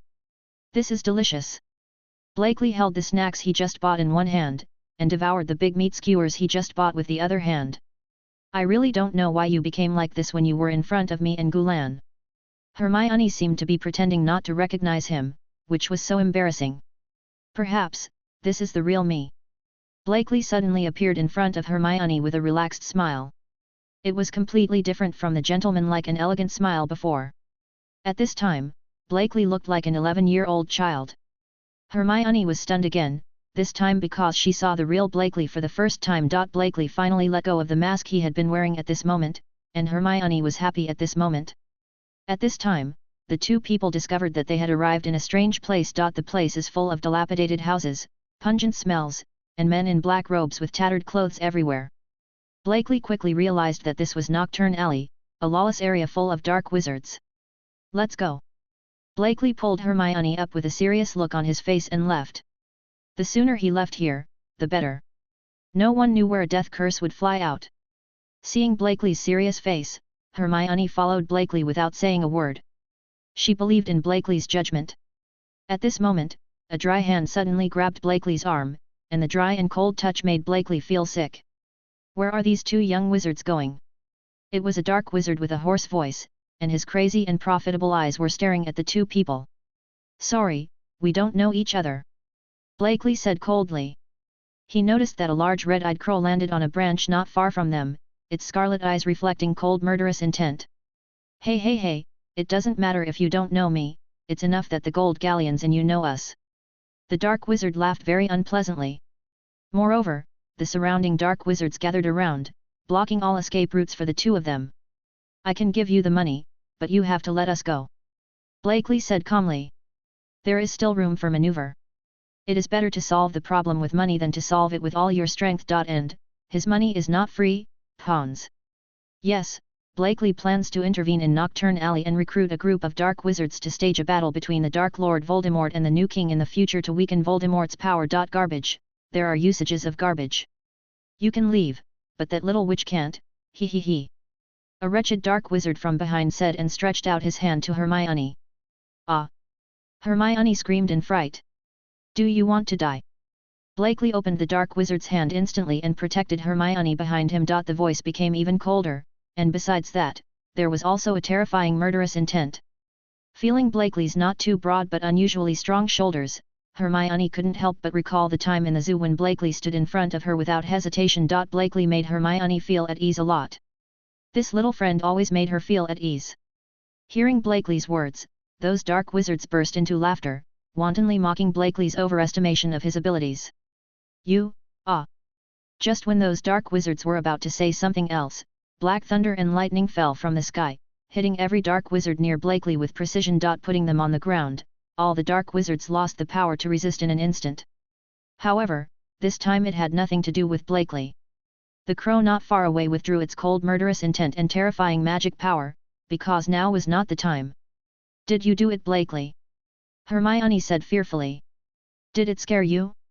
Hermione. Blakely asked Hermione concernedly, and at the same time, he also noticed that Hermione was holding his wand in her hand. It turned out that she had already obtained the wand at that time, and she would have cast the spell even if Blakely hadn't done it. I'm fine. It's better to get out now. Hermione calmed down. Follow me. Blakely still looked serious, and he even turned on the ability to see magic in his eyes. Hermione followed Blakely and let him hold her little hand. Hermione felt that if she was a girl like a lion, then Blakely was a boy like a thunderbird. Sensitive yet violent, seemingly powerful yet violent, Blakely is actually very gentle, fragile, and sensitive. The elegant yet violent Blakely is also particularly charming. It really looks like a thunderbird. Chapter 31. Father, is it really okay to bring this to Blakely? In Fite's house, a handsome man with long dark blue hair tied in a high ponytail poured for Dis and the beautiful white woman next to Dis. Serve a cup of black tea. This is the trial I gave Blakely. Eagles always have to go through wind and rain, right? Dis smiled faintly and looked at the sea blue cross sword on the table that was engraved with strange runes. Besides, don't you think it would be better for him to see a glimpse of the super ancient war of gods? There was a knowing look in Dis's eyes. My dear, don't go too far. The woman in white said with a somewhat unhappy tone. I don't think young Blakely can face them. That's why I called you back. Don't worry, Ellie. Dis had a teasing smile on his face, or is it that our famous Valkyrie doesn't have this kind of courage? That's not true, that's not right. Dis, who do you think is famous for being evil? Ally said viciously and pounced on Dis. Wait, I was wrong. Ellie, don't. I'm going, don't bite me. Dis's panicked voice came, with some trembling and fear in it.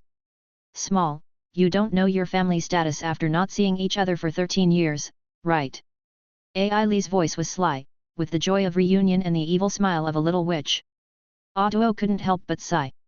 He felt that his parents would never change no matter what time they were. He consciously packed up the things he was going to send, then turned around and left the living room, and locked the door of the living room thoughtfully. Let's find a hotel tonight.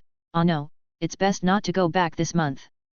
On the other side, after a period of wandering around like headless flies, the two Blakeleys finally got lost. But they found someone they knew very well, Professor Snape. Blakely's previous plan to bring all the professors together to teach him had been abandoned because he really couldn't learn it anymore. However, Blakely had a good relationship with all the professors after long-term communication and trials. Of course, except for the old bat, the relationship between Blakely and Professor Snape is much better than that of other young Ravenclaw wizards. You should know that this is not the place you are supposed to be, or did your troll brain come up with a brilliant idea to take a shortcut in life in Nocturne Alley? Professor Snape's mouth was still very poisonous. Hee, we wandered around Diagon Alley and ended up here without knowing why, and then got lost. Blakely did not take Professor Snape's words seriously at all. Then what is Professor Snape doing here? Hermione asked, but there was something wrong with her tone. It seemed that Professor Snape had deducted points. I want to buy some potion ingredients, but some are hard to find, so I came here to have a look. Professor Snape spoke very slowly, as if he wanted to speak word by word. Why don't you go to my store? With my father's personality, you should be able to buy most of the items in his store. Blakely said with a smile. He wanted Professor Snape to take them back. That's the best. Professor Snape agreed directly, which surprised Blakely. I am refining a potion that you asked me about before, so I think it is very likely that your store has the ingredients. Seeing Blakely's doubts, Professor Snape patiently explained the reason. After saying that, he walked directly in one direction. Blakely and Hermione quickly followed. Only then did Blakely remember that in order to build a relationship and retaliate against him for being deducted points, he often bothered Professor Snape, and even brought several good potion recipes to ask for advice, and even one with a large number of an ancient magic potion whose ingredients have become extinct in most people's minds. He still remembered Professor Snape's longing and helpless expression as he stared at the precious formula, and his face that was darker than the bottom of the cauldron. Well, he laughed for a long time at that time, maybe 3 days. It seems that Professor Snape has not given up the idea of finding the potion ingredients, but why is Snape so obsessed with the potion that can talk to the souls of the dead? The Dream Spirit Potion can recall the soul of the deceased person you want within 2 hours and talk to it. It was originally a potion invented by ancient wizards to study the knowledge of more ancient times. However, due to time constraints and the fact that the recalled souls still retain complete self-awareness, they often cannot get any information, as well as the high cost. Become the most useful and least useful elixir. Logically speaking, this potion is of no use to Professor Snape. Could it be because Lily is a girl? Blakely thought he had found the answer, and he had created a 3,000 million word story about Snape's youthful love affair. Soon, several people left Nocturne Alley, but what they didn't know was that after they left Diagon Alley, a man came to the place where Blakely and Hermione met the group of dark wizards. The man has a tall figure of 192 centimeters, wearing an exquisite black tuxedo, and his hands are wearing black gloves of unknown material that are close to the skin. He has a pair of scarlet eyes on his brave and determined face, and has short purple hair that is extremely capable. Now, it's time. His cold voice came, and the dark wizards who had just recovered were frightened. Who are you and what are you doing here? One of the dark wizards asked. Lant didn't talk nonsense to them and took action directly. There is no kindness to speak of with this kind of guy, you can only kill them all. Before the dark wizard could react, a black fist magnified in front of his eyes. With the sound of touch, like opening a watermelon, red juice burst out from the watermelon instantly. The red juice splashed in every corner of the alley, causing the remaining 6 dark wizards to suffer from liver and gallbladder splitting. Damn it! These dark wizards raised their wands in fear of death, and curses flew towards Lant one after another. But Lant didn't make any move. He just stood there and allowed the opponent to attack as if he was stupid. Those curses hit Lant as if they were hitting a solid iron wall, without any impact on Lant. The data test is over, you will be of no use anymore. Along with the cold words, a loud rumbling sound came from where Lant was standing. Along with a sonic boom, a body with only the waist down fell in a pool of blood. No, don't! The dark wizards were instantly frightened by the terrifying power of Lant's punch, which destroyed half of their companions' bodies. They lost the courage to resist and ran away, only to end up on an invisible wall. Boom! Accompanied by a violent roar, another pool of blood accompanied by bones and internal organs spattered on the wall, and another body with only half of it fell to the ground.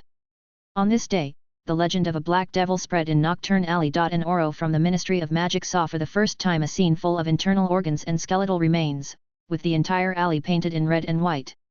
Chapter 32. When the Blakely Three returned to Diagon Alley, they first bought a Christmas tree and returned to the Destiny Magic department store. Roland immediately noticed that Blakely and the others were back and greeted them warmly. "Young Master, Miss Hermione, you are back." Then Professor Snape was spotted again, and this gentleman, "Welcome to your arrival." Facing Roland, a lively little girl, Professor Snape just nodded lightly, which was regarded as a response. Later, under the enthusiastic guidance of Roland, Professor Snape visited every corner of the Destiny Magic department store. Then, holding a pile of rare materials with no market value and an empty money bag, they were messy in the wind. She didn't even miss a copper nut. But the materials are really attractive and the quality is really good. But there was really no drop left in his wallet, not even a copper nut. At this moment, Professor Snape was so glad that he did not go to Gringotts to withdraw money before stepping into the store, otherwise he was afraid that his vault would become a warehouse. Blakely started checking his gifts as soon as he got up the next day. He had been looking forward to it for a long time. At this time, Blakely suddenly noticed Lant flying to the windowsill of the room. He remembered that Lant had disappeared since leaving Nocturne Alley and did not return until Professor Snape left. No need to think about it, Blakely also knew what Lant was doing, and those dark wizards must have died miserably. "Mr. Lant, do me a favor," Blakely said, and was not in a hurry to open the gift. Lant turned into a human and knelt on one knee in front of Blakely. It was the ancient English monarch's courtesy. The knight was saluting His Royal Highness. "Help me find a dark wizard who is powerful enough. I will gather the power of Nocturne Alley," Blakely said calmly and helped Lant up. "Master, you don't have to look for him. Roman is a black magic master who is good at the fire curse and the 3 unforgivable curses," Lant replied calmly.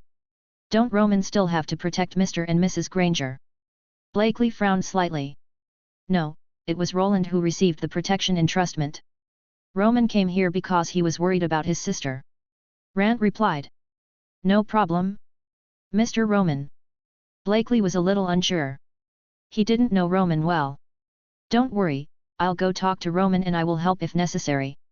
Lant was very confident, because he was the one who picked up the Roman brothers and sisters back then, and he often taught them in his spare time. It can be said that Lant is also half their master, although he is only a physical master. After Lant left, Blakely finally started opening his presents. The first thing he took apart was a bracelet with some magic runes engraved on it. He knew that the runes were magic power storage. He could store magic power in this bracelet and then use the magic power inside when needed. He noticed that there was a card in the gift box that said Merry Christmas and was signed by Elfit. "It seems to be a gift from the mother I have never met." Dis gave a purple ring, which also came with a greeting card, telling Blakely that it was for his self-defense. This made Blakely a little confused. He didn't know why his father gave him this ring, but he had an ominous premonition, and it was very strong. "Am I being tricked by my father again?" Blakely said to himself. His intuition was obtained with his prophecy talent, and it was very accurate. The other friends' gifts are very unique, including a Quidditch statue placed in a crystal ball, a kitchen magic encyclopedia, a gorgeous snake-shaped ornament, and a red sweater with a big bee and a line on it. The very distinctive necklace has a rune engraved on it. Blakely also sent them gifts, they should like them. The professors also sent gifts to Blakely. Professor McGonagall sent a movable eagle ornament. This was the 3rd ornament he had received. The gift given by Professor Flitwick is a very precious one, a magical dueling manual written by him himself. Professor Sprout sent some homemade snacks. The last gift from Principal Dumbledore was the Honeydukes candy set. "If you don't need this, I'll take it to the living room and share it." Blakely disliked Dumbledore's stinginess because his gift was 3 identical candy sets. TMD, big loss. Finally, Blakely saw something big. Opening the gift, it was a very beautiful sea blue cross sword and a greeting card. The sword was made of someone's unknown material and it was extremely tough. Moreover, there are all kinds of strange runes engraved on it. From Blakely's point of view, these are not runes. The sword is about 125 centimeters long, the blade is 2.5 fingers wide and more than 90 centimeters long. The whole sword is integrated. Blakely picked up the long sword and found that the sword was surprisingly light, only about 1 kilogram. At this moment, there was a sudden pain in the palm of my hand, and the right hand holding the sword hilt was suddenly scratched by something. A drop of blood dripped on the rune sword, and then turned into a pool of sea blue liquid under Blakely's surprised gaze. It climbed up Blakely's right hand and onto the middle finger of his right hand, turning into a dark blue rune ring. Blakely was startled and quickly tried to take off the ring, but he couldn't take it off no matter how hard he tried. In desperation, Blakely focused on the greeting card that was placed in the gift box together with the sword. Dear Blakely, we have never met, but this year I heard my father talking about you and saying that he had a new child. You have been raising this one for 11 years and called it a new harvest. This is a relic from the time of the ancient gods that I obtained in an ancient ruins, so I gave it to you as a Christmas gift. There is also a map of the ruins, which is the map of Atlantis, the legendary city of Poseidon. As a brother, I invite you to witness a glimpse of the ancient gods. Don't think I'm kidding, those ancient gods are just magicians from the ancient times who mastered ultra-ancient magic. We are actually just digging through the graves of those magicians from the ancient times. I wonder if you have the courage to witness the legendary Atlantis. At the end of your year, I will pick you up at England's largest port. Finally, on behalf of all my brothers and sisters, I wish you a happy holiday, my brother. Your brother. Alvar Fight. Blakely slowly put down the greeting card. Is it the city of Poseidon in the age of gods? When is the time to go, or should I go? When the time comes, take Gulen and the others with you. A new copy is opened, Poseidon's City Atlantis, starting the summer vacation. Chapter 33. After Blakely made up his mind, he turned his attention back to the rune sword, looking at the ring on the middle finger of his right hand and thinking about how to turn it back into a long sword. What Blakely didn't expect was that just as he thought of turning it back into a long sword, the ring turned back into a long sword. It was a surprise to Blakely, so he could take it to the academy with arrogance. But Blakely soon became disappointed again, because it had almost no other uses except being very light, very flexible and very sharp. At least Blakely didn't find it useful anymore, and once the sword left his hand, it turned back into a pool of sea blue liquid and returned to Blakely's right middle finger, turning back into a ring. Blakely always felt that so many runes couldn't be carved in vain, right? That's it. Could it be that it has been too long and has lost its effect? Can't, forget it, it's better to leave it alone, you will know later. Yet. At this time, a scream of surprise came from outside the door. It was Hermione's voice. It seemed that she had seen the gift she had given her. Blakely took back the rune sword and named it Poseidon's Sorrow. He pushed the door open and walked out of the room. Now that he could duel with the opponent with his wand, he suddenly raised his sword and slashed the opponent's face. You think I'm a wizard and I'm useless when I get close to you? In fact, I'm a magician and a martial artist. I can knock the shit out of you when I get close. At this time, Hermione was holding the red women's dress and looking at Blakely in surprise. She did not expect that Blakely would give her this gift. I bought this from Madame Malkin. It can change with the changes of your body and can be worn all the time. Blakely said with a smile. At that time, he wanted to give this dress to Hermione, so he gave it to Hermione. Asked Madame Malkin. Because this dress sells so well, there are actually several finished pieces that can be resized. Now she was very happy to see that Hermione liked Blakely. She smiled slightly when she saw Blakely excitedly showing off her clothes in front of the mirror. Christmas is coming soon, and Blakely's vacation is coming to an end. After this period of rest, Blakely feels better and his study progress can definitely be accelerated. I often see Hermione flipping through books, not knowing what she is looking for. Hermione, what are you reading? Blakely asked, adhering to the principle of asking questions. We are looking for information about Nicholas Flamel. Harry learned from Hagrid that the things in that room were related to Nicholas Flamel. Hermione slapped her little head, seeing that Blakely had been busy before. All kinds of things didn't bother him, and then he completely forgot about his humanoid library. Because Blakely basically read books whenever he had time during school, and his memory was so terrible that he could memorize %% to %% of the books he had read. In addition, I changed the book in my hand in a few days, and I have read less than half of the books in the non-restricted section of the Hogwarts library in this half semester, so my friends privately call it Blakely Humanoid Books Pavilion. Well, you can't find any information about Nico Flamel in the who's who of modern magic. Blakely said helplessly. He still remembered that when he first got on the train, didn't Harry eat a chocolate frog and get a Dumbledore's card? Isn't there a message about Nick Flamel on it? How come you forgot? Then Blakely gave Hermione some information about Nick Flamel and the Philosopher's Stone, as well as his affairs with Dumbledore. Blakely had no worries about exposing his friends. Did Dumbledore say that no one other than Harry could know? You just gave him a box of candies for Christmas and you still want him to keep it a secret. There is everything in the dream. So you always knew. Hermione pouted angrily, looking very cute. Ha ha ha, I have been busy discussing magic with Professor Flitwick and Principal Dumbledore, and discussing potions with Professor Snape, so I forgot about it when I got busy. Blakely kept looking to the right, feeling a little guilty. Who else knows about this?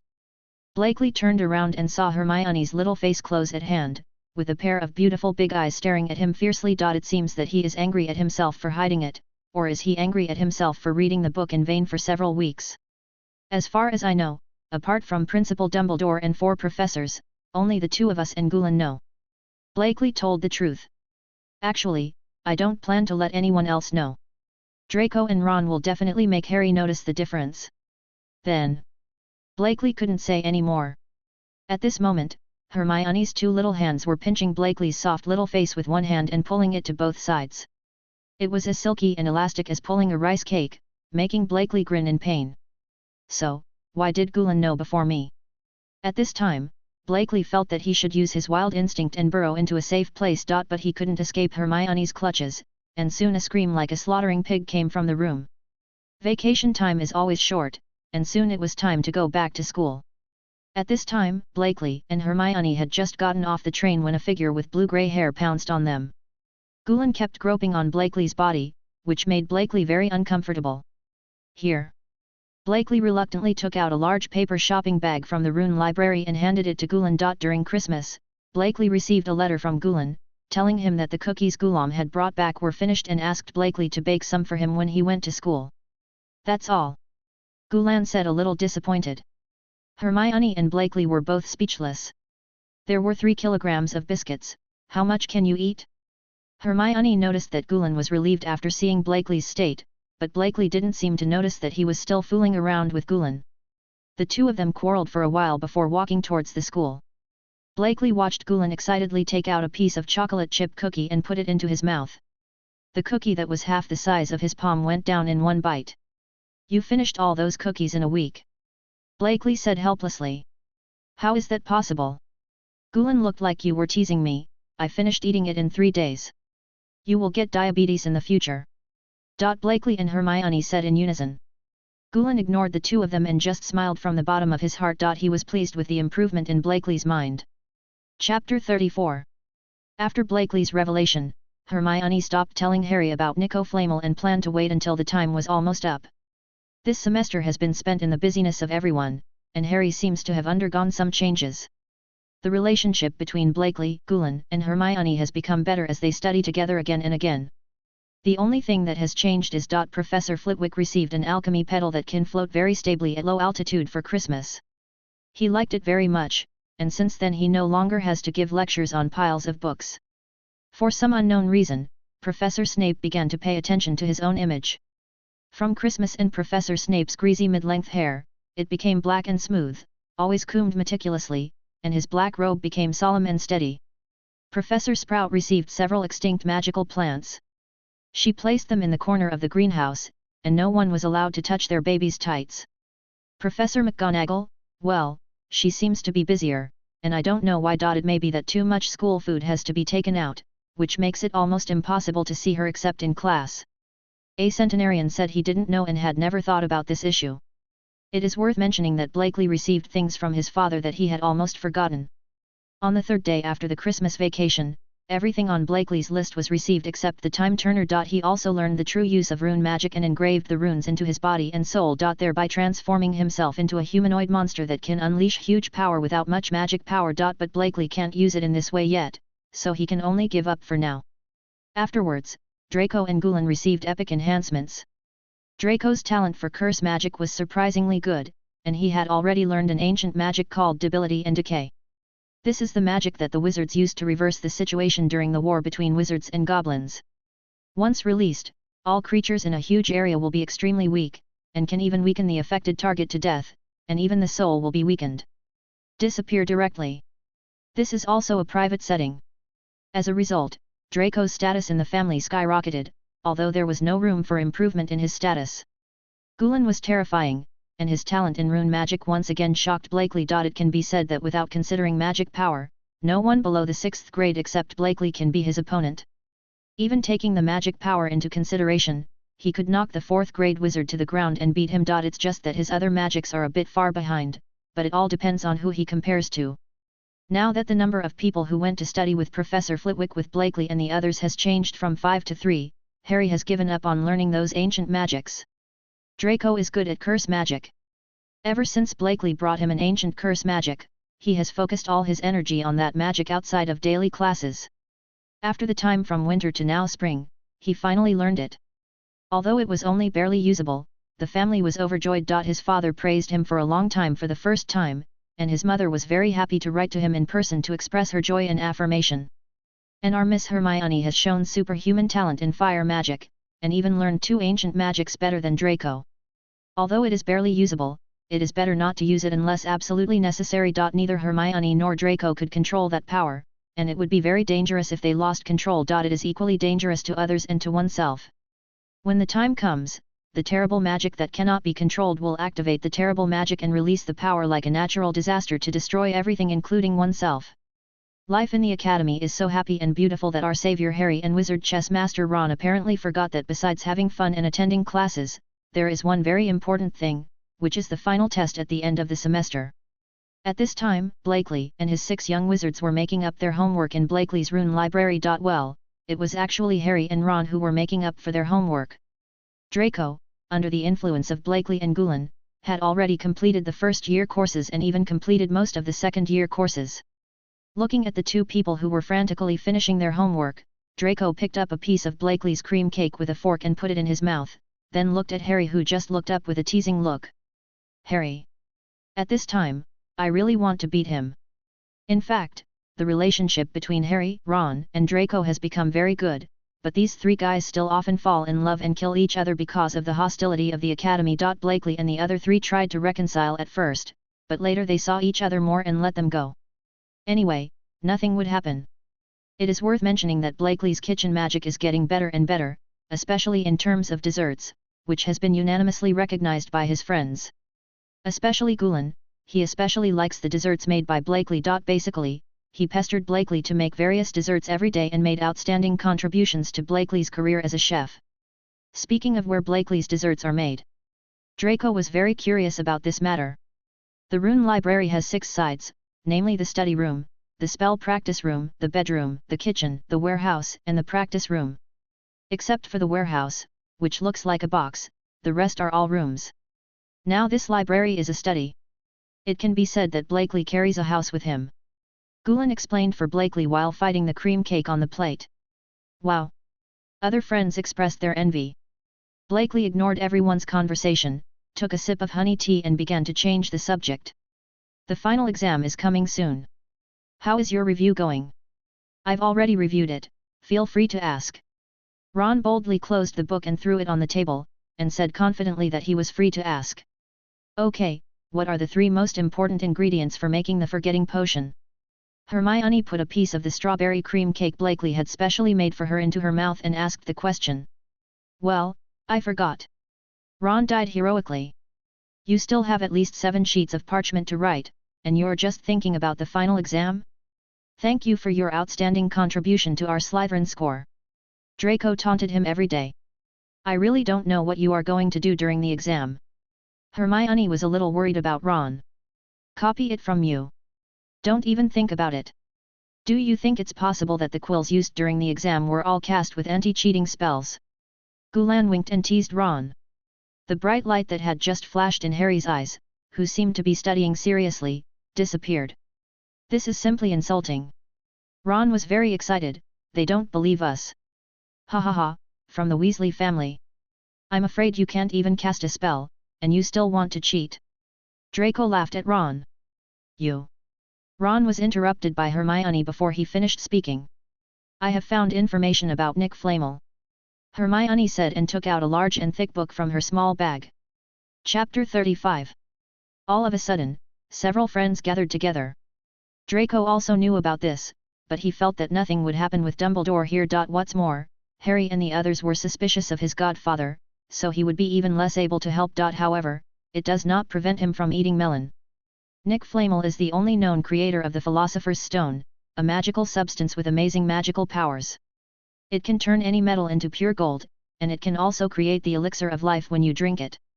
People who take the elixir can live forever. Hermione put the book in front of them and read it sentence by sentence. Eternal life. Ron was a little dazed.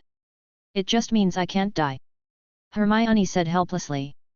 I know what it means. Ron was a little crazy. The only Philosopher's Stone currently belongs to the famous alchemist Nicholas Flamel. He celebrated and spent his 665th birthday last year. Hermione finished reading the content in the book and looked up at a few people. If I'm not mistaken, what Lua is guarding on the third floor is the Philosopher's Stone. Hermione told the news she knew.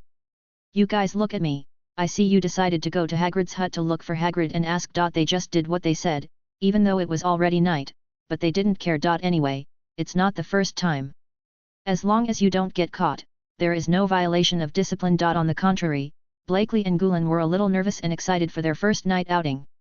On their way to Hagrid's hut, Blakely suddenly felt a sense of discomfort, as if someone was watching them. Blakely immediately stopped and stared at his surroundings with purple-pink eyes.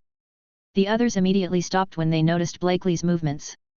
Hermione and Gulen immediately stared around like Blakely, as if something was about to appear. Blakely's delicate glasses reflected a dangerous light, and he turned on the magic of seeing. The three Harrys were confused for a while, but they still stared around like Blakely. Fluorescent polymerization. Blakely suddenly raised his wand and shot a white light in one direction. This is Blakely's improved penetrating spell based on the fluorescent spell. It is extremely powerful and can easily penetrate 15 cm thick marble. Moreover, it is simple and easy to learn, as long as you know how to use fluorescent spells and fire spells.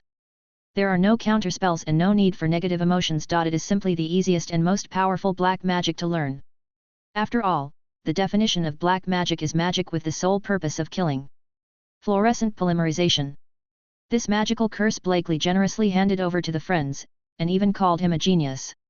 6 white rays of light shot in one direction together, and a black shadow flashed past, dodging those few rays of light and fleeing quickly. The 6 rays of light directly hit the trees and the ground, directly penetrating 4 large trees, leaving deep holes as thick as a finger in the trees and the ground.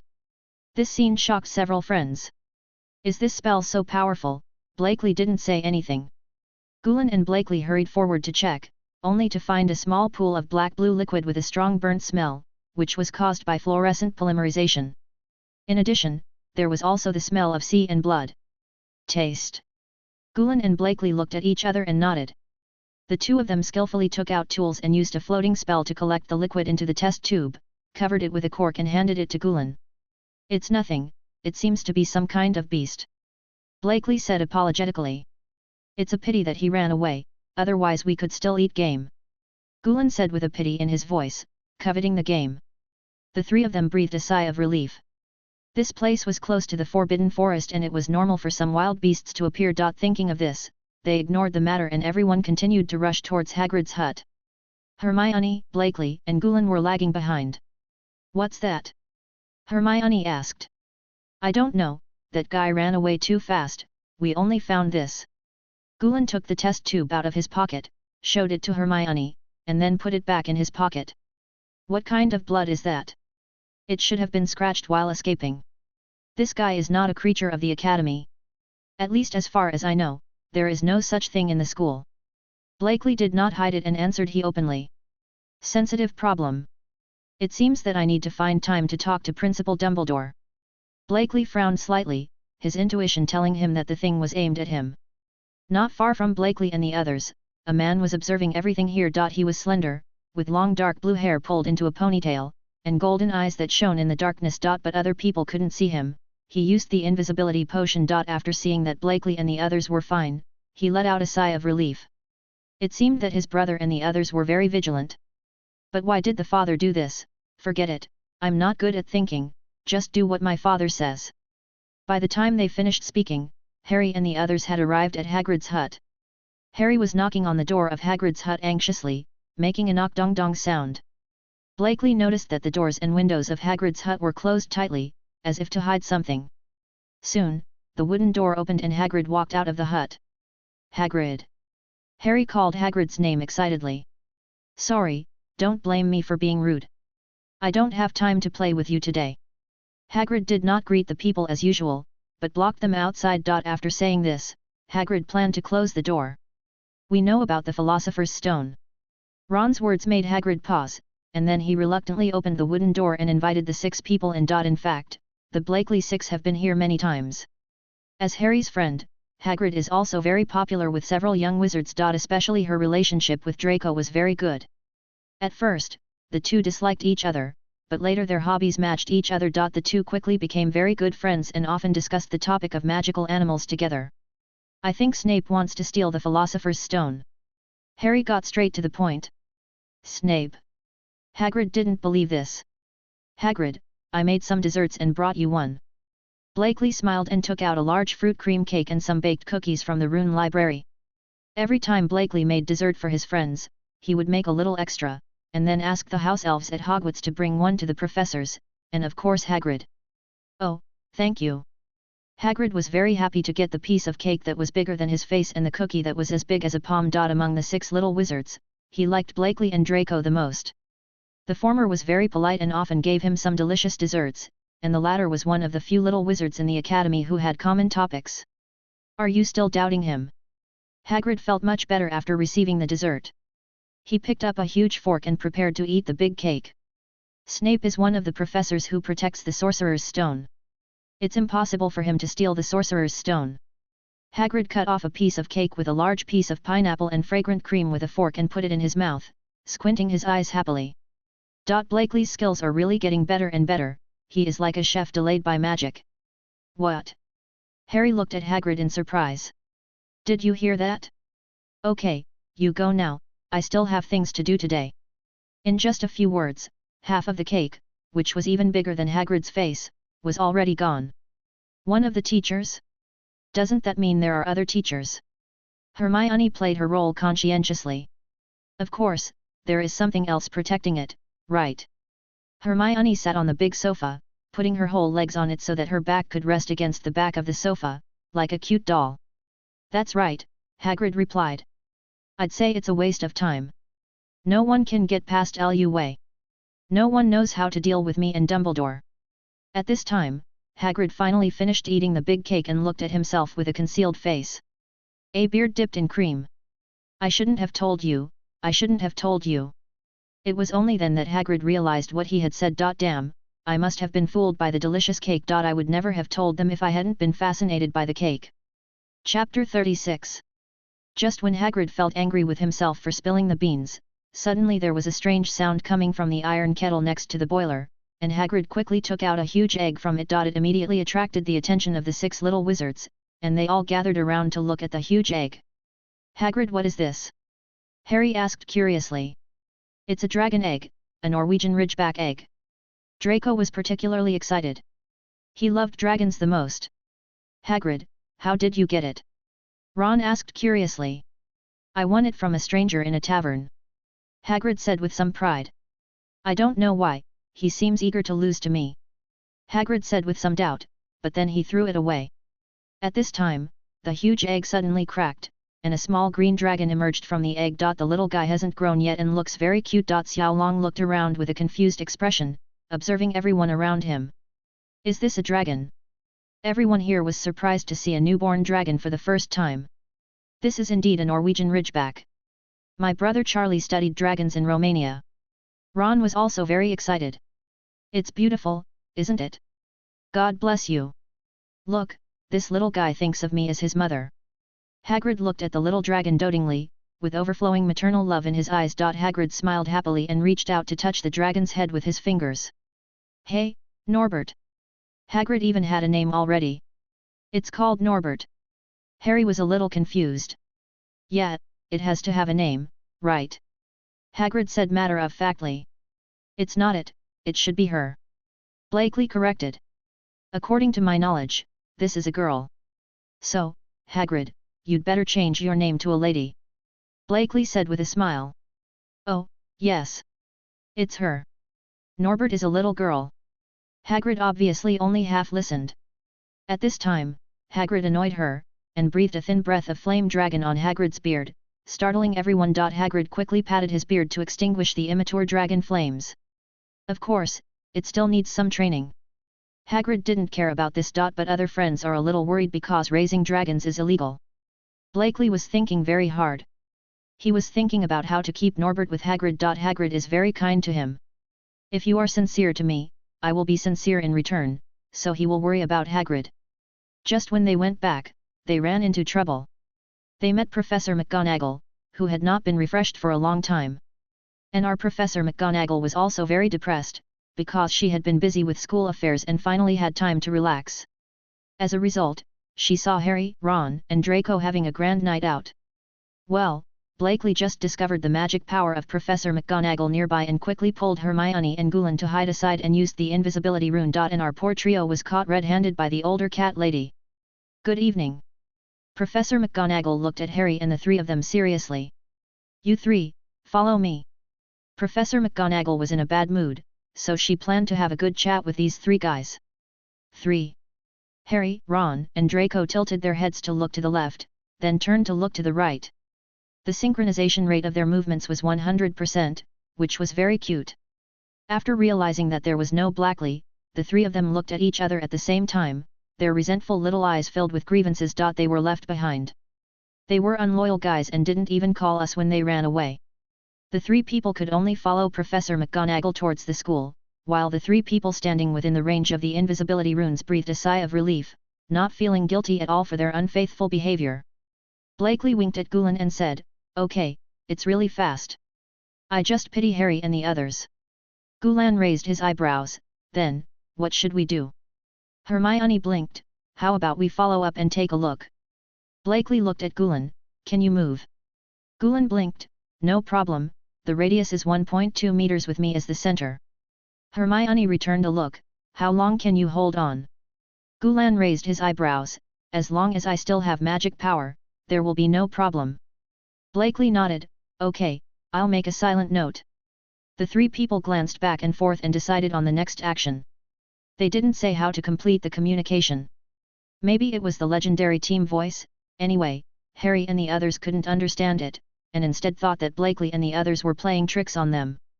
In this way, the six of them followed Professor McGonagall to a classroom. Harry and the three of them were extremely well behaved, like little kittens that had their necks strangled. No matter what, I repeat, no matter what. Students are not allowed to walk around the school without authorization. Professor McGonagall put on a serious look on her face, obviously suppressing her anger. Therefore, as your punishment, each of you will be deducted 50 points. Professor McGonagall was actually very heartbroken. That was 50 points, and there were 2 more 50 points to be deducted from his own college. To make sure you don't make the same mistake next time. Professor McGonagall glanced at the 3 Harrys. You 3 are going to be in solitary confinement. The Blakely 3 who were watching the show were gloating. Anyway, they and their college had no losses, and they could still watch their friends suffer. What a sparacy! When the 2 people were gloating about their misfortune and laughing wildly, they suddenly noticed Hermione's darkened face. Oh, forgot that a person with a loss is still here. At this time, Blakely and Gulan's smiles disappeared. Professor McGonagall informed Filch and did not leave until Filch arrived. After confirming the contents of Harry's confinement, Blakely and the others left secretly when they saw that they had no chance to see Harry and the others alone. But unlike Hermione, Blakely and Gulan did not return to the dormitory, but went to the principal's office. Sure enough, Dumbledore had been waiting for a long time. At this time, he was behind his table tasting the piles of various candies on the table, making the 2 of them feel that their common sense was not enough. Isn't this table used for working? Why do there seem to be only traces of candy? Get down to business, Principal Dumbledore. Blakely spoke out for a certain tabby cat in disdain. I still like people to call me Professor. Dumbledore said aggrievedly, trying to be cute. In fact, Blakely and Dumbledore have a very good relationship now, and even Gulan, who often comes to the principal's office with Blakely, is also very familiar with Dumbledore. A glass of caramel milk, sweetened with sugar, thank you. Gulen didn't know when Dumbledore had led him astray, and he obviously consumed too much sugar. And he felt like he was at home in the principal's office, so he didn't know anything about it. Okay, Gulen. We still have business to do, and Dumbledore has encountered something unexpected that you didn't plan for. Blakely said seriously. Besides, my intuition tells me that this is a big problem. Chapter 37. After listening to the story told by the Blakeleys, Dumbledore's face became unusually gloomy. Harry, Hogwarts, and that person were all his convulsions, and no accidents were allowed. And now, something has secretly come to the academy and is spying on his students, maybe even Harry. This is absolutely not what he wants to see, and it is impossible to allow such a thing to happen. Dumbledore was thinking about something while holding the black and blue blood in his hand, and finally put it back on the table. Headmaster Dumbledore, you need to add a piece of sugar to the milk. Blakely said. Indeed, there was a little extra milk by accident, so the prepared sugar was not enough to achieve the sweetness I like. Dumbledore winked at Blakely with a mischievous smile. But it's just not sweet enough, is it? Blakely shook his head. Not being able to eat the dessert you want will affect your mood, and the extra milk may overflow the cup. Blakely also smiled and winked. Why don't you take a sweeter biscuit to use up the extra milk? There is still a lot of room in your stomach anyway.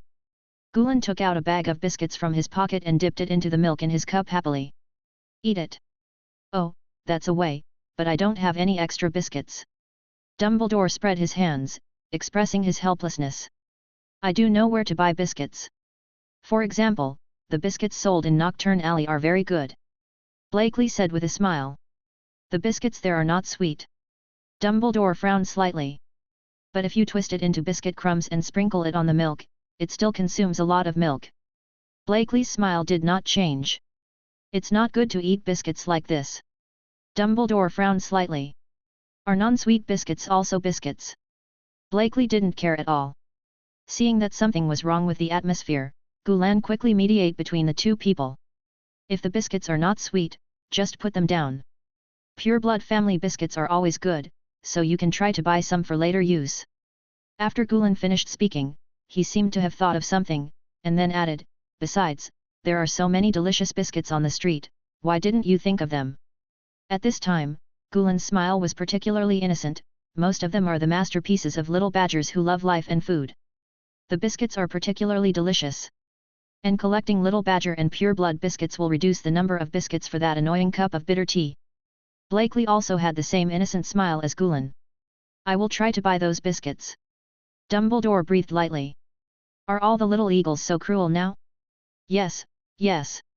I have a small request for your help. Blakely seemed to have just thought of something. Are you talking about Hagrid's little dragon? Dumbledore blinked. Of course, Hagrid is my friend.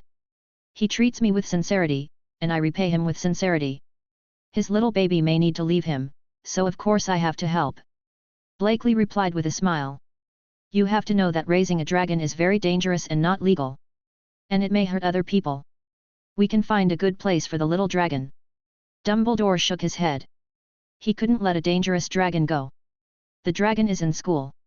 Then I can only find a way on my own, such as finding a large box with a traceless stretching spell. Blakely waved his hand. He just wanted to try the simplest way. If it doesn't work, forget it, he doesn't care. Okay, Principal Dumbledore, Gulen and I are going back to bed. It's already very late. Blakely drank the hot milk in the cup, smiled and stood up to leave. I am indeed a little sleepy. Professor Dumbledore, can we leave? Gulen said with a smile. Of course, children, please go back and rest. Dumbledore waved his hand, indicating that they could leave. The two left the principal's office and walked comfortably in the corridors of the college. Gulen, what do you think of Principal Dumbledore's dessert? Blakely asked with a smile. Not bad, but too sweet. Gulen said pointedly. Besides, it's not as delicious as yours. Gulen smiled and took out a biscuit baked by Blakely from the bag and ate it happily. The next day, Blakely cooked a large table of delicious food and apologized to Harry and the three of them, which made the three of them calm down. He also promised that Harry and Ron could lend them their homework to learn from, which caused Hermione a little displeasure. But since he is also one of the three unloyal people, it's hard to say anything. So how do we keep Norbert? The 6 Blakeleys had a cozy picnic next to Hagrid's hut. Next to them were Hagrid and Norbert, who were eating to their heart's content. Harry, Draco, and Ron actually didn't talk to each other because of Norbert's rare opportunity, but instead they were holding hands and teasing the little dragon Norbert. Blakely and Hermione were reading books back to back. Gulen didn't care about the dirt on the ground and lay on the grass, resting his head on Blakely's thigh, feeling very comfortable. "Why don't you take her to my dragon ranch? I'll have specialized personnel take care of her," Draco said without looking back. Ron originally wanted Norbert to go to his brother's place in Rome, but after thinking about it, it was better to leave it to Draco. He is rich and likes Norbert, so he will definitely treat her well. Moreover, Malfoy's house is not far away, so he can visit her from time to time. That's just a backup plan. As long as it's not discovered, there's no crime. Blakely calmly turned to the next page of the book. He still hoped that Hagrid would stay with Norbert as much as possible. "What should we do?" Hagrid said with a grimace. He was very worried about little Norbert now, and he wasn't even that concerned about the recent incident of someone secretly hunting unicorns in the Forbidden Forest. Gulen lazily turned over, looked at Hagrid and said, "How does the largest person in the magic world who illegally raise dangerous magical creatures do it?" Hagrid. "So we need to find a box big enough for the invisible stretching charm." Hermione nodded in agreement. "So, Newt Scamander's illegal deeds have been deeply rooted in the hearts of the people," Blakely complained ruthlessly. "Everyone. In fact, a large enough invisible stretching spell box is very simple for Blakely, Draco, and Gulen, and it is not bad to have a box that can be comfortable for Norbert to live in, but it requires more manpower, material resources, and financial resources. It's just not very cost-effective. However, this is not a problem for Hagrid. He is an invisible rich man. Every blanket is made of unicorn hair, which is simply willful." After several people discussed it, they decided on the matter. Blakely and Hermione secured a big customer for their store, and the Malfoy family received a large private order. Everyone was really happy. While everyone was having a heated discussion, Blakely always felt like someone was looking at him. But he couldn't find anyone, and his intuition told him that the answer was close. Chapter 38. Hagrid's customized suitcase finally arrived these days. It looks like a cave inside. The space in the suitcase is large enough for Norbert to grow up safely. Hagrid is very happy about this and often takes it around with him. Although Blakely reminded him many times, Hagrid obviously didn't listen. After a few times, Blakely and the others stopped caring about him. That night, Filch brought Harry, Ron, and Draco to Hagrid because the content of their confinement was to help Hagrid patrol the Forbidden Forest. Hagrid had told them about this as early as this morning, and the 3 Blakeleys, who were worried about this, planned to go with them. After all, the Forbidden Forest was still very dangerous, and one more person had more power. And Hagrid agreed easily, probably because of Noble. Hagrid brought his huge hunter's crossbow and a quiver full of crossbow arrows.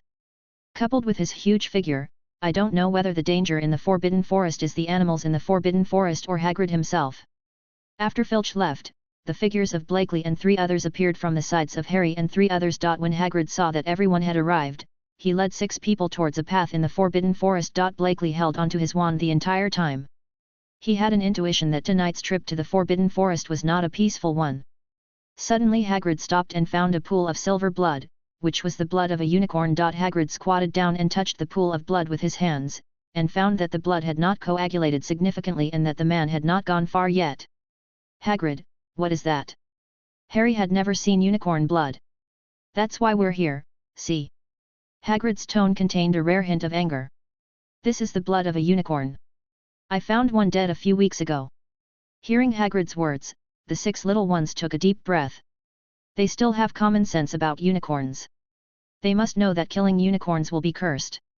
Now, this one seems to be seriously injured. Hagrid stared, looking like he couldn't wait to shoot the poacher through the head with an arrow from the hunting crossbow in his hand. Harry and the others looked around in slight horror, as if the dark forest was full of dangers and monsters, and if they didn't pay attention, they would seize the opportunity to slaughter them all. Blakely's keen intuition also gave him the information that there was danger here, but it didn't seem to be dangerous. "So, our mission is to find the poor guy. We are divided into 3 groups to find the poacher. Blakely and Hermione, Gulen, and Ron follow me, and Harry and Draco are in one group." Hagrid ordered everyone. "Okay, but we want Fang." Draco offered to take away Hagrid's dog named Fang. "Okay, but I have to remind you, it's very timid. Hagrid reminded Draco. Draco's little face suddenly fell, and he thought that Fang must feel safe because he looked so fierce. 3 groups of little wizards explored the depths of the Forbidden Forest in 3 directions, and gradually disappeared into the darkness of the Forbidden Forest. Blakely held an oil lamp in his left hand and a wand in his right hand to guard the surroundings. Hermione followed Blakely, wand in one hand and the other in her pocket where the flare Hagrid had given them. I didn't know that desperate man was hunting unicorns. The curse from unicorns is no joke. Seeing that Hermione was a little nervous, Blakely raised the topic, but the effect was obviously not good. Blakely, what are you wary of? Hermione asked. She had noticed something strange about Blakely a long time ago. I believe Gulen also noticed it, but they didn't know the reason why Blakely was so alert. I don't know, it's just an intuition. Blakely shook his head, saying that he was also a hen. At this moment, at least a dozen blue water jets shot towards them. A sound of crash was heard, and the huge force destroyed the piece of land and the nearby trees. However, Blakely and his 2 men were not found, only 6 small squares with runes floating in the air, connecting to form a black hole. It seems that my intuition is pretty good. Sure enough, there are unscrupulous people who want to harm me. Blakely, who was standing on a tree not far away, did not forget to talk sweetly even in danger. Is that ancient elemental magic? Are there still wizards who use ancient elemental magic? Hermione next to Blakely was shocked. In her eyes, this kind of magic has almost been lost. You, me, Goran, Draco and Professor Flitwick, too. Blakely interrupted, causing Hermione to roll her eyes. Then, the 6 small squares flew back to Blakely's hand. Now Blakely has 19 such small squares, 8 of which are missing. That is one of the 9 magics in Blakely's rune library, the Dimensional Gate. It can construct a space rift in one place and an exit in another place, but it consumes extremely much magic power. Just using it once consumed half of Blakely's total magic power. I really don't know how my father used it as a leg so easily. At the same time that Blakely retracted the rune cube, 6 figures appeared on the tree near Blakely and the others. Only then did Blakely and the others see their appearance clearly. They had sea blue skin, sharp teeth, and the characteristics of various marine creatures. They were wearing very retro warrior costumes. Overall, it's ugly and looks a lot like the legendary sea tribe. Look, Hermione, she's a mermaid. Blakely said jokingly. No, the less I admit that it's a mermaid. Hermione and Blakely hugged each other's backs, trying to ease the tension. At this time, a sea tribesman made a strange and uncoordinated voice and said to Blakely, "Hand over the key, wizard." Key? I don't know what key it is. Blakely frowned. He didn't remember that he had any keys that were related to these guys. Is it possible that you were lost in that trench, like Malinaya? Blakely's voice was a bit mean, but his eyes never left the 3, mermaids. The key is in their hands. Let's stop talking nonsense with them. They are stalling for your time. The fishman taking the lead on Hermione's side said loudly. Hermione still didn't want to call them mermaids, let's call them murlocs instead. You're right, we will be in trouble when that powerful magic power comes over soon. The fishman on Blakely's side nodded. They could feel that there was a powerful magic power in the castle, so they were so cautious. For Poseidon and Atlantis. The 6 fishmen gathered their magic power in their hands and prepared to launch magic in the direction of Blakely and the other 2. Blakely and Hermione looked at each other, determined not to let them fire their magic again. Chapter 39. Before the other party completed the magic, 2 magics were released from the direction of Blakely and Hermione. Luminescent flash. The tip of Hermione's wand emitted a strong light. The strong light for a moment temporarily blinded everyone except Hermione, who turned her head, and Blakely, who had just jumped from the tree and looked down. This is Blakely's improved spell, and its effect is based on flash bombs. Fluorescence polymerization. Blakely shot a fluorescent polymerization towards the head of a leading fishman. The light passed in an instant, and a large hole as thick as a finger penetrated the fishman's head. With the disgusting burnt smell, the fishman fell straight down. Before the enemy could regain his sight, Blakely and Hermione looked at each other and shifted the battlefield. Blakely drew a strengthening rune and an accelerating rune, picked up Hermione and ran away. In just a blink of an eye, the 2 people disappeared from this place. Gulen, I was ambushed as expected. You contact Dean Dumbledore and the extra milk appears. Blakely said hurriedly to the necklace Gulen gave him for Christmas. It is a simple but useful alchemy rune prop. Two necklaces can talk to each other, or they can only talk to each other in pairs. I know. Gulen's voice contained a rare hint of anger. Hermione, who was in Blakely's arms, was not idle either. She used several transformation spells to turn several areas of the ground into swamps to cause them a little trouble. However, it backfired. Finally, 3 fishmen caught up with them, and it was obvious that the swamp had little effect on them. Whoosh! With a bang, a blue-white light shot towards Blakely and the others. In the critical moment, Blakely quickly pushed Hermione out of the opponent's attack range, and with the help of the reaction force, he narrowly avoided the blue-white light. The light hit a big tree, and the tree, which could hold 2 people hugging each other, was instantly frozen into an ice sculpture. It's ancient magic again, but something feels wrong. Blakely forced himself to calm down, and just took advantage of the opponent's momentary underestimation to kill one. There are 5 more, what should we do? Blakely was thinking about ways to break the situation while fighting back at the enemy. 8 rune blocks suddenly flew out, forming a huge square barrier trapping the 2 fishmen inside. Then the barrier and everything enclosed within it disappeared, leaving a huge square void. Among the 9 magics that can be released in the rune library, the only one is the super ancient magic of the gods, space obliteration. This magic directly uses 9% of the magic power in his bracelet, which is the magic power saved for 2 months. Moreover, an enemy was allowed to escape the scope of the sneak attack. The 8 rune cubes flew back to Blakely, and now the rune library was finally restored. Blakely used the strongest magic he could use just to be on the safe side. This was his own backup plan, but who knew this thing would consume so much mana? It can be said that he was tricked by himself, but the power is really amazing. Damn thief! Hand over our keys! The remaining fishmen roared angrily and released a magic point one after another. Sharp ice spears appeared around Blakely and Hermione, exuding icy cold air and a deadly dangerous aura. You always want me to know what key you want, right?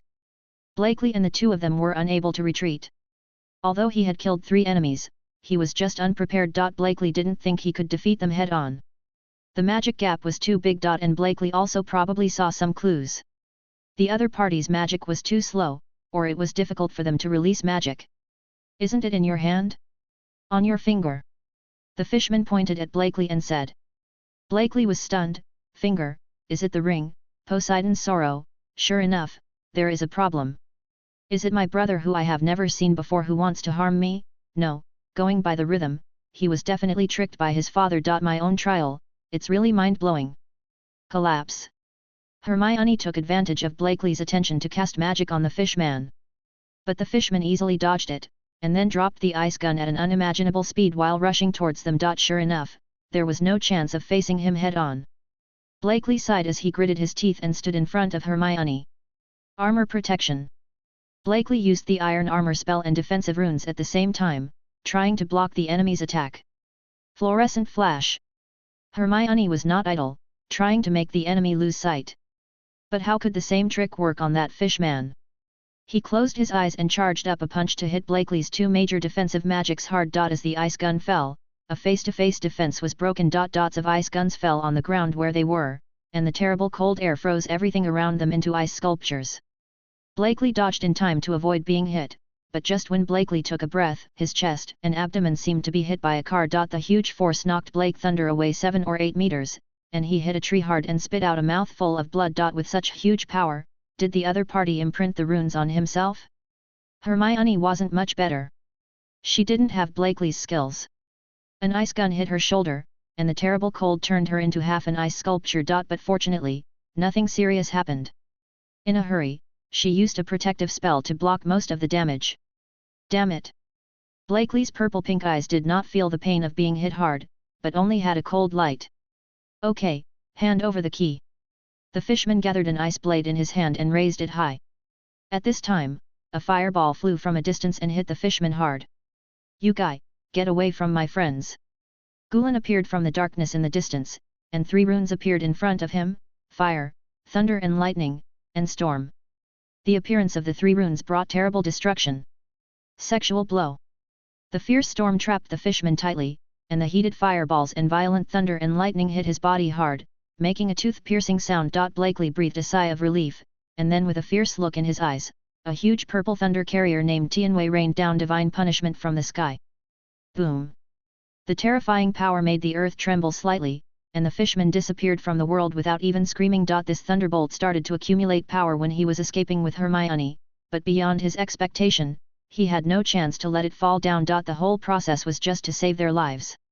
Now that the opponent was sneak attacked by Gulen, Blakely finally had a chance, but it still caused Hermione to have an accident. Blakely was deceived by the rune library during this trip. This thing consumes too much mana, and he can almost drain him all at once.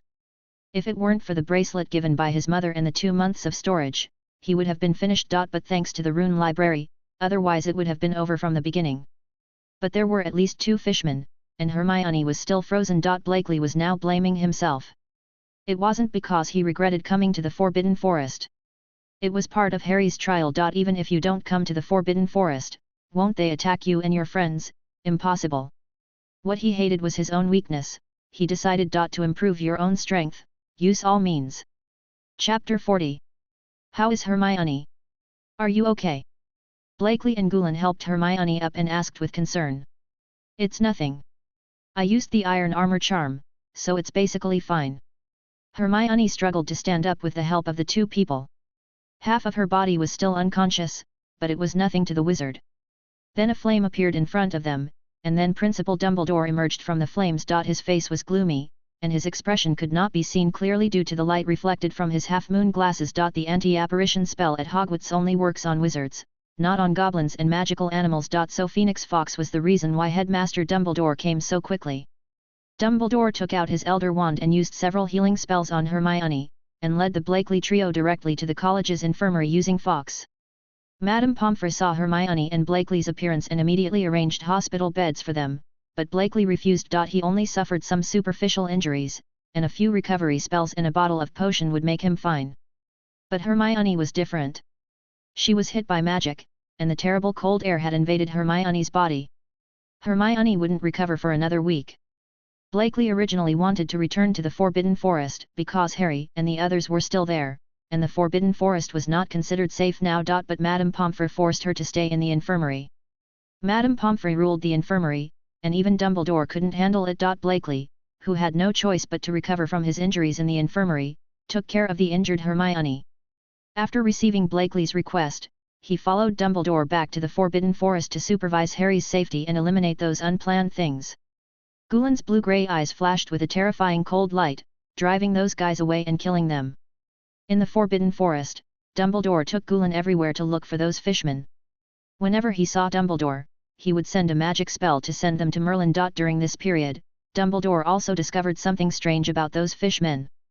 They had very powerful magic, but they had only used magic such as water element and ice element from beginning to end, and it seemed that the release of magic was much slower than in theory. It was as if he was cursed.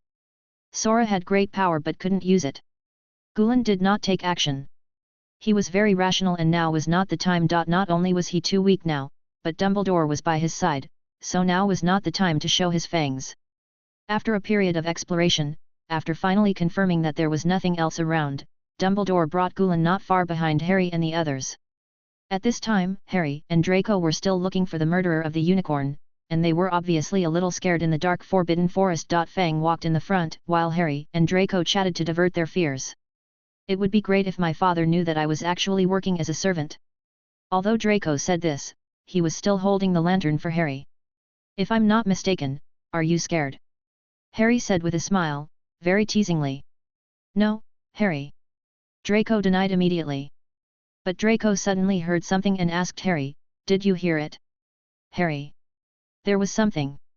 Harry shook his head when he heard this, but still followed Draco forward. Draco, who was walking in front, muttered something like, who is afraid? They. 2 of them were moving forward, and Yaya, who had been at the front, suddenly stopped moving forward. Only then did Harry and Draco see a silver-white unicorn lying not far away, and next to the unicorn was a figure in black robes, lying on the unicorn's body, sucking its blood, and even they could also see silver blood dripping onto the ground, dyeing a large area of the ground white. Seeing that black shadow, Harry's scar felt inexplicable pain, as if the pain from his soul made him cover the location of the scar on his forehead. Harry, what's wrong with you? Draco saw Harry's appearance and hurriedly stepped forward to ask. At this time, the black figure slowly turned its head, and the gloomy aura and terrifying magic burst out instantly, and the terrifying momentum suddenly pressed towards Harry and Draco. Ah! Draco turned around and wanted to run, but when he thought of Harry's body that had just turned, he was in front of Harry, but his legs were still trembling. However, Yaya was so frightened that he ran away without any intention of caring about Harry and the two of them. The black shadow floated from the side of the unicorn to the front of Harry and Draco, staring at them like that. Under the dark environment and the wide black robe, it was impossible to see the face of the man in black robe clearly, but the endless darkness made people fear. He slowly floated closer to Harry and Draco step by step, like a soul eater. Damn it! Draco's lips trembled and he forced himself to raise his wand. Fluorescence polymerization. Heavy gravity. After Draco learned this period of time, other spells were not very good, but attack spells and control spells were particularly good at using them. Gravity Heavy is Blakely's anti-floating spell improved on the levitation charm. At Draco's level, it is enough to double the gravity within the target range. The man in black robe was obviously stunned for a moment when he heard the curse that he had never heard of before. The sudden increase in gravity in the next second caused the man in black robe to fall directly from the low altitude, and then a ray of light brushed against the scalp of the man in black robe. He clearly felt the blazing temperature, and then the light directly penetrated 6 large trees before leaving a deep hole 20 centimeters deep in the 7th tree. The man in black robe was confused at that time. What is this? Is current Hogwarts education so advanced? These two spells are no less powerful than Shattered Bones, right? One almost made him fall to pieces, and the other almost gave him a goop. What kind of guy could come up with such a dangerous thing? Doesn't the school care about it? When the man in black robe was doubting his life, Dumbledore was also confused. He looked at Gulen with a confused look on his face. What on earth are these little guys messing with? An alternative death curse without side effects. Do you know this? Dumbledore asked with some difficulty. Big changes, you can do it. Gulen said with some guilt. What other dangerous things have you invented? Dumbledore felt that his educational career had encountered a Waterloo, but what was going on with this inexplicable excitement and curiosity? No more.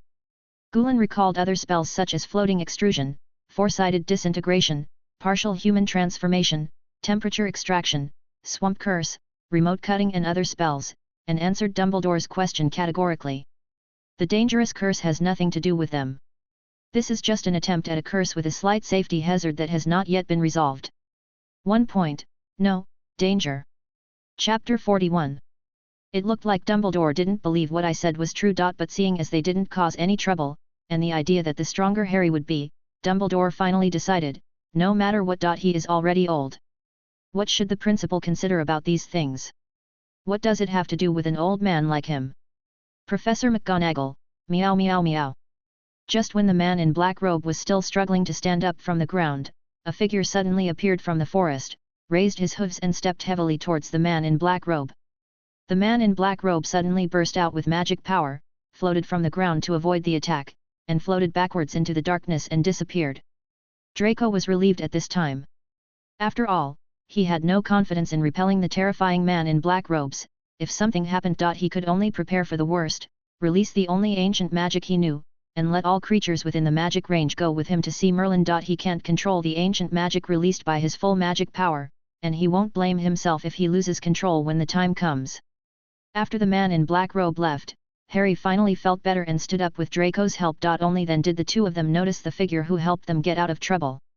It was a tall horseman. The brown horse has a strong body. He is not wearing clothes but is carrying a bow and arrow. He is not easy to mess with at first glance. Centaurs are not good at magic, but everyone is an expert archer and is extremely good at astrology. Harry Potter, you must leave here. Many animals here know you. The centaur did not pay attention to the man in black robes, but looked at Harry and said. The forbidden forest here is very unsafe, especially for you. The centaur came to Harry and looked at Harry and added the second half of the sentence, and during this period, some outsiders suddenly came here, so. We don't know what the purpose is, and the stars didn't answer us. You saved me just now, but what was that? Harry obviously didn't listen to the second half of what the centaur said. That is a monster. He is guilty of killing unicorns, answered the centaur. Drinking the blood of unicorns can extend your life, even when you are on the verge of death. But the price is very heavy, if you slaughter such a pure creature. Then from the moment its blood sticks to your lips, you are already half dead and will be cursed for the rest of your life. But who would choose to live like this? Harry asked. Don't you think of it? The centaur asked. You're saying that the thing that killed the unicorn and drank its blood was Voldemort's doing. Harry seemed to be sure of something. Do you know what is hidden in Hogwarts at this time? Mr. Potter. The centaur's big face came to Harry and said. It's the Philosopher's Stone. Harry suddenly understood the whole story. Harry, don't mind your own business, the mysterious man is too powerful. Draco almost stopped standing after knowing that he had just attacked Voldemort. He quickly told Harry, hoping that he would give up his mind. This was not something that little wizards like them could care about, and he didn't want to care about it. Harry. Draco. At this time, Ron and Hagrid followed Fang to Harry and Draco. Ron called directly when he saw Harry. Hello Firenze, it seems you have met little Potter. Hagrid was obviously familiar with the centaur named Firenze, and greeted him with his hunting crossbow. He turned to look at Harry and asked with concern, Are you okay, Harry, Draco? Harry and Draco nodded to show that they were fine, but they soon discovered that only Ron and Hagrid, Blakely, Gulen and Hermione were not there. Seeing that there was nothing going on here, friends said goodbye to Harry. Harry, let's say goodbye again. Just press the button and wish you good luck Mr. Potter. After speaking, Phelanz turned around and left, ignoring everyone. Where did Blakely and the others go? Draco finally came to his senses and asked. Blakely and Hermione were attacked, and Gulen went to contact Principal Dumbledore. Ron replied. He only learned today that Blakely and Gulen's necklaces can communicate with each other, and they can actually communicate directly. Dumbledore. Harry and Draco suddenly became nervous when they heard that Blakely and Hermione had been attacked. They can see how Blakely treats them. It can be said that Blakely is the most core person among the friends. He is kind to everyone. Now Blakely and Hermione are being attacked by every friend. Very worried about them. It seems that we have changed our appearance. Dumbledore winked at Gulen, feeling as excited as an actor performing for the first time. Gulen. How expensive are you this year? Young gentleman, don't worry. Mr. Fite and Miss Granger have gone to Madame Pomfrey for treatment. Dumbledore and Gulen walked out of the darkness. Mrs. Pomfrey said that Blakely is fine, but Hermione needs to stay in the infirmary for a while.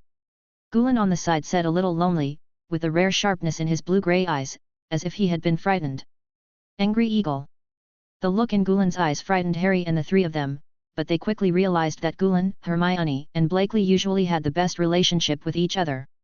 It was normal for him to be angry now. Harry was about to say something to Dumbledore when Draco stopped him. Now we are just guessing. There is no evidence and no credibility. Draco whispered in Harry's ear. Harry calmed down after hearing Draco's words. Now that they didn't even know who Voldemort was related to, how could anyone believe a child's words? Since the young wizards are fine, let's go back and rest first. Dumbledore looked at the young wizards and said kindly.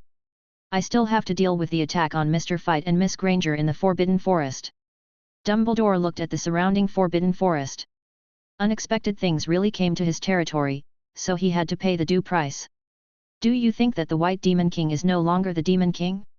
Someone is going to die today. Gulen originally wanted to follow, but when he thought about his current strength, he gave up. I have too little magic power to cast many spells. In fact, under normal circumstances, young wizards will not have these problems. Magic power will naturally increase with age.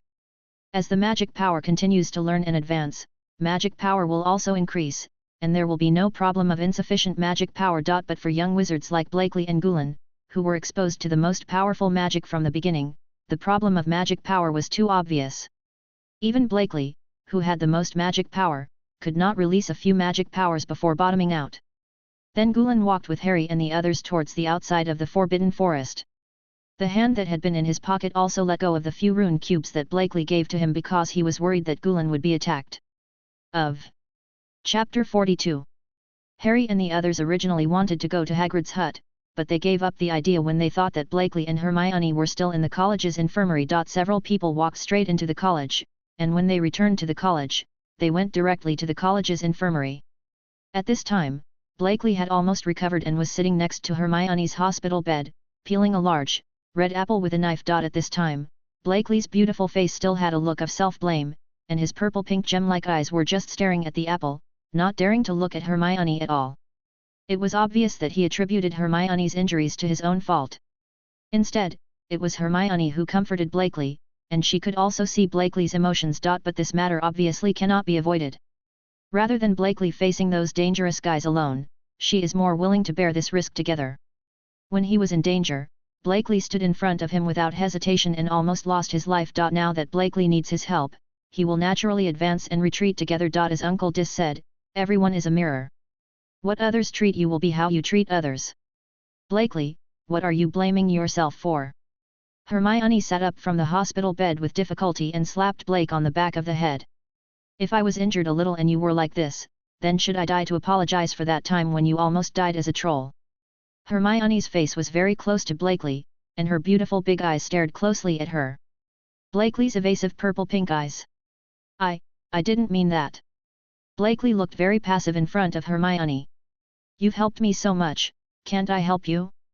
Blakely told you that we are friends, so we will advance and retreat together. You don't even think about getting rid of me. Hermione's little face. He was even closer to Blakely, and his long eyelashes almost touched Blakely's face. I know, I will take you with me from now on, and don't even think about running away. Blakely didn't know what expression to respond to Hermione, so he could only bite the bullet and go back. That's right. Hermione showed a cute smile, but her face was a little pale and had a sickly beauty. Looking at Hermione's smile, Blakely was stunned. He felt a light coming into his dark heart, making the dark heart brighter. Unknowingly, a gentle smile appeared on Blakely's lips. The two people just looked at each other, but at this time there were a few eyes peeking through the crack in the door. Gulen was very excited, and felt as if the kid had grown up. Harry and Draco also had onto smiles on their faces, but Ron always felt that something was wrong. What are you doing here? When the four people who were peeping were enjoying themselves, Madame Pomfrey's voice came from behind them and they jumped. Blakely and Blake, who were still smiling at each other, were even more confused. They were even more frightened. Okay? After repeated assurances, Madame Pomfrey finally agreed to the four people's visit and asked to keep it as quiet as possible. Although Blakely was fine, Hermione had to rest for a long time. After a while, several people were eating a piece of apple pie happily. Yes, Hermione wanted to eat apple pie just now, so the apple successfully transformed into dessert. Several friends shared their experiences. They did not expect that they all had the same dangerous experience. Blakely also told the friends about the Poseidon's sorrow he had received and his speculations, as well as how this matter should not happen.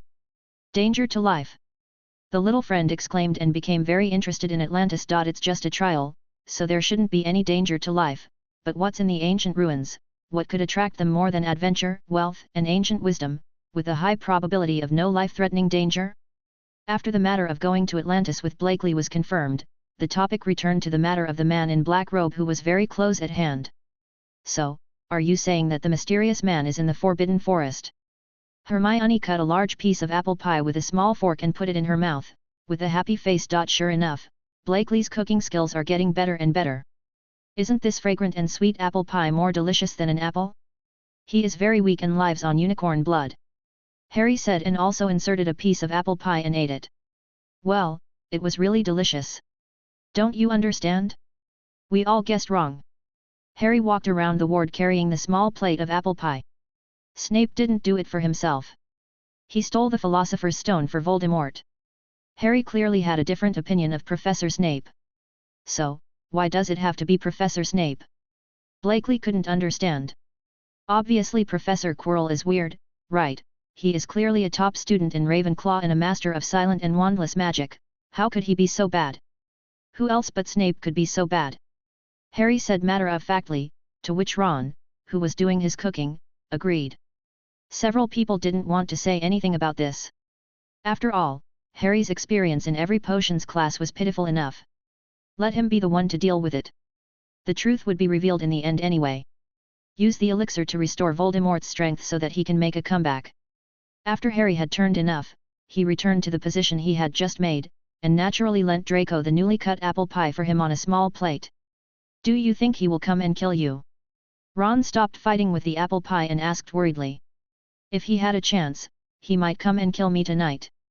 Harry said. Don't worry, as long as Dumbledore is here, Voldemort won't dare to do anything. Blakely took a sip of honey milk and said calmly. I'm actually still worried about the potion's final exam. Ron swallowed and said with a look of horror. You'd better worry. Blakely, Hermione, and Gulan said in unison. If Ron and Harry's potion's results didn't go astray, they would. Ron's face became even more bitter after hearing what the three of them said. He didn't want to be nagged by his mother for the entire holiday when he got home. Wait, we forgot something. Hermione seemed to suddenly remember something. Hearing Hermione's words, the other little wizards turned to look at Hermione, ready to hear what she wanted to say. Who is the wizard that Voldemort has always been afraid of? Hermione hit the point with one sentence. Now Voldemort is obviously afraid of someone, and that's why he has not taken action. If Voldemort wants to take any action, he must send that person away. Harry and the three of you look at me and I look at you, a little confused. Dumbledore, as long as Dumbledore is still in the academy, Harry will be safe. Hermione gave Harry a shot in the arm. That's right, Harry. Blakely also comforted Harry. As long as Principal Dumbledore is still in school, no one can touch you. Gulan also took time out from the battle with the apple pie to offer a word of comfort. Seeing the smartest friends saying this, Harry felt confident, but he still couldn't laugh at all. Several young wizards comforted Harry a few more words, then left the infirmary because the visiting hours were up, and went back to the dormitory to rest. Blakely and the two could also have a good rest. Chapter 43. Blakely's injury was not serious and he soon joined the school's final review. In fact, I was just watching Harry and the others review while I was still studying the practical applications of magic. After what happened before, he thought he was still too conservative. Therefore, Blakely decided to create a powerful magic, preferably one unique to him, a powerful combination of ancient magic and modern magic. Just like the fire escape bodyguard, it is a product of the combination and improvement of the magic that divided the battlefield in ancient times, the fierce fire curse, and the super iron armor curse. Therefore, Blakely planned to research an improved spell that was a combination of the thunderbolt curse, the iron armor curse, and the fluorescent polymerization curse. Now Blakely has some brows, and he has already thought of a name. It is called Thunder Punishment, but it is still in the perfection stage. It has to be said that Blakely's magic talent is really ridiculously high, especially the lightning attribute magic, which can be said to be learned instantly. He has an active mind and has many ideas. After completing this magic note, Blakely closed the note and felt much better. Blakely looked at the time again, said hello to Gulan, who was studying the human body rune engravings, and told him to keep an eye on Harry and Ron, and left first. Hermione has been in the infirmary for more than a week, during which her friends often visited her. Especially Blakely, he visits Hermione every day, bringing some snacks he made and helping Hermione bring her class notes. He also specially wrote a letter to his family, asking Jasmine how to make the strawberry cream cake that Hermione liked very much. Hermione looked very happy when she ate the strawberry cream cake made by Blakely, which made Blakely feel much better. Hermione also contributed a lot to the improvement of the spell this time, and also put forward some suggestions for improvement. If nothing else, Hermione will improve her own spell, and she can give it a try. Soon Blakely came to the infirmary. Blakely had been coming often this week and he had become very familiar with Madame Pomfrey. Seeing it was Blakely again, Madame Pomfrey let him in directly, and told Blakely that Hermione would be able to attend class normally tomorrow, and gave Blakely a knowing look. Blakely was looked at inexplicably and felt uncomfortable for a while. Blakely ignored Madame Pomfrey and opened the door to Hermione's room in the infirmary. Coming. Hermione put down the notes in her hand when she saw Blakely's arrival. They were her review notes. She didn't want to lose to Blakely and study again. I'm here. Blakely smiled and took out a few strawberry cream cakes and a tea set from the rune library and placed them on the bedside table beside Hermione's bed, while Blakely sat on the chair next to Hermione's bed. Superior. Both of them were very calm, as if they had been used to getting along like this for a long time. How's it going? Blakely asked with a smile as he watched Hermione happily put a small piece of cake into her mouth. It's not as delicious as Miss Jasmine's. Hermione pretended to think about it for a moment and said a little naughtily. Really? It seems like it's still not as good as a professional. Blakely was not discouraged and just waited for Hermione's next words. So, try harder next time. Hermione made a cheering gesture and said with a smile. Next time, try harder. Blakely was still smiling, waiting for Hermione to finish the dessert. Speaking of which, I hardly eat sweets, but under the influence of these friends, I am best at desserts that I almost never eat. The two of them chatted about spells and interesting things in the past 2 days. Blakely would tell Hermione anything he found useful and interesting. For example, Harry's misfortune in potions class. For example, he became interested in the castle in the past few days, so he also started to go out at night. For example, he discovered a magical secret room that can be changed at will. Hermione listened attentively while tasting the dessert. Blakely's little stories every day had become her daily pastime. This dangerous experience had further deepened the relationship between the two. After Hermione finished the dessert, Blakely told Hermione about today's learning content. Every knowledge point was explained in detail and he also had a lot of his own opinions. What is worth mentioning is that unlike Dis, the teaching genius who can make you study 10 times longer, Blakely is very good at teaching, and he can explain every question asked by his friends vividly and in detail. Time is always short, and the two of them felt that it was already evening before long. Blakely also had to go back, otherwise Hermione would be delayed from finishing her meal. I'm leaving. Madame Pomfrey said you can go to class as usual tomorrow. Your friends are waiting for you to go back. Blakely stood up and packed away the snack plates on the bedside table.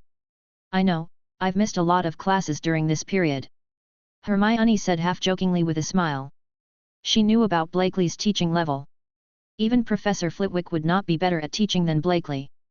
Otherwise, it would be impossible to teach Ron so many magics.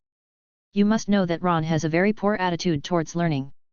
I want you to guarantee that you will learn more than the little wizards in the class. After all, I will not give them my understanding. Blakely was very confident. While having dinner at the long table in the evening, Blakely could still see Harry and Ron wailing because of their final review. Compared with the studious and smart Hermione, the knowledgeable Gulen, and Draco, who is equally naughty but has not failed at all in his homework, how did these two guys get into their group of top academics? As if he could read Blakely's thoughts, Gulen, who was cooking at the same time, said to Blakely without raising his head, Harry and Ron have very good talents, but they just like to play a little too much. If there is a little pressure, they will improve a lot. Fast. Let's not talk about them first. The one we are studying is almost finished, right? Blakely didn't want to talk about these two guys who said they had to study hard and they could make a prototype in one day. It's almost completed, and the human rune engraving I'm researching is also about to be completed. Gulen was obviously still a little hesitant, but, isn't that a bit too harsh? That one is prepared for the big deuce at the end of this semester. Although I don't know if it will be useful to the soul, it can at least make him lose most of his aggressiveness, right? Blakely disagreed. It can be completed at night, including the engraving of human runes, but it may be very painful. The Curran found through research that the engraving of human runes is not only imprinted on the body, but also imprinted on the soul, thereby permanently improving or having certain effects. So the process will be painful, but the benefits will be huge. For example, if a power rune is engraved on the body, it will not only permanently increase the power according to one's own magic power, but also after being activated with magic power, the enhanced power will be even more powerful. Moreover, it usually does not consume magic power, and after activating the rune, it does not consume much and can remain activated for a long time. Even if the body dies, the soul still has the imprinting effect. The most important thing is that you can add more runes to the combination later to form a combination of runes, thereby gaining more powerful power, which means you can subsequently upgrade. It's really a powerful magic. If you use it properly, you can wear runes with various effects when you duel with other wizards. In that scene, I directly activated the rune and started talking so loudly that my mother across the street didn't even recognize it. What, you say it doesn't fit the image of a mage? Have you ever seen a French battle? Gulen was excited when he thought about the benefits of rune engraving. It was great to be able to try the engraving in the evening. Chapter 44. In the evening, Blakely and Gulen were busy preparing to engrave runes in the magic practice room in the rune library. Both of them took off their upper body clothes, revealing their solid and flexible muscle lines. Because Blakely often takes his friends to exercise and practice physical skills, everyone's physical fitness is very strong, at least they can protect themselves without a wand. Especially Gulen, Blakely often sparred with him, so Gulen was the best among his friends except Blakely in terms of physical fitness and close combat. The process of engraving runes is not complicated, but it does require the help of people who are also good at runes, that is, engraving runes on each other. Because the engraving of runes is very delicate and painful, it is impossible for individuals to complete it. Unless you can ignore the pain in your soul and complete the engraving work completely and meticulously on your body. Blakely tied himself to a specially made platform, trembling in pain, and the pain from his soul made him feel like he was about to be torn apart. Even Blakely's perseverance couldn't help but cry out in pain. Even the belt used to restrain him on the stage was almost torn off. He didn't expect that carving runes on his soul would be so painful. Blakely didn't know how long this painful time had passed. By the time the engraving was completed, he was soaked in sweat and almost collapsed. What's more terrible was that it took him who knows how long it would take for his soul to recover. Well, the book says it takes a week to recover before the soul returns to its normal state. There are now 3 runes engraved on Blakely's body, namely Strength Enhancement, Magic Recovery, and Defense runes. The original plan included Thunder runes, but Thunder runes are high-level runes. The Quran is only usable now and cannot be engraved at all. It can only be said that Blakely's Thunder and Lightning talent is simply unreasonable. The first rune he learned at the beginning was the Advanced rune. Originally they wanted to engrave runes on Gulen, but considering Blakely's condition, the two of them gave up. Leaving aside the fact that Blakely's soul is now weak, and the engraving of runes is also very expensive, the current state of Gulen and Blakely is actually about the same, so no one should laugh at the other. In fact, rune engraving is an extremely dangerous matter, and is usually only given to the most trusted people. Because once the other party intends to harm you, as long as you make a mistake of even a tenth of a millimeter, your soul will be greatly harmed. At least you will become a fool, and at worst you will go directly to see Merlin. Therefore, Gulen was very moved and shocked when he heard that Blakely wanted him to be his engraver. This was not only trust and affirmation of his ability, but also putting his life in his own hands, which made him not only moved but also shocked. Fortunately, Gulen did not disgrace his mission. He mustered % energy and performed extremely well to complete the engraving work of 3 runes. He simply broke the record of the youngest rune mage in history who had the most engravings for the first time. At this time, Blakely felt that although his soul was very weak, his body was stronger than ever before. In terms of strength, he felt that he could easily kill a cow with one punch. The recovery speed of his magic power was nearly twice as fast as before, and his body was extremely tough. The threat posed by magic to him was almost non-existent, but it had also been reduced a lot. "Blakely, how are you feeling?" Gulen suppressed the weakness in his soul, helped Blakely up and asked concernedly. Blakely also kept his spirits up, stretched out his thumb and said sincerely, "Gulen, you are truly the most talented rune mage in the world." Hearing Blakely's praise, Gulen smiled, which was very helpful. The next day, not surprisingly, both Blakely went to class with dark circles under their eyes. They slept from night until close to class and didn't even have time to eat breakfast. Seeing their condition shocked Professor Flitwick, who was in class today. For this reason, Professor Flitwick went to look for them after class. After learning that the 2 little guys dared to engrave human runes on their own, Professor Flitwick became furious and roared at the 2 wizards. "Do you know how dangerous your behavior is? If something happens to you, how will I explain it to your family? You." The angry Professor Flitwick scolded them. The 2 of them had been together for more than an hour. If it weren't for their weak souls, they would have been scolding them until dinner time. After this period of getting along, Professor Flitwick had long regarded the 2 of them and Hermione as his descendants, and he taught the 3 little guys all his spells and skills without reservation. These 3 little guys are smart, eager to learn, and have the most important creativity in learning the magic. There is no student who I am more satisfied with than them. He would never allow anything to happen to the 3 little guys, absolutely not. You too, next time you do something dangerous, let me know. Professor Flitwick finally finished his scolding and said with some fear. "I will help you. At least, I can protect your safety." Professor Flitwick's tone was light but firm. "Yes, teacher." Blakely and Gulen didn't know Professor Flitwick's mood, and they also blamed themselves. Professor Flitwick has never objected to their magic experiments, because magic requires creation and practice. He even provided a lot of advice and help, and even closely followed their experiments many times for fear of any danger. When leaving Professor Flitwick's office, the 2 people also informed Blakely that he would help Gulen carve runes after he recovered. This time, Professor Flitwick did not get angry again, and just said that he would watch them from the side. But what Blake didn't expect was that night, they received an email from Professor Snape, which contained 2 bottles of magic potion that could heal and restore the soul. The 2 of them knew that it was Professor Flitwick who found Professor Snape's head and asked for the potion specially made by Professor Snape. This moved Blakely, and he was also considering whether to find a powerful potion master, because he no longer had the energy to learn another potion, and although his potion talent was not bad, it was not at the top level. Otherwise, asked Dad, let's put this aside for now. I wonder how Roman's business in Nocturne Alley is going. There has been no news since Blakely asked Roman to go to Nocturne Alley to integrate the dark wizards, but it should be no problem to hear Lant say that Roman is a master of dark magic.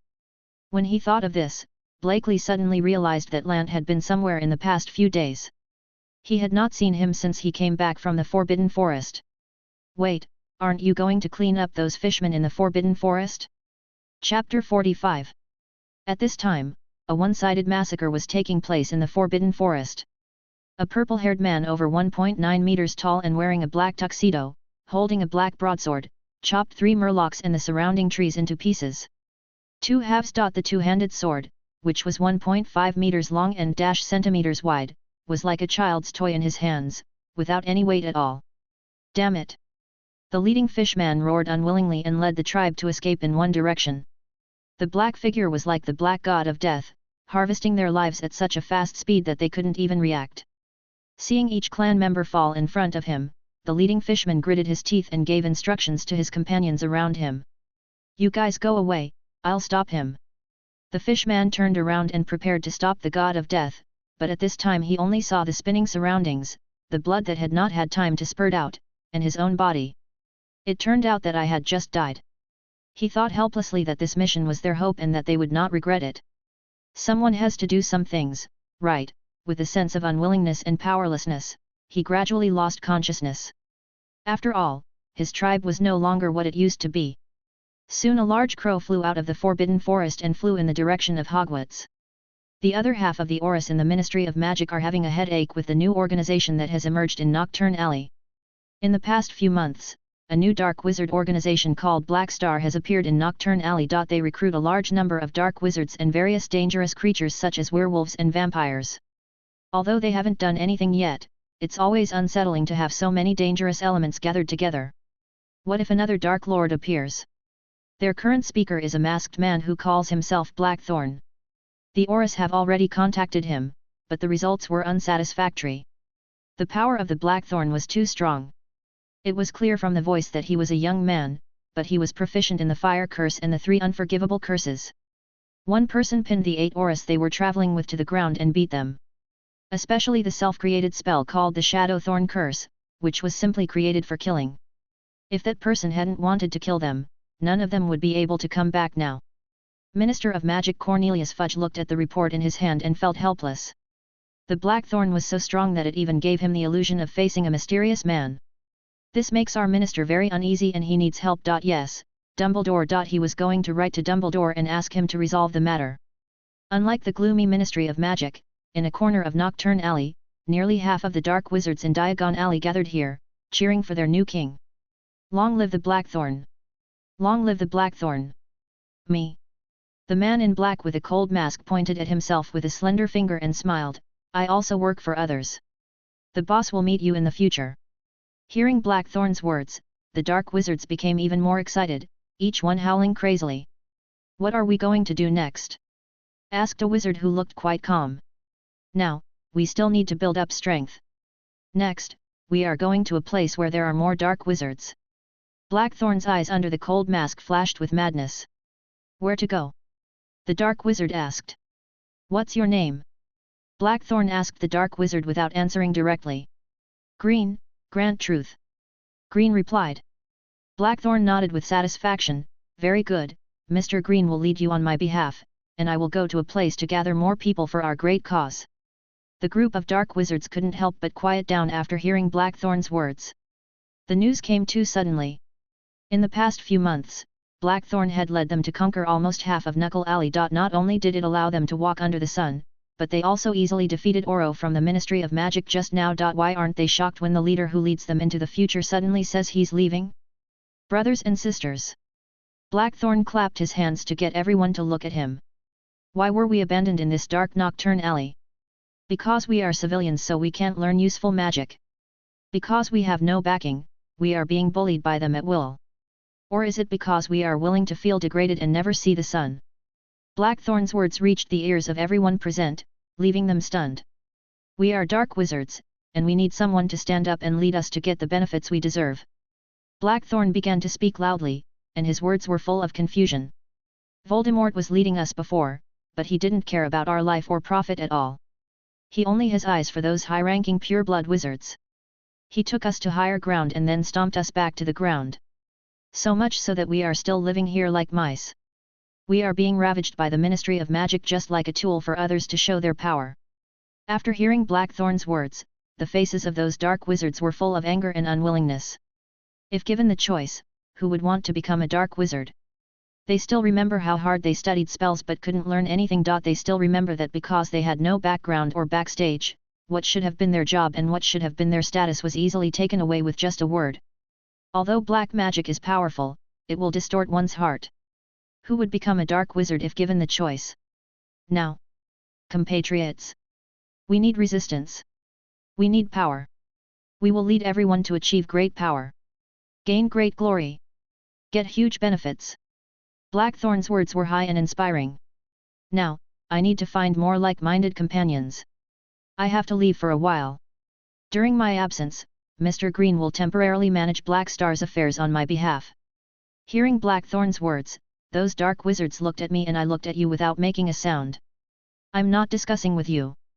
Seeing that the black wizards didn't respond, Blackthorn was obviously impatient. Blackthorns protruded from the shadows of all the dark wizards, twisting towards them. As long as they say no, these blackthorns will take their lives away. Yes. We got it. They. Dark wizards quickly responded loudly. But when they saw someone living under a curse, they didn't want to die. Very good, I will enter Azkaban next. You try to recruit as many people as possible. If you have anything, just write to me directly. Blackthorn's plain words startled the dark wizards. Azkaban, that's not a good place to be. Do you have connections in Azkaban? Green asked nervously. No, but... Blackthorn said, looking at the wand that had not been moved since he defeated Oro, there may be, Azkaban can't trap me. Green said nothing more. The magic of the Blackthorn was terrifyingly powerful. Powerful black magic could be released silently and without a wand. There was actually no threat to him in that place. The next step is just to wait. Blackthorn had no emotional fluctuations. A wandless soul-stealing curse was cast on Green. He never believed in any dark wizard. Chapter 46.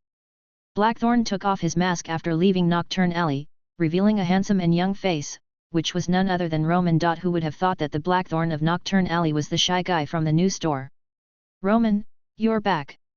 Roland waved to him happily when his brother came back. Roman showed a doting smile. Before being taken in by the master, they had always lived clinging to each other. In Roman's eyes, his sister was everything to him, and he naturally doted on her in every possible way. I'm back. I'm going to be away for a while. During this period, I have to take good care of myself. Roman's tone was gentle, and he didn't have the arrogance to crush 8 Oris on his own. Brother is really enjoying it. Roland covered his mouth and chuckled. I'm a dark wizard. Roman said proudly. Next, he wrote a letter to the young master, and then returned to Nocturne Alley to meet his captors. His mission is only to gather dark wizards. As for management, sorry, I don't know, I've never thought about this. Roman was just here to help. If the young master couldn't even control this dark wizard, it would be a huge disappointment to him. This morning, Blakely was reading today's newspaper and eating breakfast. There are two big news at first sight. A new dark wizard organization has appeared in Nocturne Alley, and its leader can kill 8 Oris alone. Who will protect our safety? Is the Ministry of Magic no longer able to manage Nocturne Alley? In this regard, Blakely felt that this reporter's ability to make trouble was extraordinary, and it seemed that no one was dead. Right, this was obviously done by Roman. He wouldn't kill people casually, probably. Well, Blakely wasn't sure about Roman's behavior, but he should know his purpose and would not cross that red line. The next big news is that the Ministry of Magic was suddenly attacked by unknown persons yesterday, and the officials of the Ministry of Magic did not even know who it was. Just looking at the big hole in the Ministry of Magic in the newspaper that almost made the entire wall disappear, Blakely clicked his tongue in gloating. It was really a disaster that fell from the sky.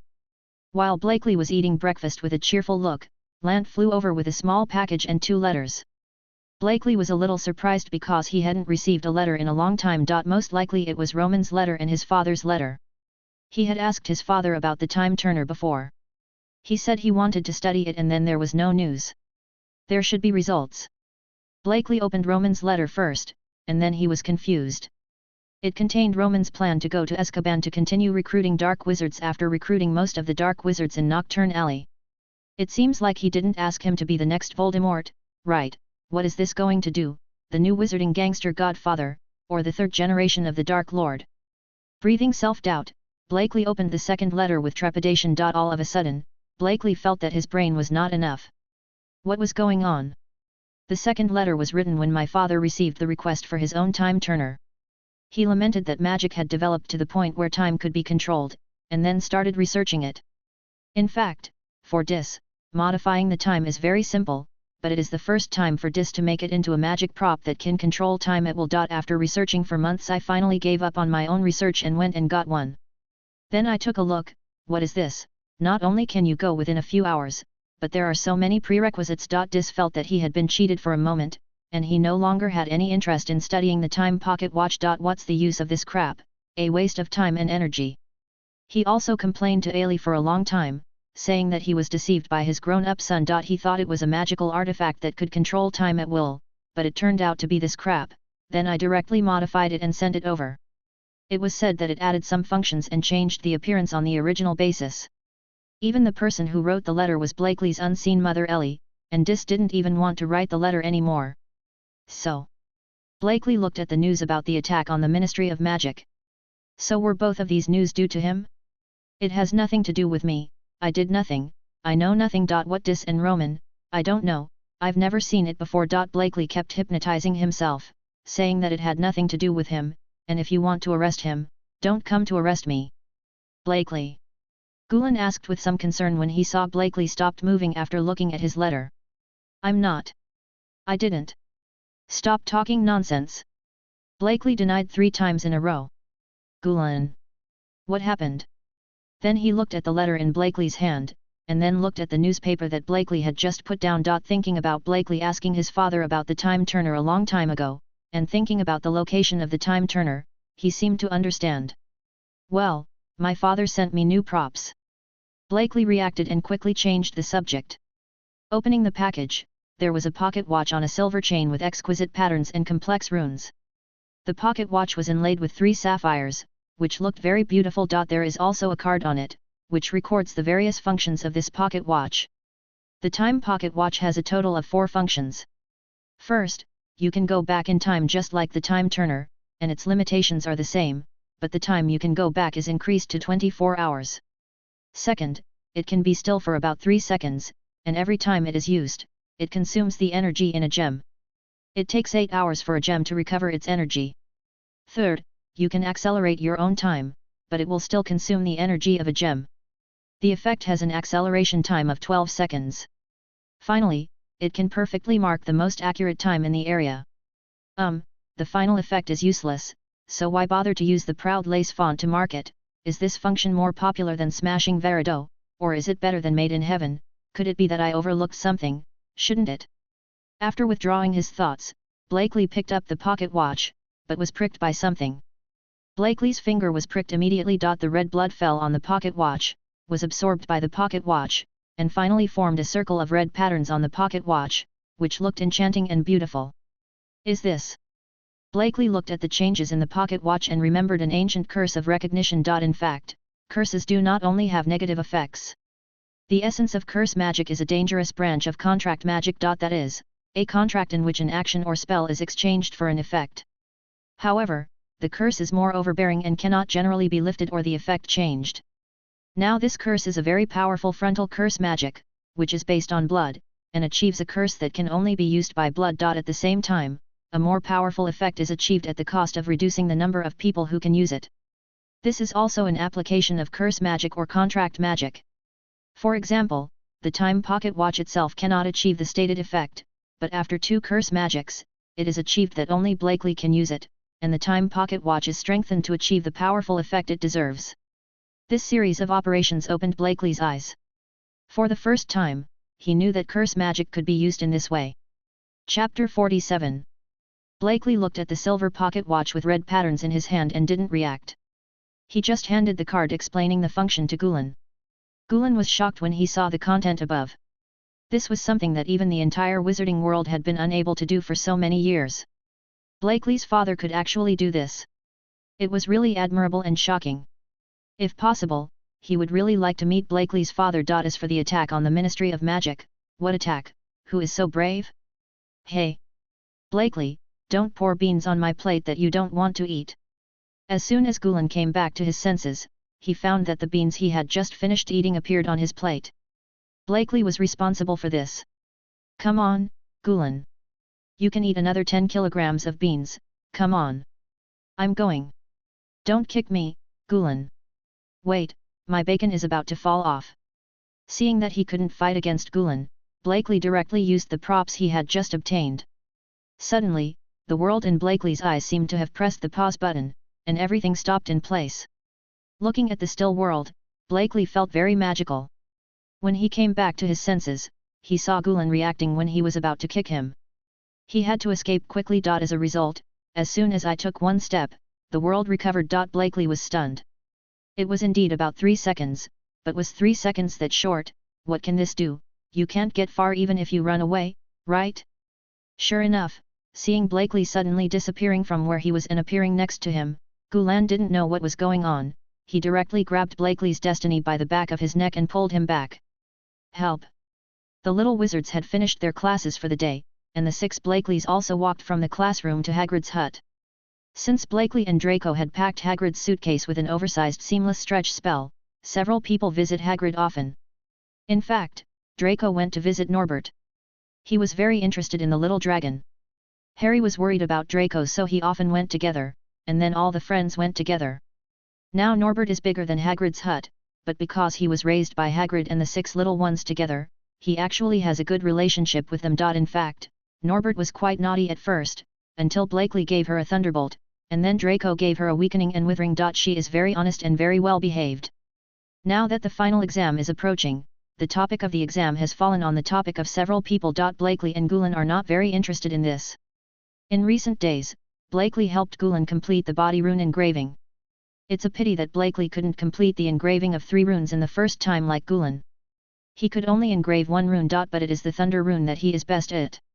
This is an advanced rune, and it is also a first-tier rune among advanced runes. Blakely broke the record of being the first to engrave the most advanced runes, although no one recorded this at all.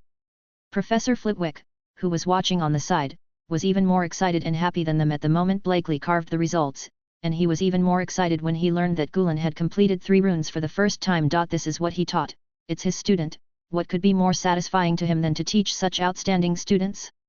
Only 2 days have passed, and Blakely and Gulen have not yet recovered from the drain on their souls. Professor Flitwick actually learned several ancient magics, but when he thought of the professor's horrific record, it seemed that it was not unacceptable. With the magical protection of Professor Flitwick, the consumption of Blakely and Gulen's souls has been greatly reduced, but they still need to rest for a few days to recover. I've always heard that the final exams at Hogwarts are terrible.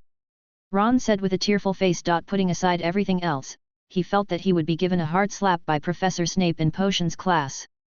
Really? But I think it's quite fun. Hermione didn't take it seriously after hearing Ron's words. Only you would think that, Ron retorted. No, Blakely and I both feel the same way. Gulen said knowingly. He and Blakely are collectively known as the Ravenclaw twins by many young wizards in the academy. These exams were easy for them and not difficult at all. Blakely, Gulen, and Hermione looked at each other and smiled. Isn't it enough to have a hand in taking exams? The arrogant smile made Ron feel unbalanced for a while. These top students were really annoying. Harry, are you okay? Draco asked with concern when he saw Harry on the side covering the scar on his forehead with a painful look on his face. My scar feels like it's burning. Harry said painfully. This has happened before. After hearing Harry's words, several friends frowned, especially Draco and Ron. The two of them actually had the best relationship with Harry, although they often quarreled with each other and cheated on each other's academy scores. Ron, this time it's different. Draco, it's better to go to the infirmary and have a look. I think this is a warning, meaning danger is coming. Harry expressed his thoughts. Blakely, Gulen, and Hermione looked at each other and said nothing. Harry's first 2 scar pains were related to Voldemort, and Blakely and others did not think there would be such a coincidence. The group of people soon arrived near Hagrid's hut. Harry had gotten better along the way and the scar was no longer painful. Seeing Hagrid, Harry suddenly thought of something, his eyes lit up and he walked straight towards Hagrid. "Don't you think it's strange?" Hagrid wanted a dragon, but he happened to meet a stranger with a dragon egg. Harry said excitedly. "Draco and Ron. Blakely, Hermione, and Gulen, how did you think of that? Did it take you so long to think of such an obvious clue?" Blakely and the 3 of them felt that if Harry didn't find out, they would have to tell him directly.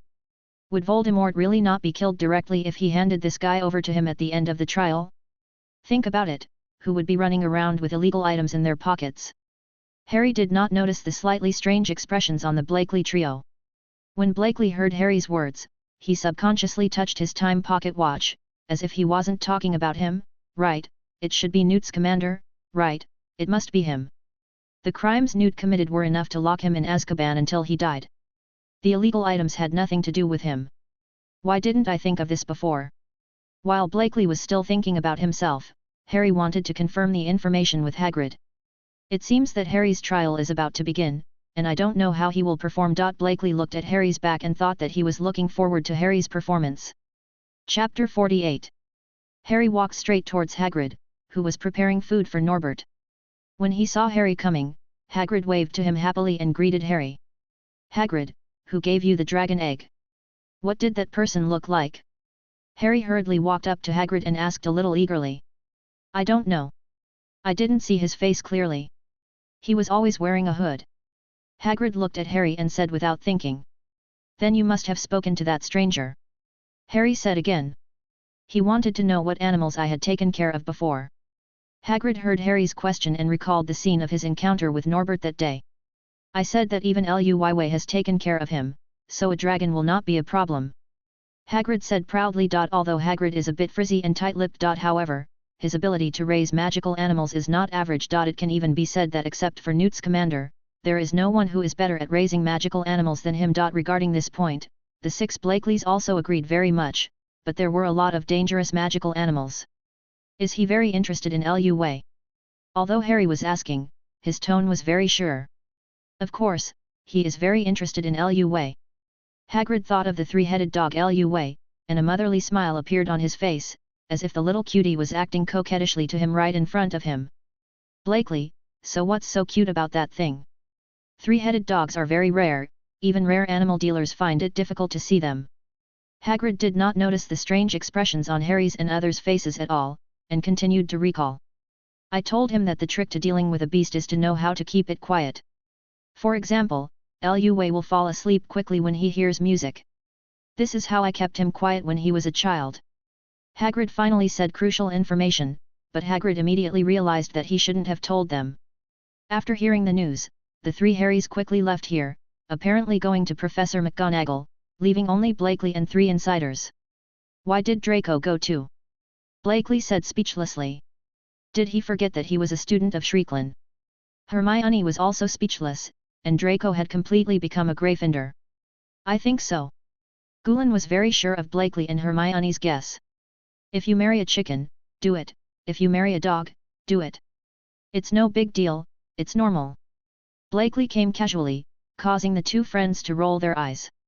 Then Blakely noticed the lost Hagrid and felt that Hagrid was aggrieved. He didn't know anything and thought he had ruined things. "It's so pitiful to feel angry and hateful towards myself, and to be in a DAZE 5555. Don't worry, this was all planned by Principal Dumbledore. Don't blame yourself." Hermione couldn't stand Hagrid's disappointed look and said. "Really?"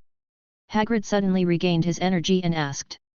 "Of course, Principal Dumbledore is the greatest and wisest wizard of this century. How could he not even predict this situation?" Blakely said in cooperation with Hermione. They still didn't want to damage Dumbledore's image in Hagrid's mind, as it would be unfair to this simple and gentle big man. Sure enough, the innocent Hagrid was relieved when he heard Blakely and Hermione's words. Sure enough, he was still the same Hagrid, his simplicity was enviable, and he always had the same clean and pure soul. "Speaking of which, we haven't seen Norbert for a few days, and we didn't know that the big girl was like this." But Hagrid must have taken good care of her, right? Gulen changed the subject in real time, and the three of them talked about it in one sentence. Hagrid's mood adjusted back. He was really an easy-to-handle big man. Hagrid forgot about Harry and warmly invited the Blakely trio into his big suitcase to visit Norbert. On the other side, the three Harrys learned from Professor McGonagall that Dumbledore had left the academy to deal with the important incident in the alley. Maybe it's because a new dark wizard appeared before turning to the alley, right? Afterwards, Harry told Professor McGonagall about the Philosopher's Stone, but Professor McGonagall would not believe what Harry said, not to mention there was a Slytherin here. Well, in fact, Professor McGonagall knew everything, but she had to deal with various affairs of the college and couldn't spare the time to deal with this matter. Damn it, who is the principal? If Harry didn't go somewhere to break through, wouldn't he and the other professors' work be in vain? Why did you work so hard to lend the Philosopher's Stone from Nick Flamel to attract Voldemort? Isn't it just to train Harry? What Hagrid encountered was definitely not a stranger, but Snape. Harry still thought it was Professor Snape who did it. I still have trust in my godfather. Harry, you have no evidence that he did it. Draco was also used to his friend's prejudice against his godfather. Anyway, his godfather seemed to be quite prejudiced against Harry. Let them figure it out on their own. Professor Snape, who had been standing behind the three little wizards since the beginning, was speechless. This annoying Potter is really annoying, arrogant, stupid, and self-righteous. If he hadn't been Lily's son has long been. Fortunately, this godson is still available. He has grown a lot since getting along with Blakely and the other three. I will teach him something from time to time. Dumbledore happens to be away right now. Ron said worriedly. Good afternoon. At this time, Professor Snape's deep voice came from behind the three of them, startling them. Why are little wizards like you willing to stay indoors? How nice is the weather outside? Professor Snape's voice was still so unhurried, as if he wanted to jump out letter by letter. He glanced at the three troublemakers with emotionless eyes, which made them feel terrified. After all, it was okay to criticize the professor behind his back, but he was actually discovered. Draco was about to quibble when he was interrupted by Professor Snape. Be careful. Professor Snape's eyes moved away from Draco and fell on Harry. People would think. Professor Snape was suddenly stunned when his eyes fell on Harry's eyes. Those eyes were exactly the same as Lily's eyes, and he was stunned for a moment. You are doing bad things. After regaining consciousness, Professor Snape only said the second half of the sentence, but Professor Snape often spoke like this, and several young wizards did not notice anything unusual about him. After Professor Snape left, Harry decided to go to that room tonight and discuss it with Blakely and the others later. Chapter 49. When the three Harrys found the three Blakeleys, they were completing the last step of the alchemy weapon. They were three black revolvers with many strange patterns and runes on them. Blakely found his father to help him carve this rune, and he also helped them transform the pistol into an alchemy item to prevent them from breaking the law. Now the three people are completing the final finishing work. After completion, this weapon can also surprise Voldemort. When Harry saw the three people busy with something, he was about to get up when Draco grabbed him back and pushed him down on the table on the side to watch the movements of the Blakely three people. It is important to know that this is a very important time. If you are interrupted, all your efforts may be wasted. Draco never expected that Harry would be so impulsive. He was getting more and more brainless. Has Gryffindor now changed from courage to recklessness? This prop was completed very quickly. In fact, the most important thing about this prop is the bullets. They made a total of 18 rounds of bullets, which is exactly 3 magazines. Wow, Blakely, what are you doing? Ron was the most frustrated. Blakely and the others couldn't wait to ask as soon as they finished. This is an alchemical weapon envisioned by Blakely. If there are no mistakes in making this, it can give Voldemort a surprise. Gulen looked a little tired, but he still explained to them. The most terrifying thing about this alchemical weapon is that it can disrupt the magic sense system, penetrate magic, and absorb magic. If it encounters a magic obstacle, it will absorb the magic that is blocking it and strengthen its penetration and attack power, thus achieving the effect of breaking the magic protection. After hitting the target, the magic curse mark on the bullet will be imprinted on the target's soul, disrupting the target's perception of magic, so that the opponent can no longer use magic. Unless the other party directly gives up the part of the soul that was engraved with the mark, but that will also cause irreversible damage to the soul. In fact, this was not something they could accomplish at all. Blakely had to ask his father for help. A lot of complex and difficult alchemical work and engraving work were done by him, but some assembly and finishing work were done by them. When the three Harrys heard the effect of this thing, they all looked at the three revolvers with fear. For the wizard, it would be better to kill them directly if they were hit by this thing. I call them demon suppressors. This is for you. Blakely picked up a demon suppressor, took 6 bullets from the bullets on one side, put them into the magazine and handed them to Harry. Hermione, I, and Gulan all think you need this. Blakely said in a relaxed tone without caring about giving this dangerous prop to Harry. Harry swallowed hard looking at the dangerous pistol, but when he thought of Voldemort, he strengthened his determination. Blakely was right, he needed this prop. Harry then told the 3 people about what happened to him at Professor McGonagall's place, and told the Blakely 3 people that he planned to go to the room under the trapdoor tonight. The Blakely trio soon said they would come along to provide Harry with a little help. After the 3 Harrys left, Hermione's eyes fell on Blakely. Blakely suddenly felt like he was being held up by a lion, and couldn't help but tremble. Blakely, you should know something, right? Hermione stretched out her 2 white hands to pinch Blakely's fair face. Hermione pulled Blakely's soft little face to both sides, like an aggrieved flesh. Steamed stuffed bun. I'm a fool. I've already gone down there. Blakely had no intention of resisting at all, and his tone was strangely a little aggrieved. He did go there to help Principal Dumbledore test the difficulty of the levels, but his idea of adding more levels was rejected by Dumbledore, causing his idea of bringing in private goods to go to waste. He also wants to get Voldemort's soul. He has been interested in this material for a long time, and he doesn't know if the rune library has a soul imprisoning spell. You can just ask me directly. Blakely said helplessly as he looked into Hermione's beautiful eyes. Then tell me everything. Hermione put down her little hand and said naughtily. Blakely and Gulan then explained to Hermione the information about those levels and some little secrets. For example, the flames in Professor Snape's level actually had no actual damage at all, and were just a very realistic illusion. The nights at Hogwarts are always quiet and beautiful, but today's night is destined to not be so peaceful, because several young wizards quietly left their dormitories and headed for the inaccessible room. Blakely and Gulan left the Ravenclaw lounge smoothly with the help of Gulan's invisibility rune. Soon Blakely and Gulan met Draco at the place where they agreed to meet, but Harry and the other 3 hadn't arrived yet. In order to avoid unnecessary trouble, Gulan released the invisibility rune again, shrouded the 3 of them, and waited for the 3 of Harry. On the other side, Harry and Ron quietly opened the door to the dormitory, poking their heads like 2 thieves who had invaded in the middle of the night and committed an illegal crime. As soon as he arrived in the lounge, he saw a familiar toad. As soon as Harry saw the toad, he knew it was Neville. Liv, you shouldn't be here, Ron said. You shouldn't be here either. Do you want to sneak out? Neville appeared from the side, his chubby little face still a little serious. Neville, listen to us. Harry was about to explain, but was interrupted by Neville. No, you can't go. Neville looked a little excited. Before Neville could finish speaking, he heard Hermione's voice. Everyone is petrified. Hermione just came out and saw this scene. She was too lazy to talk nonsense, and cast a petrifying spell on Neville. Neville immediately stiffened and fell straight down. Harry and Harry were really frightened now. Why is Hermione so fierce now? Take action as soon as you come up. Let's go. Hermione glanced at the stupid Harry and Ron and said domineeringly. Ah. Oh.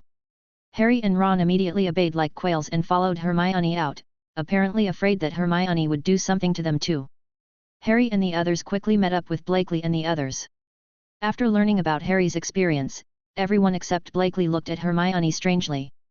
What are you looking at? Hermione crossed her arms over her chest and stared back with an unhappy expression. No, no. Harry and others quickly denied.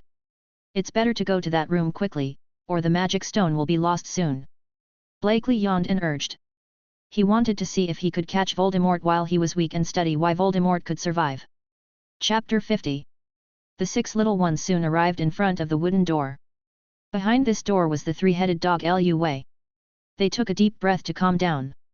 Apart from Blakely, who was still a little excited, he had not seen Lua in the previous few visits. He has never seen a 3-headed dog, and he doesn't know how a 3-headed dog can have 3 consciousnesses living peacefully in one body. I really want to study it. It would be best if I could dissect it. Blakely looked at the door with such emotion, and was a little excited. Open the door. Hermione opened the wooden door with an opening spell. Everyone in Blakely was speechless when they saw this place. A place like this could be opened with a lock-picking spell. You might as well cast an anti-lock-picking spell, it's better than this, right? In the eyes of outsiders, the door opened by itself and then closed by itself as if it was a ghost. Entering the room, the six of them heard soothing music. The three Harrys put away their invisibility cloaks, and the three Blakeleys also lifted the invisibility runes. 6 little wizards appeared directly in this room. The other little wizards looked around, except Blakely, who stared closely at the three-headed dog. Lua was so excited in his sleep that he almost didn't wake up. Seeing a large harp playing music next to Lua, Blakely and others knew that someone had already gone down. Blakely and others looked at each other. Blakely took out a music box from the rune library and placed it firmly on Lua's side. Gulen did not need Blakely's orders, and a power rune was drawn in front of him. Walking to the trapdoor where Lua's paw was, he used both arms to move Lua's paw to the side. Gulen has been studying physical skills with Blakely for a long time. His body is much stronger and more flexible than his peers. He moved Lua's claws away without disturbing Lua at all. The 6 Blakeleys looked at the dark hole under the trapdoor and looked at each other with heart-stopping glances. Harry took the lead and jumped down. Levitation spell. Although Blakely did not improve the flying spell, he still successfully developed a simplified version of the spell that can levitate briefly. Blakely directly floated Hermione in the air like a princess. Gulen on the other side also released a levitating spell to float in the air. He didn't learn the levitating spell well and could not bring people into the air. Levitation charm.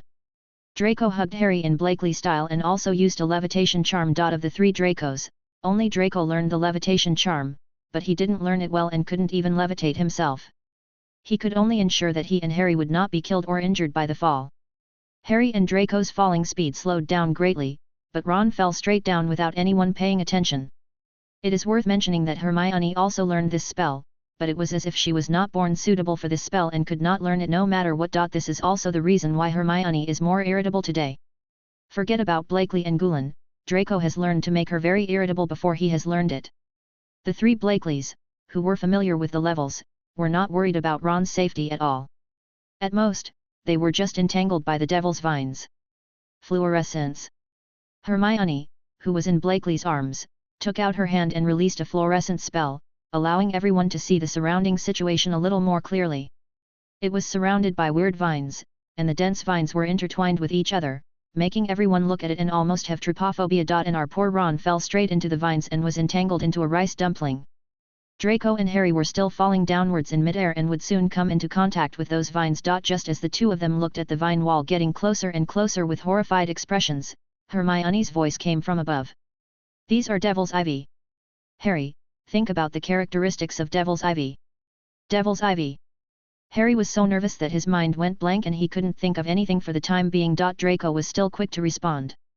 As Professor Snape's godson, he was not just a name. Although he was somewhat spoiled by his family, he did not fall behind in what he should learn. Strong light, flames, and relaxing your body are all fine. Harry, hurry up. Draco shouted excitedly to Harry. He didn't want to be wrapped in devil's vines all over his body. Ron, close your eyes. Harry reacted when he heard the shouting in his ears and quickly told Ron to close his eyes. Fluorescent flash. Harry, who was the only one with his hands free, fired a fluorescent flash, and strong light instantly filled the entire space. The devil's vines directly retracted all the vines when exposed to such strong light. Blakely and others closed their eyes immediately after hearing Harry's words. Only Ron, in his panic, didn't hear clearly what Harry was shouting. His eyes almost died on the spot. Then he felt a sense of falling, which scared Ron so much that he couldn't even focus on his eyes and let out a scream. Ah! A scream that was even shriller than a girl's reached the ears of several people. It was over, and their ears were about to be broken. It's like the magic sound is ringing in my ears, isn't it? As Draco fell to the ground holding Harry, it didn't cause any trouble to them. Blakely and the other 3 slowly flew down from above. The floating spell can allow them to fly briefly, although they can't fly high or fast, and there are many restrictions. Blakely put down the blushing Hermione and looked at Draco and Harry with a strange expression. These 2 guys had already come down. Why didn't Draco put down Harry? Seeing Blakely's strange look, Draco reacted and put Harry down. Thank you, Harry said awkwardly. yet. Draco hummed proudly and turned his head. Only Ron's wounded world was complete. Stop nagging and leave quickly. Hermione blushed and hit Ron with a restoration curse, then took the lead and walked forward. Feeling that the atmosphere was not right, Gulen quickly grabbed Ron and followed Hermione. The little girl was even shy. Wait, Gulen. I can leave, don't drag me. Ron complained pitifully to Gulen, but unfortunately no one paid him any attention. This place is not very high from the top, and with the cushioning of the Devil's Vine, nothing will happen. At most, Ron will be knocked off his butt. Only Harry comforted Ron, and Draco mocked Ron for being ignorant, which made Ron even more angry. Everyone quickly followed Hermione and reached the next level. After walking a short distance, everyone heard a metal collision and a buzzing sound like a bee. A few people frowned slightly. These sounds made them feel a little uncomfortable, as if they were surrounded by metal bees. In front are countless flying keys and a floating magic broom, and further back is a locked door.